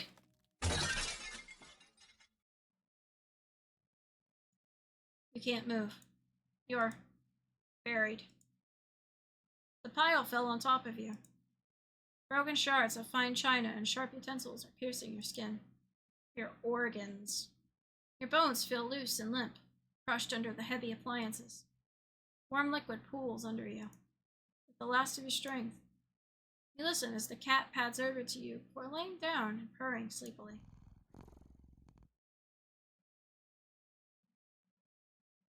Yeah, nap sounds pretty good. Ending 1. A not so clean getaway. Alright, watch a movie. You're not tired enough for a nap, but you're too lazy to get started on any of your chores. So you decide to watch a movie. You get dressed in your favorite pajamas, make some popcorn with an obscene amount of butter, and head over to your armchair. Only to discover that the cat is already napping in it. You frown a little in thought. Your couch isn't at the best angle for optimal TV viewing pleasure, and you don't feel like pushing it around and having to put it back later. The only options you have left are to sit on the floor, or move the cat and reclaim your throne.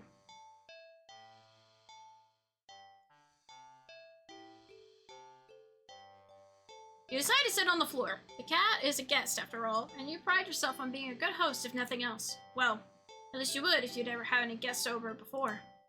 You grab a blanket and some pillows and make a comfy nest in front of the chair. Oops.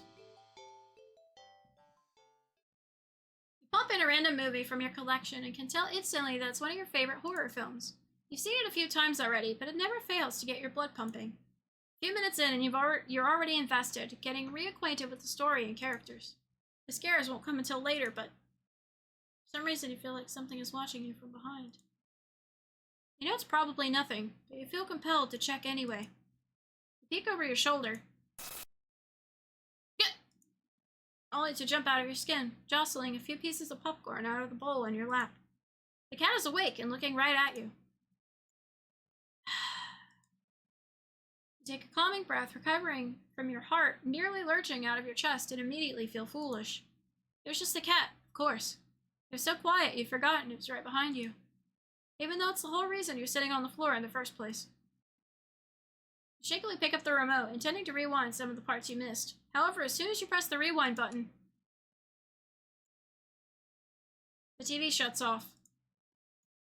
You blink, confused. Nothing else turned off. The kitchen's dimmed light was still on. The digital clock was still glowing, and the movie player was still rewinding. The power clearly didn't go out.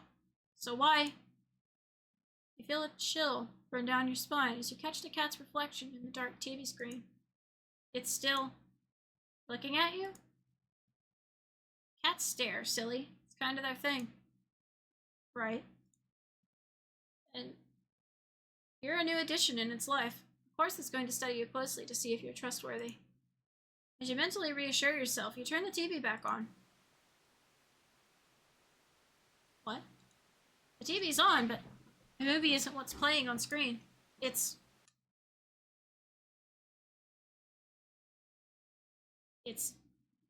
you? You watch yourself frown on screen. You feel your brow furrow in tandem. It's like footage of you in real time, like you're being recorded. Feel the familiar sensation of your mind focusing on small details to avoid the bigger picture of your current situation. Avoiding the questions of how this is happening, or who or what is doing this, and why. Suddenly, your mirrored self smiles and waves at you, all on its own. You don't wave back, too stunned to move. The you on screen doesn't seem to mind, though. It then stands up. It walks out of frame. And ah! A terrified yell rips out of your mouth before you can think to stifle it. On screen, in the chair, is the cat. But it's wrong. It becomes a large, swollen mass of black fur. Its switching pulse arrhythmical with its slow, almost methodical breaths. Its mouth is a yawning entrance to a black abyss, framed by a set of teeth that look very, very sharp. Growing eyes bulge all over its body. It's still looking at you. It doesn't even acknowledge your on-screen persona as they walk back into frame and pet it, almost lovingly. Then, The you inside the TV touches one of the cat's fangs. You flinch at a sudden sharp pain in your palm. You look down and sure enough, your hand is bleeding. You're not particularly afraid of blood, but for some reason the sight of it leaking out of you sends another chill down your back. A thought, clear and terrible, flashes across your mind. It's not just the mutated cat in the TV that's watching you, is it? Don't look behind you. Don't look behind you. Don't look behind you. Don't look behind you. Don't look behind you. You watch helplessly as your on-screen self smiles and nods at you, almost encouragingly. They stand in front of the cat's gaping jaws. They look in the dark depths as you're torn between the horrifying realization of what's about to happen and the gripping wonder of what they see looking back at them from that deep, deep darkness. They jump in. Darkness is a sudden presence all around you, pressing in, holding you down. And yet you somehow also feel weightless. You can't tell if you're falling, but it doesn't feel like you're laying down or standing either. You feel warm. You feel cold. You feel everything. You feel nothing. You feel nothing. Ending 3, silent film. Reclaim my throne! You square your shoulders. Sorry, kitty, but that's my spot. It's my chair. I worked hard for it. Pick up the cat and place it on the floor. It's clearly upset with you. When you try to pet it as an apology, it dodges your hand and scampers away. You shrug and put on a random movie before nestling into your chair. It's some horror film that you love to heckle from beginning to end. Nothing but an endless string of pointless jump scares. Do the writers not know the meaning of the word subtle? What was that? Is that the bathroom? Cat must have gotten into the medicine cabinet or knocked something over. Calming your thundering heart with a deep breath, you pause the movie and get up to investigate. Whoa! Cat dashes between your legs from the hall. Fleeing the scene only makes you look guiltier, you know. You're even more reluctant to see the damage now. You just want to relax and watch your bad horror movie. You go into the bathroom and turn on the light. Just as you thought, all the stuff in your medicine cabinet is scattered on the tiles. You sigh. At least none of it looks broken or damaged. You crouch down to pick everything up. Did the door just close? Did you bump it when you crouched down, or... Well, at least the cat can't come in and make more of a mess this way. The lights? Didn't you just replace the bulbs? They weren't faulty, were they? You never remember to hold on to your receipts for situations like these. You doubt you'll be able to get your money back. You stand up. You shake out the pain in your knees from crouching and open your medicine cabinet. Carefully, you place everything back where they belong, making sure nothing is missing. You close the cabinet door. Ah! You jump back, slam against the wall, covering your mouth. You look back, up at the mirror on the medicine cabinet door to see... Nothing. Nothing? What the hell? Something was... You know you saw something just now. You know you did. Right? Oh, I'm gonna get a drink. Gonna get a drink.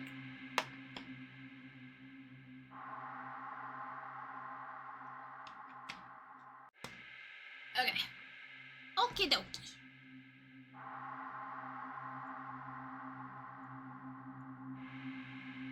You definitely saw something. Yeah, You rush out of the bathroom and slam the door behind you without looking. You enter the hall and... No.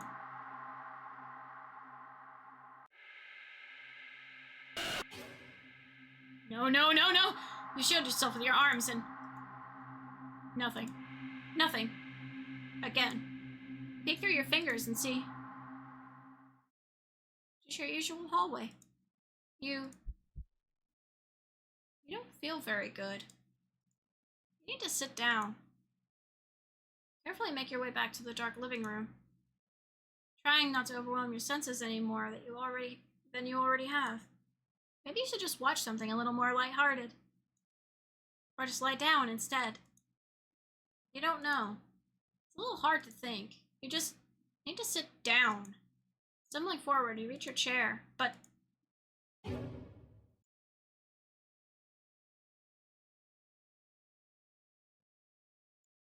It's nothing. It's nothing at all. Just the cat, sitting back in your chair again, looking up at you curiously.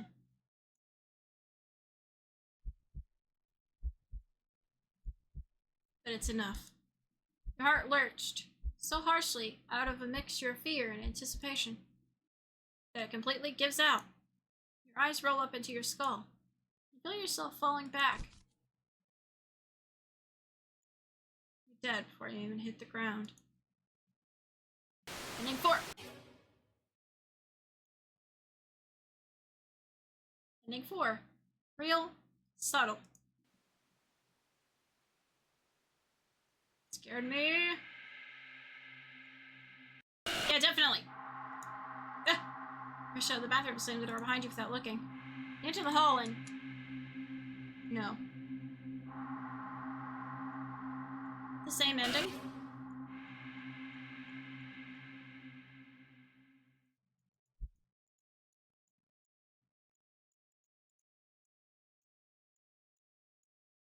Does it lead to the same ending?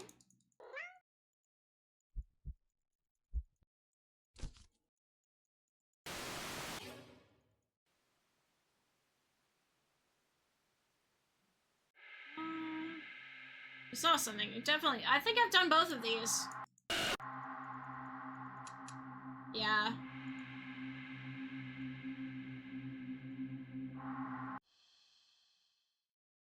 Clean apartment. Take a nap. You're a little tired from the events of the day. Making life-changing choices, like committing to the responsibility of caring for another living creature, really wears you out. You could definitely use a nap. You head to your room and get dressed in your pajamas before you decide to grab a glass of water from the kitchen.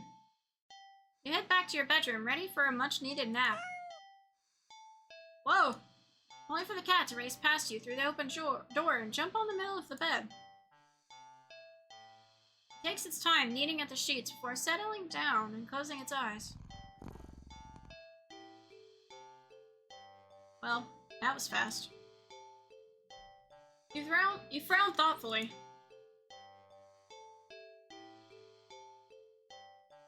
Now that your mind's on it, you find yourself really craving a nap in your own bed.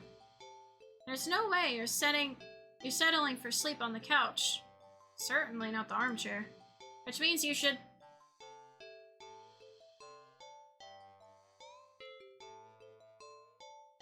sleep next to the cat. You shrug. What's the harm in sharing the bed, right? You both have had a long day, after all. You try to carefully avoid jostling the cat as you lay down, but it immediately scoots over and crawls up against you anyway. You smile. Sweet dreams. I feel like you slept for a long time. You feel a warm weight on your back. You don't see the... Oh, mystery solved, then. You feel comfortable? You consider getting up, but as soon as the thought enters your head, your mind fills with static and a deep sense of disapproval. Not yet, then. Okay. The cat, jostled by your attempts at movement, kneads painfully at your back before settling down again and falling back asleep. You fall back into slumber, too. It's night. You want to get up.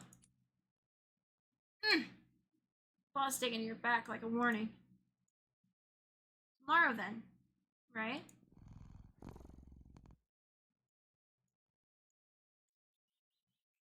It's morning. You'll be late for work. But the cat doesn't budge.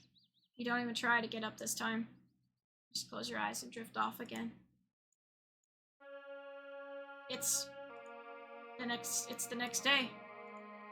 since the last several days. Or has it been weeks? Or longer? You're not quite sure. You're hungry. You don't know how long you've been lying down.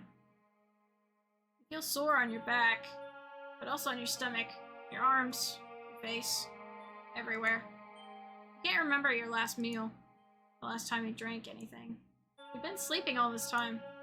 You feel exhausted, more tired than you think you've ever felt in your life. It feels like a giant hand is pressing you into the bed. You can't remember the last time you considered moving, but somehow you know. You need to go back to sleep anyway. Everything will be fine if you just go back to sleep. You think you're hallucinating when the cat finally stirs. It stretches languidly before hopping off your back.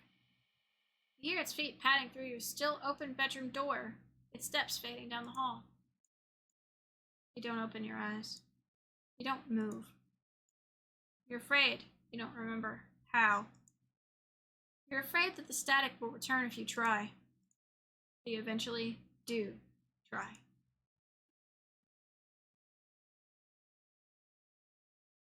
You try to prop yourself up on your arm. It's thinner than you've ever seen it. Thinner than you think should be possible. Your arm snaps under the weight of your body and crumbles to dust on the bedsheets. It doesn't hurt in the slightest, as if even your nerves have dried up and become as useless as, well, as useless as you feel in general. Just how long have you been laying in bed? You don't have much time to think about it. Your failed attempts at sitting up sends you tumbling over the side of the bed like a rag doll. But you think you're probably closer to being a ceramic doll, as your body shatters instantly upon impact with the floor. Your head rolls towards the door, letting you watch as the rest of your strewn body parts crack and crumble, and turn to broken ruin as your consciousness begins to fade. The cat strolls into view then, poking and prodding at the remains of your brittle limbs.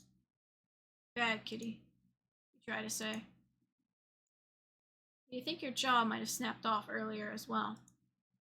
Almost as if sensing your attention, the cat walks over to you. Well, your head, at least. And you watch with your final conscious seconds as it lays down, curling its body around you. It feels warm. Well, maybe another nap couldn't hurt. Ending 6, just a cat nap.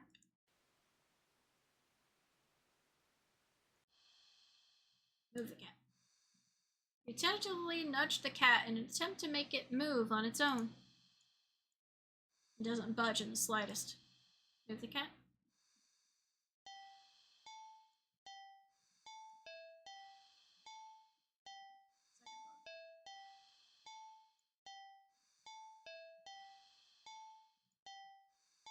Keep trying. This is your bed. You push a little more firmly this time. Cat sounds annoyed with you. Move the cat. Oh, it sounds mad.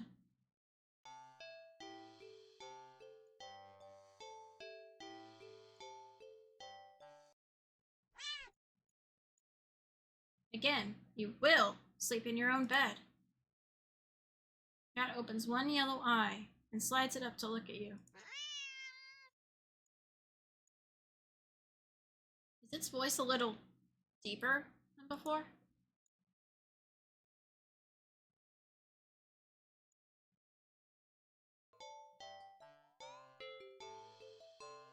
Okay, I just wanted to see what it would do.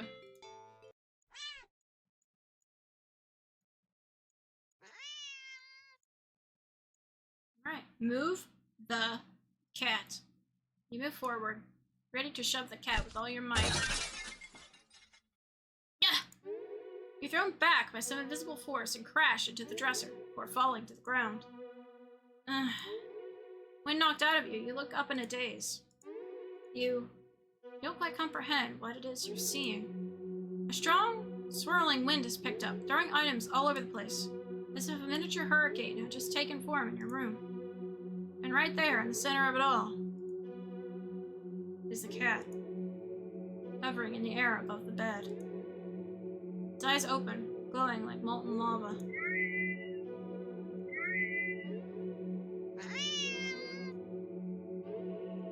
You watch as a vortex rips open in the center of your bed, and panic as the swirling wind turns into a vacuum, dragging you towards the bed. Your nails catch and tear as you desperately try to cling to the carpet, the floorboards, any and every piece of furniture within your reach, bloody fingers slipping clumsily on every surface. But there's nothing you can do. As you touch the vortex, your body starts to disintegrate. Tiny particles of your body separating and floating into nothing. The last thing you see is the cat landing nimbly on the bed and kneading at your sheets, where it curls up and falls back asleep. Ending 5. Do not disturb. Okay, how many endings have we gotten? 0, 1, 2, 3, 4, 5, 6, 7, 8, 9, 10, 11, 12, 13, 14, 15, 16, 17, 18, 19, 20, 21, 22, 23, 25, 24, 25, 26, 27, 28, 29, 30, 31, 32. We're not done 33, 34, 35. Okay, so we're just missing the last 4 and 33.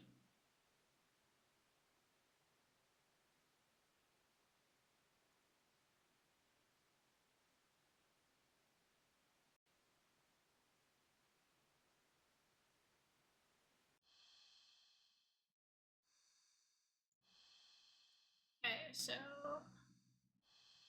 I believe we've done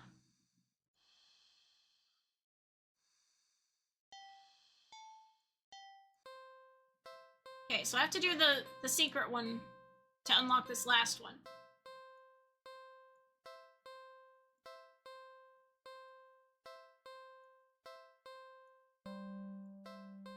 Wait.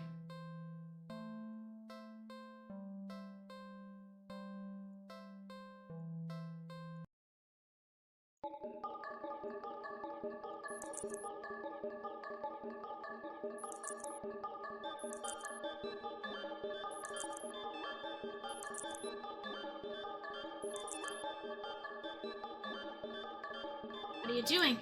Stop! You'll break everything!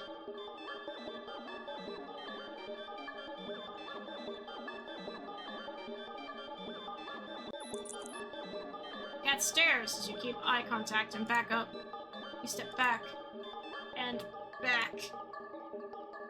And as you take one more step back out of the alley, go home. Error. Error. Error. Error.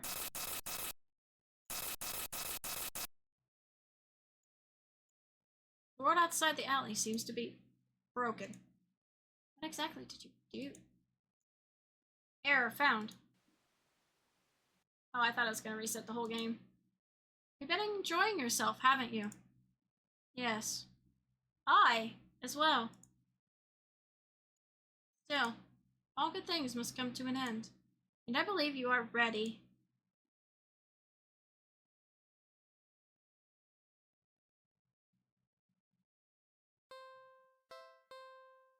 Take cat home! Do not take cat home. Sadly, as cute as the cat is, you'd never take that thing home with you. You just can't take it home with you. You're a responsible adult. You are!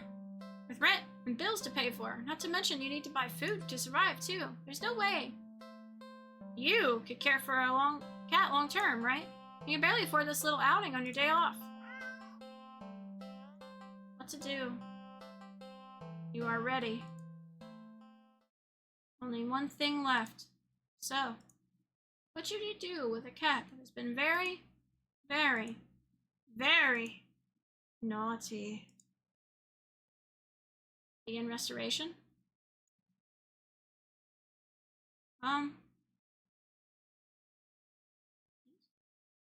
What should you do with a cat that has been very, very, very naughty?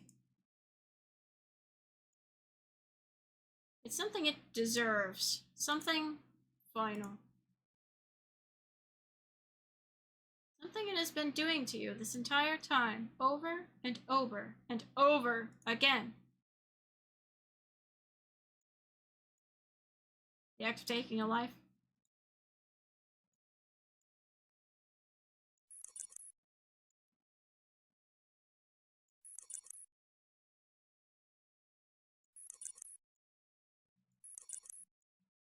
Hmm.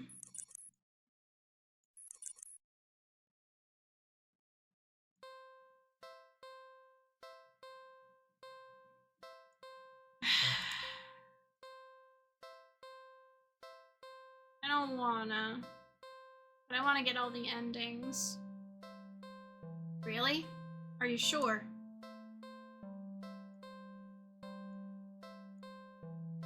Not.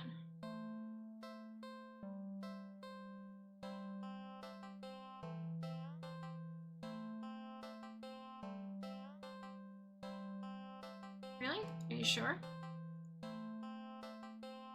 Once you do this, you won't be able to turn back. Never mind, let's go back.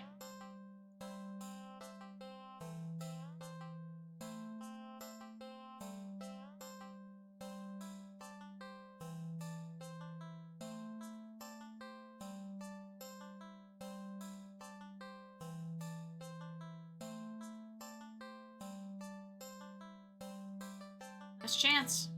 Are you really sure about this? This is the point of no return. Are you sure there's nothing else you wish to do? We will. Forever and ever and ever.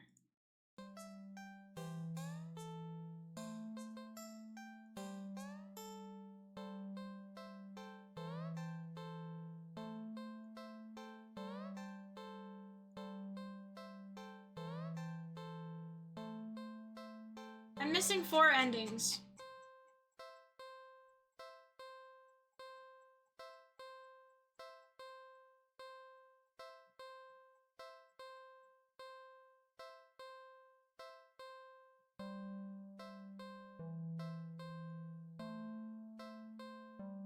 Hold on.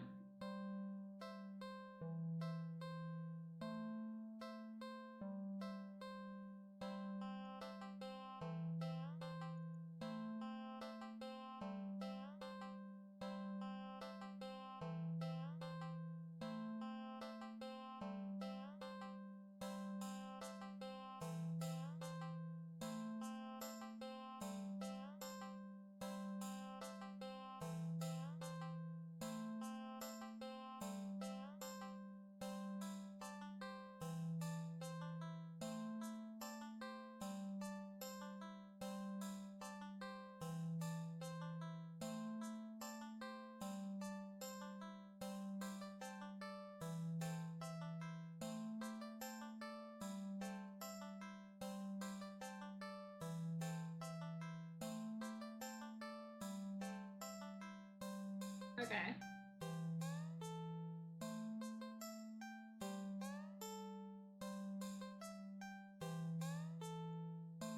I have to make sure I've gotten all 35 endings. Okay, I've gotten all 35. We're good.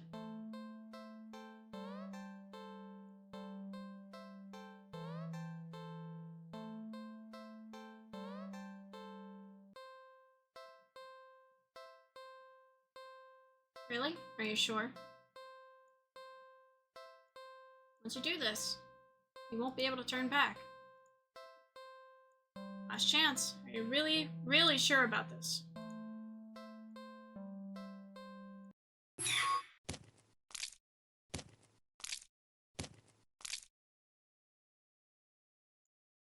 You killed the cat.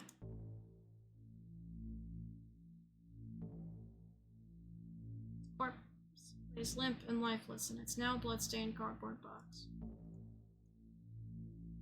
would you like to do?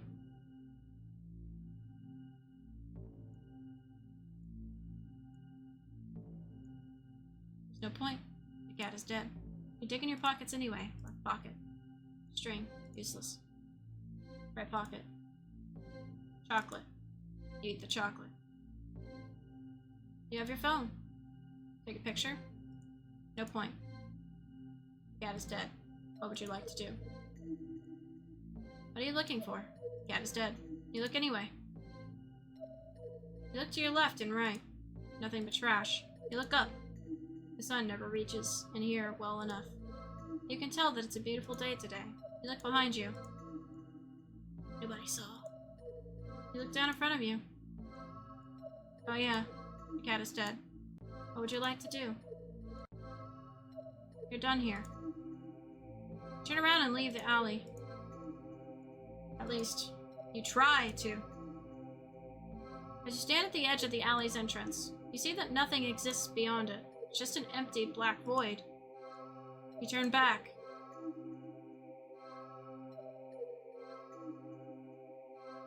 And you see that the back of the alley has become shrouded in darkness.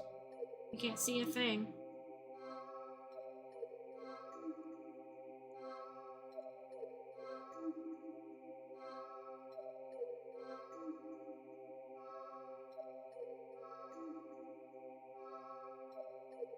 But there's nothing there.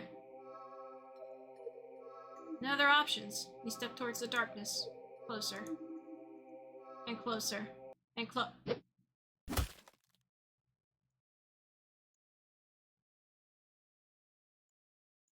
You're...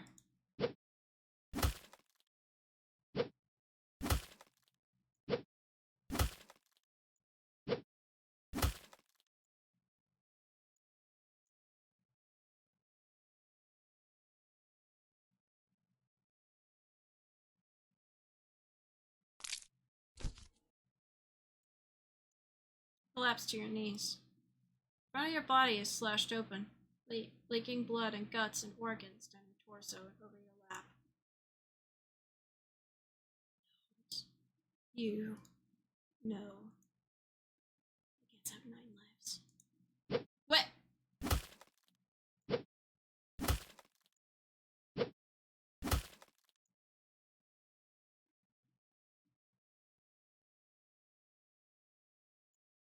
Ending 36. 8 more left. Do not take it home.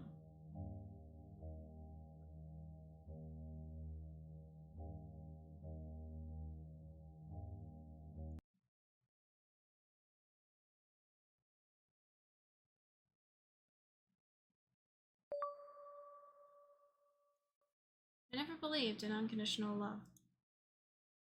Not even as young as I was on the day that changed my life forever. Still, I always assumed that they would come the closest to granting it to me. It's what they always say, right? That a parent's love is unconditional. The wounds they inflicted on my skin and in my heart had long since scarred over the day they dealt the final blow. And all it took were 2 little words. Get out. The day they finally turned their backs on me, abandoned me, was the day it found me. It offered me an unfathomable kind of love. A love that could be limitless, endless, powerful, all-consuming. A love unmatched. A love unlike anything that could exist in this world. But there was one thing that the love it offered could never be. Unconditional.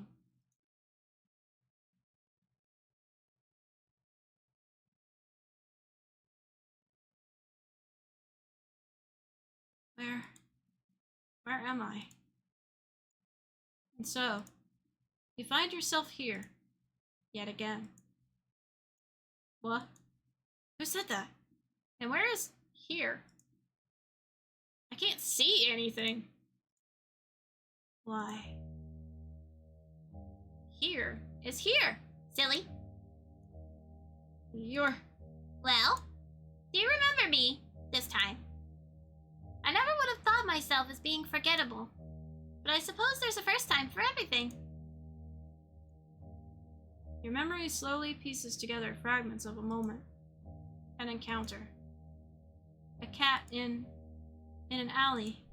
I took you home with me, didn't I? Correct! You were daydreaming so long, you even had me worried. Can you imagine that? Here I am indulging a little and playing with my prey, only for you to completely zone out on me. The game's no fun if you're not present, you know. No, I don't know. I don't understand what's going on at all. Curious as you are, I should have expected that you'd have questions. Well, I suppose you put me in a good enough mood to be generous and hear you out. Very well. What would you like to know?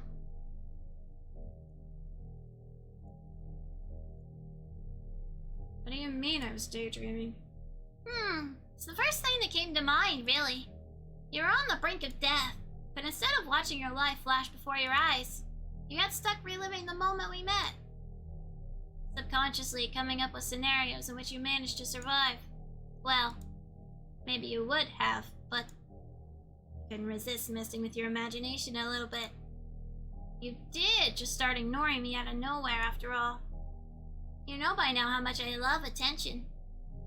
Your little thought experiments were rather amusing, but, if I might say, you must have a pretty dull life to forego indulging in precious memories of bygone days, in favor of daydreaming about a single encounter, over and over and over again.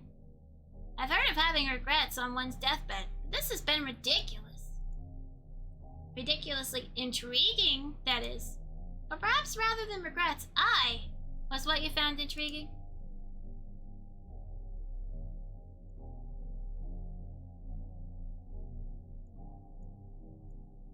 Am I still dreaming? You're lucid, I'd say, since you finally remembered me and all. Seems you're finally ready to end this farce, amusing it as it has been. Oh. Thank you for the blood donation, Fade. I appreciate it. What would you like to know? Where are we right now?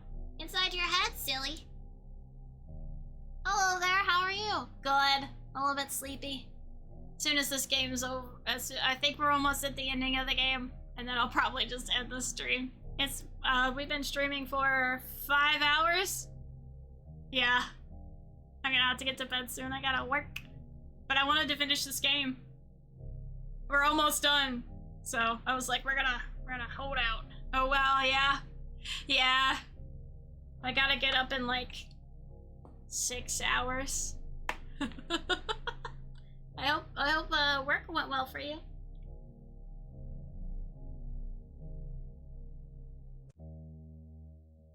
You got this, I believe in the skull. Thank you.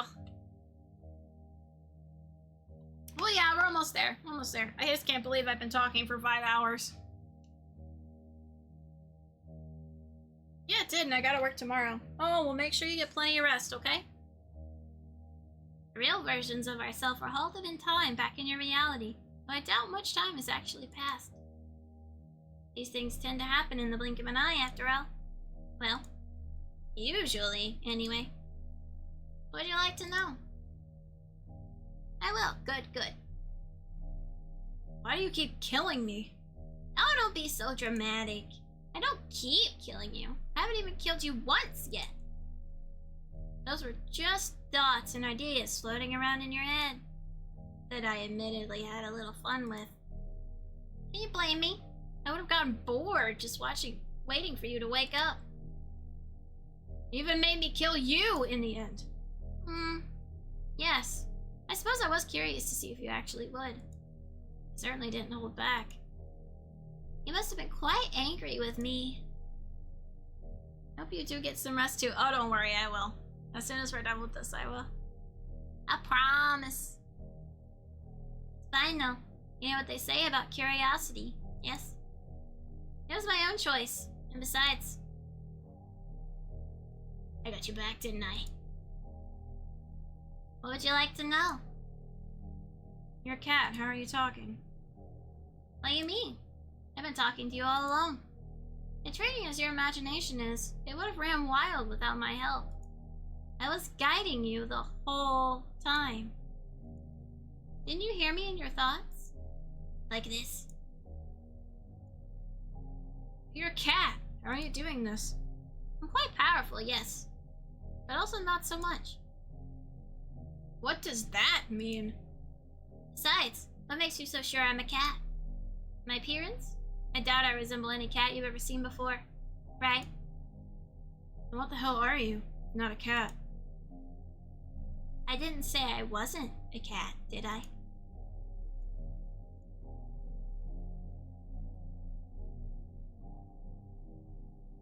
I could be a demon, or a god, or an alien from another galaxy, or an interdimensional abomination. Or I really could just be a cat. So what's this game about? We meet a cat, and then our life descends into chaos. 40 endings of chaos with this cat. It doesn't really matter what I am, does it? Certainly what I can do would be more pressing matter, yes. A real cat wouldn't have done all this. You're really hung up on appearances, aren't you? Do you have some kind of proof that cats don't possess powers like mine? I doubt it. And you know, it's pretty rude of you to keep going on and on about what I am, before you even asked who I am or what my name is. Okay, then what's your name? Well, I'm not going to tell you now. Learn some manners first and we'll see. Well, I will hydrate. Thank you. Oh, I see. Yeah, this cat's not an ordinary cat from what I can tell.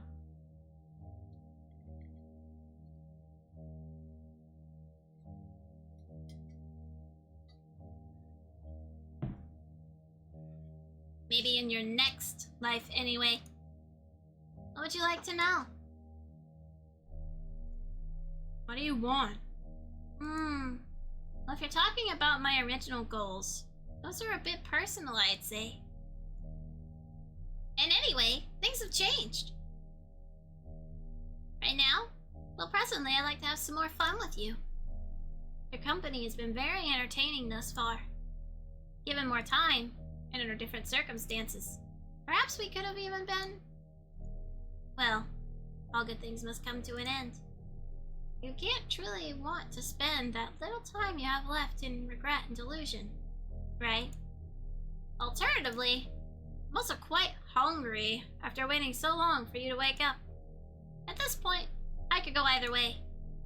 Have I satisfied your curiosity now? I have one more question. Why me? Why call out to me, of all people? All I did was call out for someone to hear me. I called out. You were the first person who came to me. Simple as that. Were you hoping for some special reason? Well, anyway, I don't start work until 3 in the afternoon. Oh, well, that's good. You have a little bit of time to rest, right? Were you hoping for some special reason? I'm afraid I don't have one. Everything I've come to like about you were things discovered after our initial encounter. There's no big reason for it. So there's no big reason for any of this? The reason is far less interesting than the results that came about from our interaction. I only called to satiate my hunger. But in doing so, I found something far more valuable. I know for a fact that regardless of how this plays out, I will never forget you. What do you mean? Yep. I take it you work in the mornings? Yeah, I work in the mornings EST, and it's 12:49 a.m. right now. Yep. I work the morning shift. But I only work 4 hours tomorrow, so it's not that bad. I'm taking a liking to you, human, and so I'll grant you another chance. Another choice.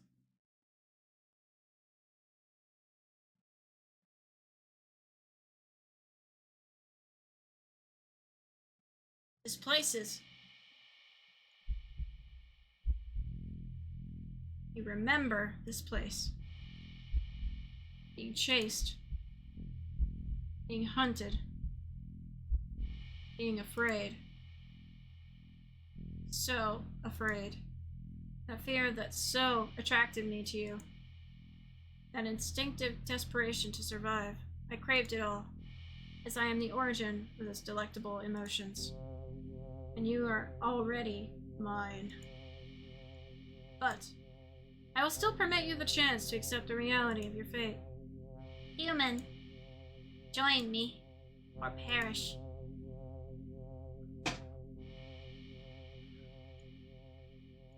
There's two different endings here.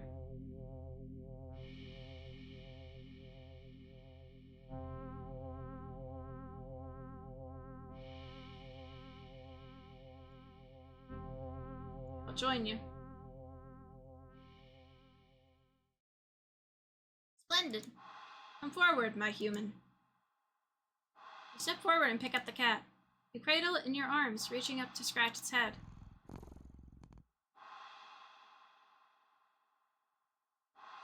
Suddenly, you start to feel sleepy. But the sudden wave of fatigue doesn't cause you to sway on your feet or stumble at all. What's happened? Shh. Don't worry. You no longer need to worry about anything anymore. Just sleep and dream those sweet, sweet dreams for me.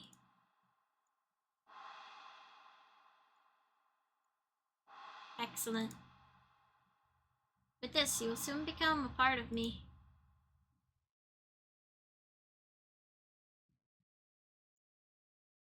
Ending 37. Forever.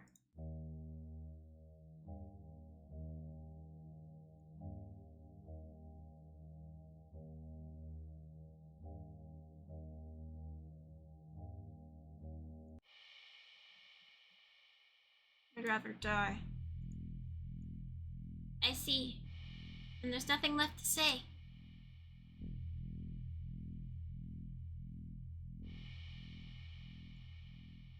Resigned to your fate. You finally turn around.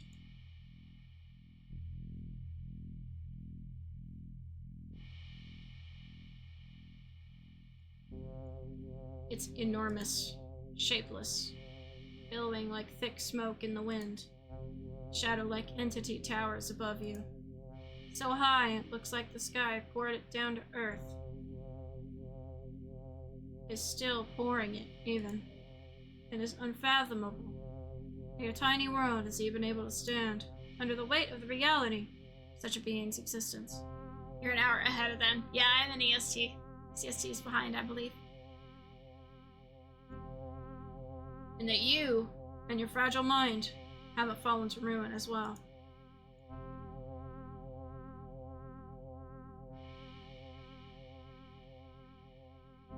You step forward into the monstrous miasma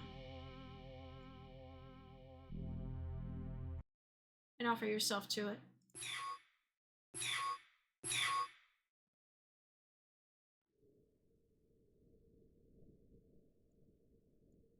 Darkness. Surrounded by pure and absolute darkness. You are very suddenly hit with the feeling.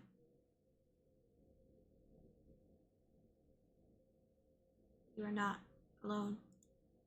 Like you've just stepped into an unbearably, impossibly crowded space. Your ears even start to ring with the sensation of countless conversations. Words, whispers, screams, all overlapping. I was surprised to see you stream this late. That's awesome. Yeah, I usually don't, just because I try to end at like midnight. I think the latest I've streamed was like midnight or 1 on a Thursday. But I can get away with streaming a little later on Thursday nights since I only work like 4 hours on Fridays. But you don't actually see or hear anyone or anything. You're alone. He knows your senses lie to you, trying to make you think otherwise. You're more alone than you've ever been. Lies. I'll be off Saturday. I'm off Saturday as well. I work like half of Friday, and then I'm off the rest of Friday, and then Saturday and Sunday. Lies. Listen. Listen, please. Someone really... I can't see you. Where are you? Nothing. Nothing left. To see? Only here. Hear us. Listen. Please. Are you all trapped too? In this place? No place. Us.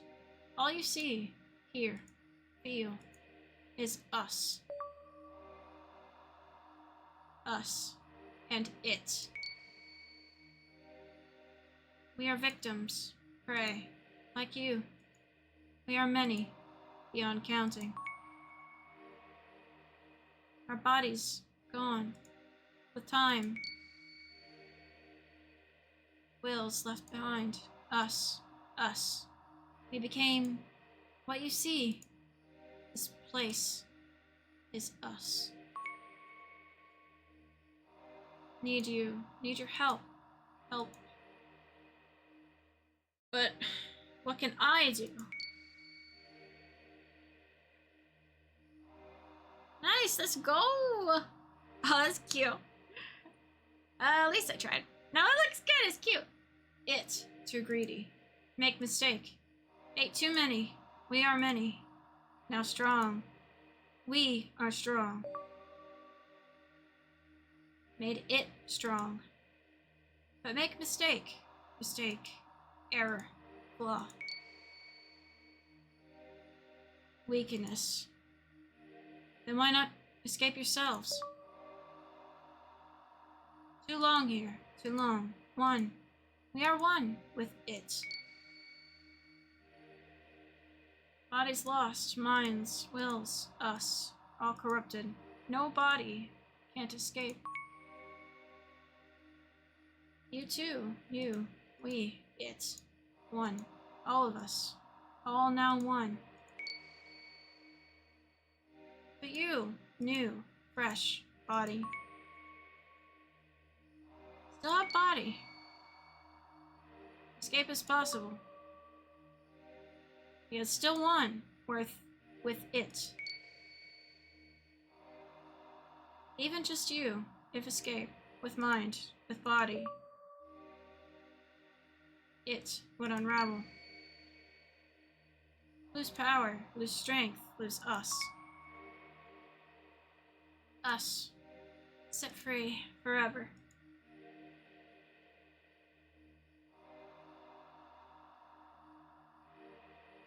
Us. Set free forever. Finally, escape, help. How do I do that? Remember, it lies. Hidden in truths. Lies. Lies. Escape. Push forward. It. Lies. Persist. Persist. Persist. Persist.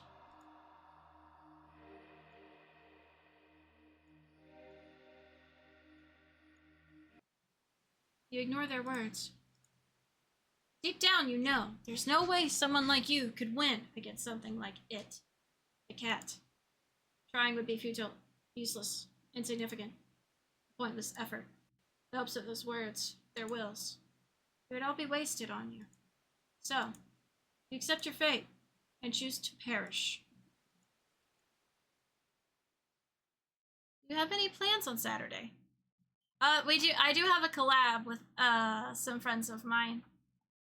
I believe it's at 10:30 p.m. EST. I have to double check on the time. Not sure how long it takes, but their pathetic pleas eventually grow silent. You almost wish they would have simply turned to insults and threats. This endless silence, it bears the weight of your guilt and shame, long after your body fades away and becomes one. One. With me. Ending. Question mark, question mark, question mark? Perish the thought. You. No. No, this is another daydream, isn't it? You're lucid again. You're lucid again. In here? But how did you... Well, when you've been dreaming about the same day over and over, you kind of start to notice the patterns. Listen, I'm nothing special. I don't really have any friends. I don't like crowds or going out most of the time. And more often than not, I'm alone. Even in my home, one bedroom, one bathroom, one me, living alone in it. It'd be easy to say that I don't have much to lose. My life is admittedly pretty boring. But it is my life. And if this is my dream, then you're not calling the shots anymore. Aw, that's awesome. Hope you have a wonderful time. I'll try to come hang out with you by then. I appreciate it. If you can, that's cool. If not, I'm sure the VOD will be up. I can't remember what channel it'll be on, but I'm probably going to be on one of the other people's channels. Probably.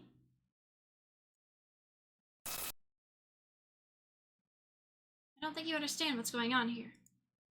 No, you're the one who isn't getting it. You called me. You're the one who needs me. Whether it's to eat me, or kill me, or make me yours forever, it doesn't matter. I'm done here. I'm going home. You forget yourself, human. You ungrateful little creature.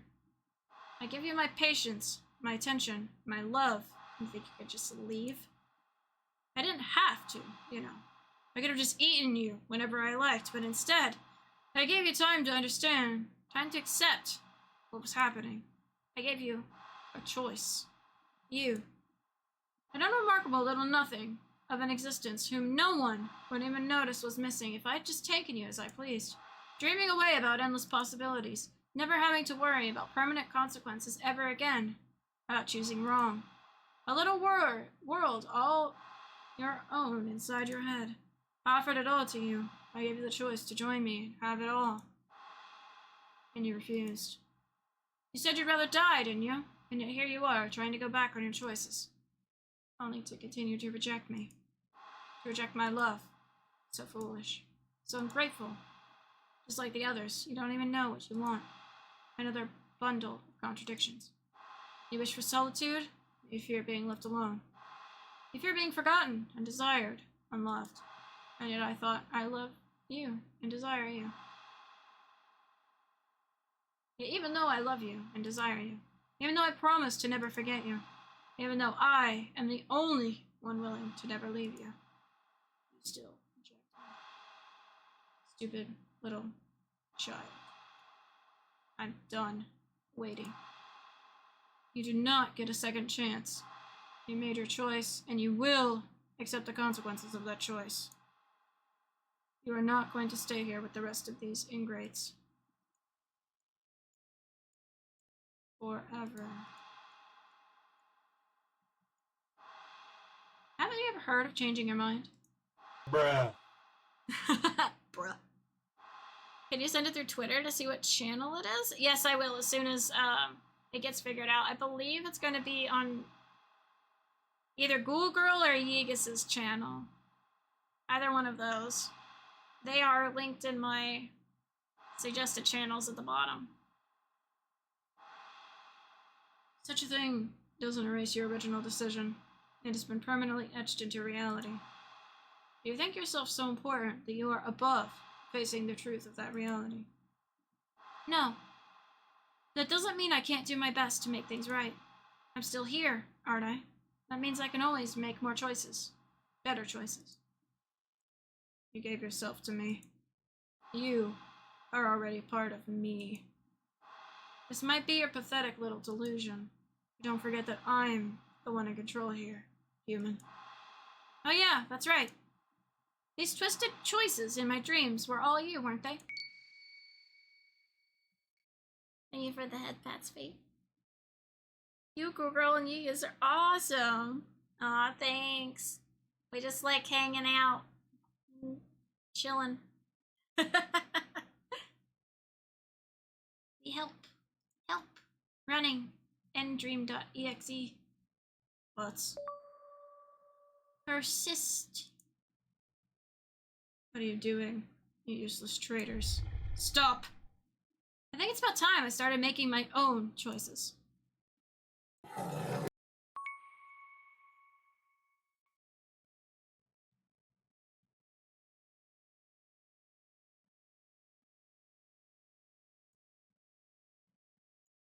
I'm back in the alley. It's not here. Good. I think I need to get home. I step forward out of the alley?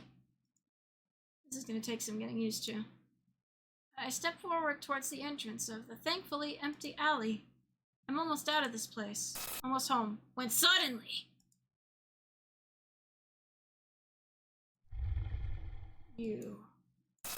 You're not going anywhere. Ow. Don't give in to it.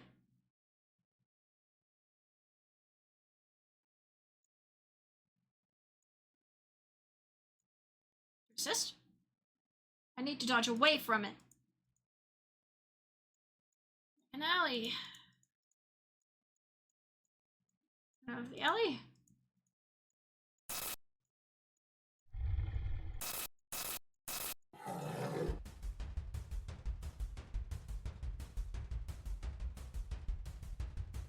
Go home!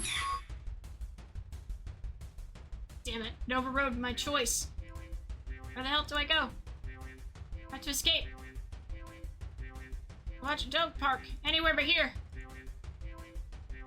Go back. Go back. Ah, dog! Go left. Go right.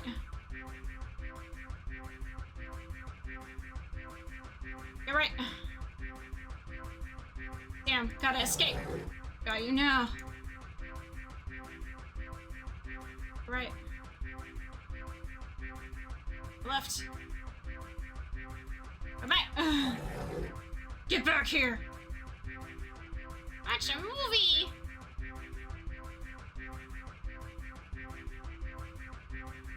Go left. Go right. Go left. Go right. Ah! Crap, a dead end. Stop running.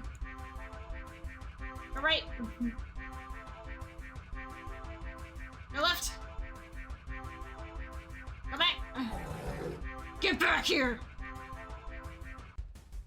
Watch a movie. Go right. Go back. Go left. Go right. Dead end. Where do I? Found you. Oh, go back.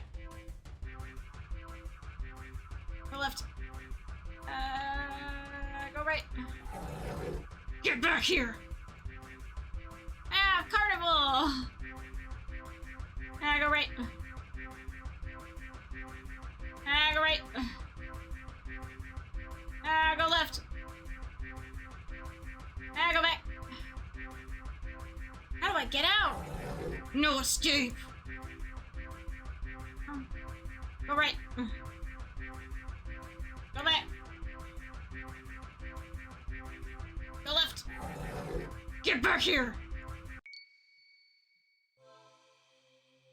Did I do it?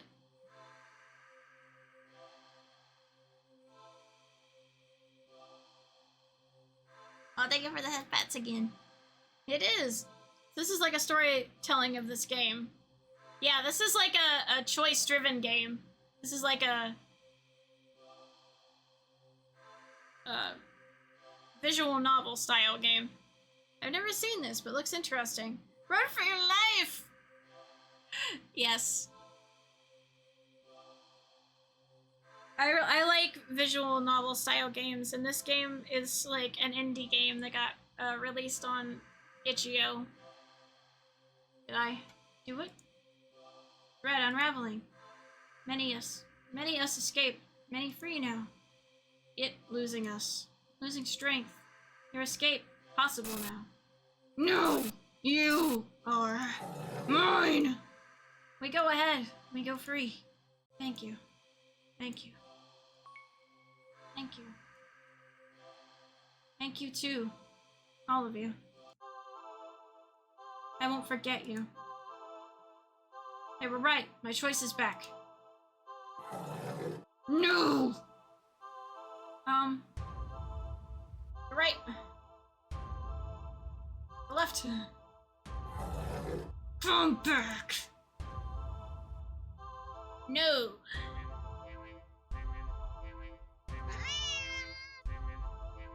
Come back! Left. Please! Alright. Don't leave me!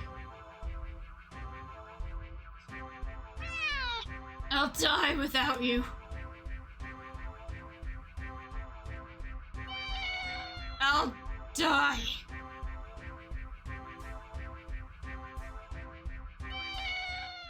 I'll die. Wait.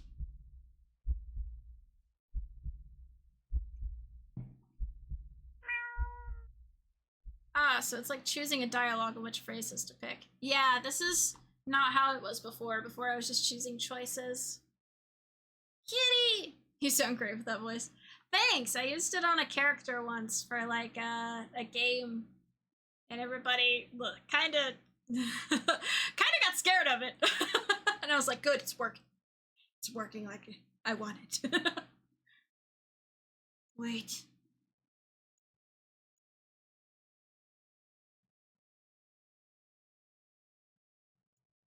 I'm back. Back where it all began. The alley. And in the cardboard box. At the back of the alley. Oh my goodness. There you are. You look nothing like the impossibly cute cat I met. Well, what feels like a lifetime ago. After escaping and releasing the wills of all of your victims, all that's left of you now is an inky black blob seething up at me. The endless hatred pouring out of your singular eye doesn't scare me at all. Do not take this cat home. Don't leave. You're mine. No, I'm not. You took them away. They were mine. And now, they're gone. You took them away. You took everything from me. They weren't yours either. Alone. You never had to be. If you were lonely, you could have just been their friend. But you didn't want friendship. They left because you tricked them, kidnapped them, hurt them. You stole their lives, their time, never to get any of it back. You brought this on yourself. Do not take this cat home. You are perfect. I'm not. You are. Don't need the others. Just need you. Stay with me. I won't. Can give you anything. Can be everything for you. No, you can't. You couldn't even before. You definitely can't now. And even if you could give me everything I ever wanted and more, I'd still never stay. Do not take this cat home. I love you. No, I do. So much. I love you. I love you, I love you, I love you, I love you, I love you, I love you. Stop. Maybe you do love me. In some strange, screwed up way I'll never understand. But even if that's the case, it's not enough. Please, don't I'll be good. I don't believe you. I promise. I can't trust you. That's what you meant to do. Sounds scary. Yes. It's an attempt. I tried to be courageous, to go through certain backrooms in VR chat and face my fears. I'm proud of you, doing the thing, facing your fears. I promise. Just don't leave. Don't leave me alone. Please. I'll die. I'll die without you. Do not take this cat home. I feel sad for it in a way, but I also don't. I hate. Now that I can believe.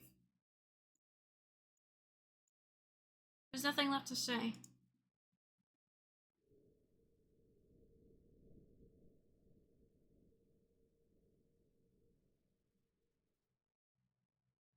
I watch in silence as it fades away into nothing.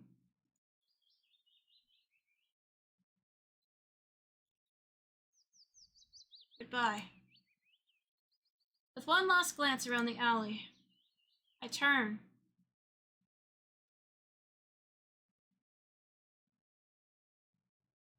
And leave. Ending 38. Do not take this cat home.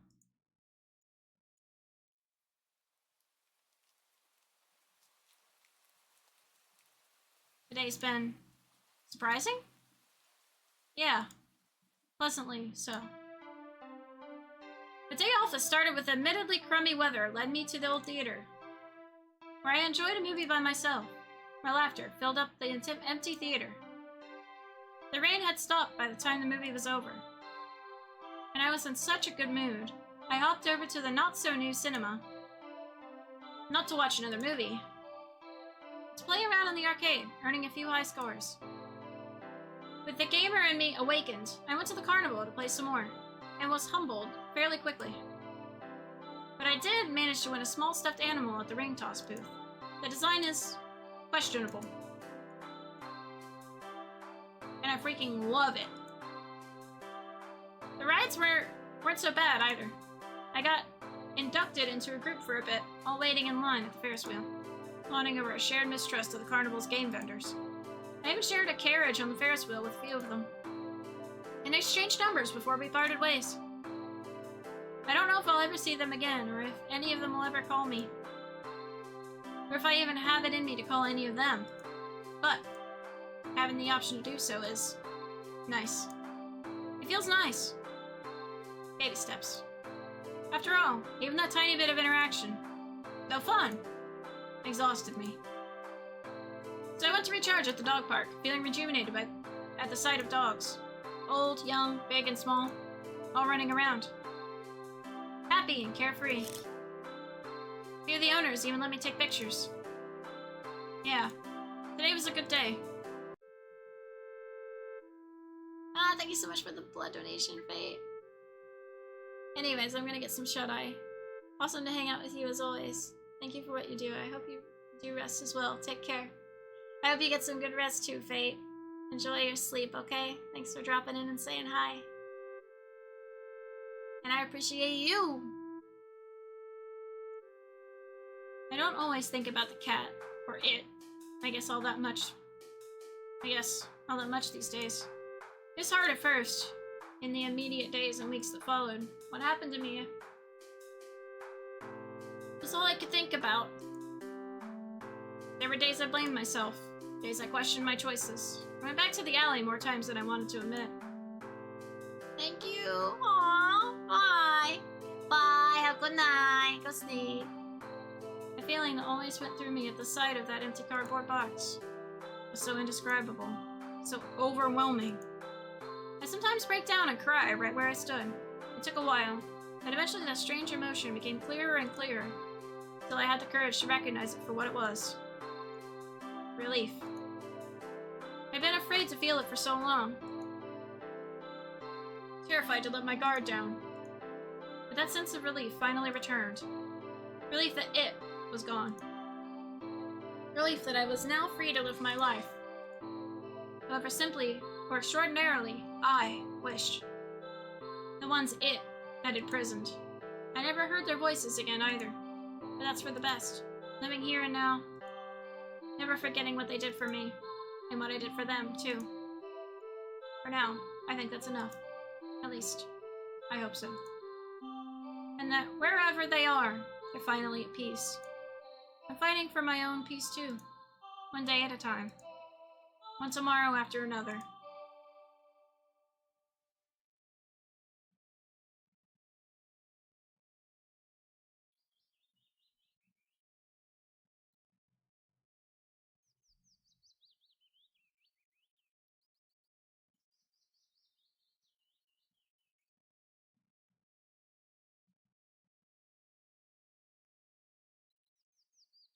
Finally, I head home to my little apartment. 1 bedroom, 1 bathroom. 1 me living alone in it. Well, almost, anyway. I'm home, baby! Aww. A little kitten flails as it awkwardly runs over and mules up at me. I kneel down, looking fondly at its hazel green eye. Poor thing had been hurt and starving when I found it a few weeks ago. It certainly got its energy back after a little food and care. Did you miss me? Hungry, huh? Me too. It's been a long day. I smile helplessly at its cute little face. Let's find something to eat, okay?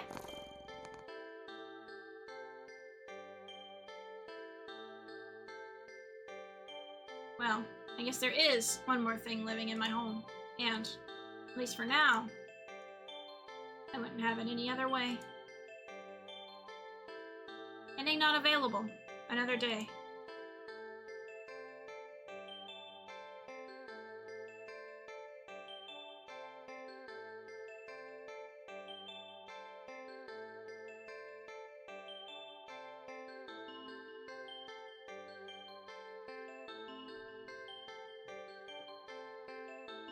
What can I say besides that was a beautiful, amazing game?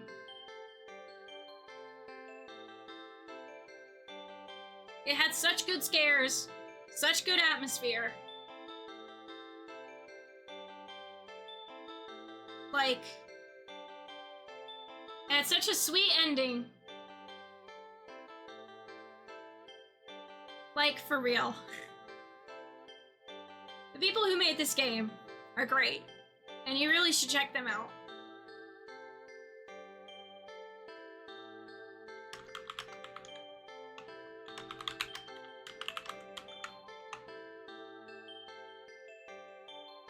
Gosh, the storytelling was so good. I'm crying, it was so good.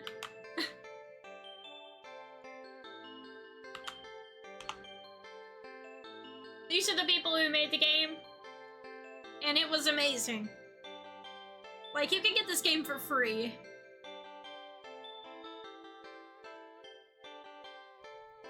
They did such a good job with all the art, and the animating, and the storytelling. And there is such deeper meaning to this, of getting over your own, like, insecurities and stuff. And this music is beautiful in this game. Like, I know if you watch me play it, but you should play it yourself. Support the people who made this game. Because it's great. It's amazing. You can get it for literally free, I think. I paid for it, though, because I wanted to support them. And it's great. So, 10 out of 10, definitely. The atmosphere was great. The scares were great. They didn't overdo it. You could feel the tension when things were happening. There were great monster designs. This was so good. For real. Oh, I can't continue.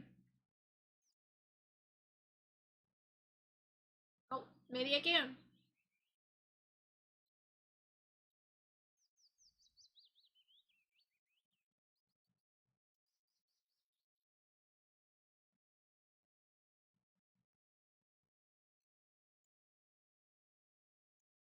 and get lost. Oh, okay.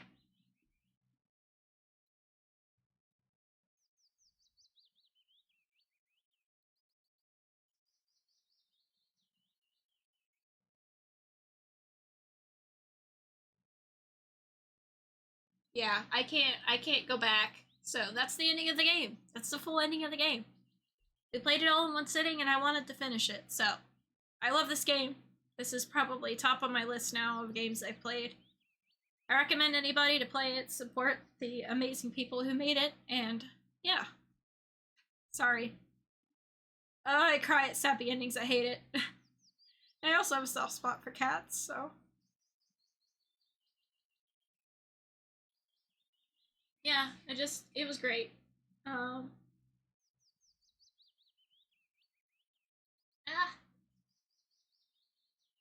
I was gonna read out to someone, but they did not. It looks like they ended. That's fine. Uh,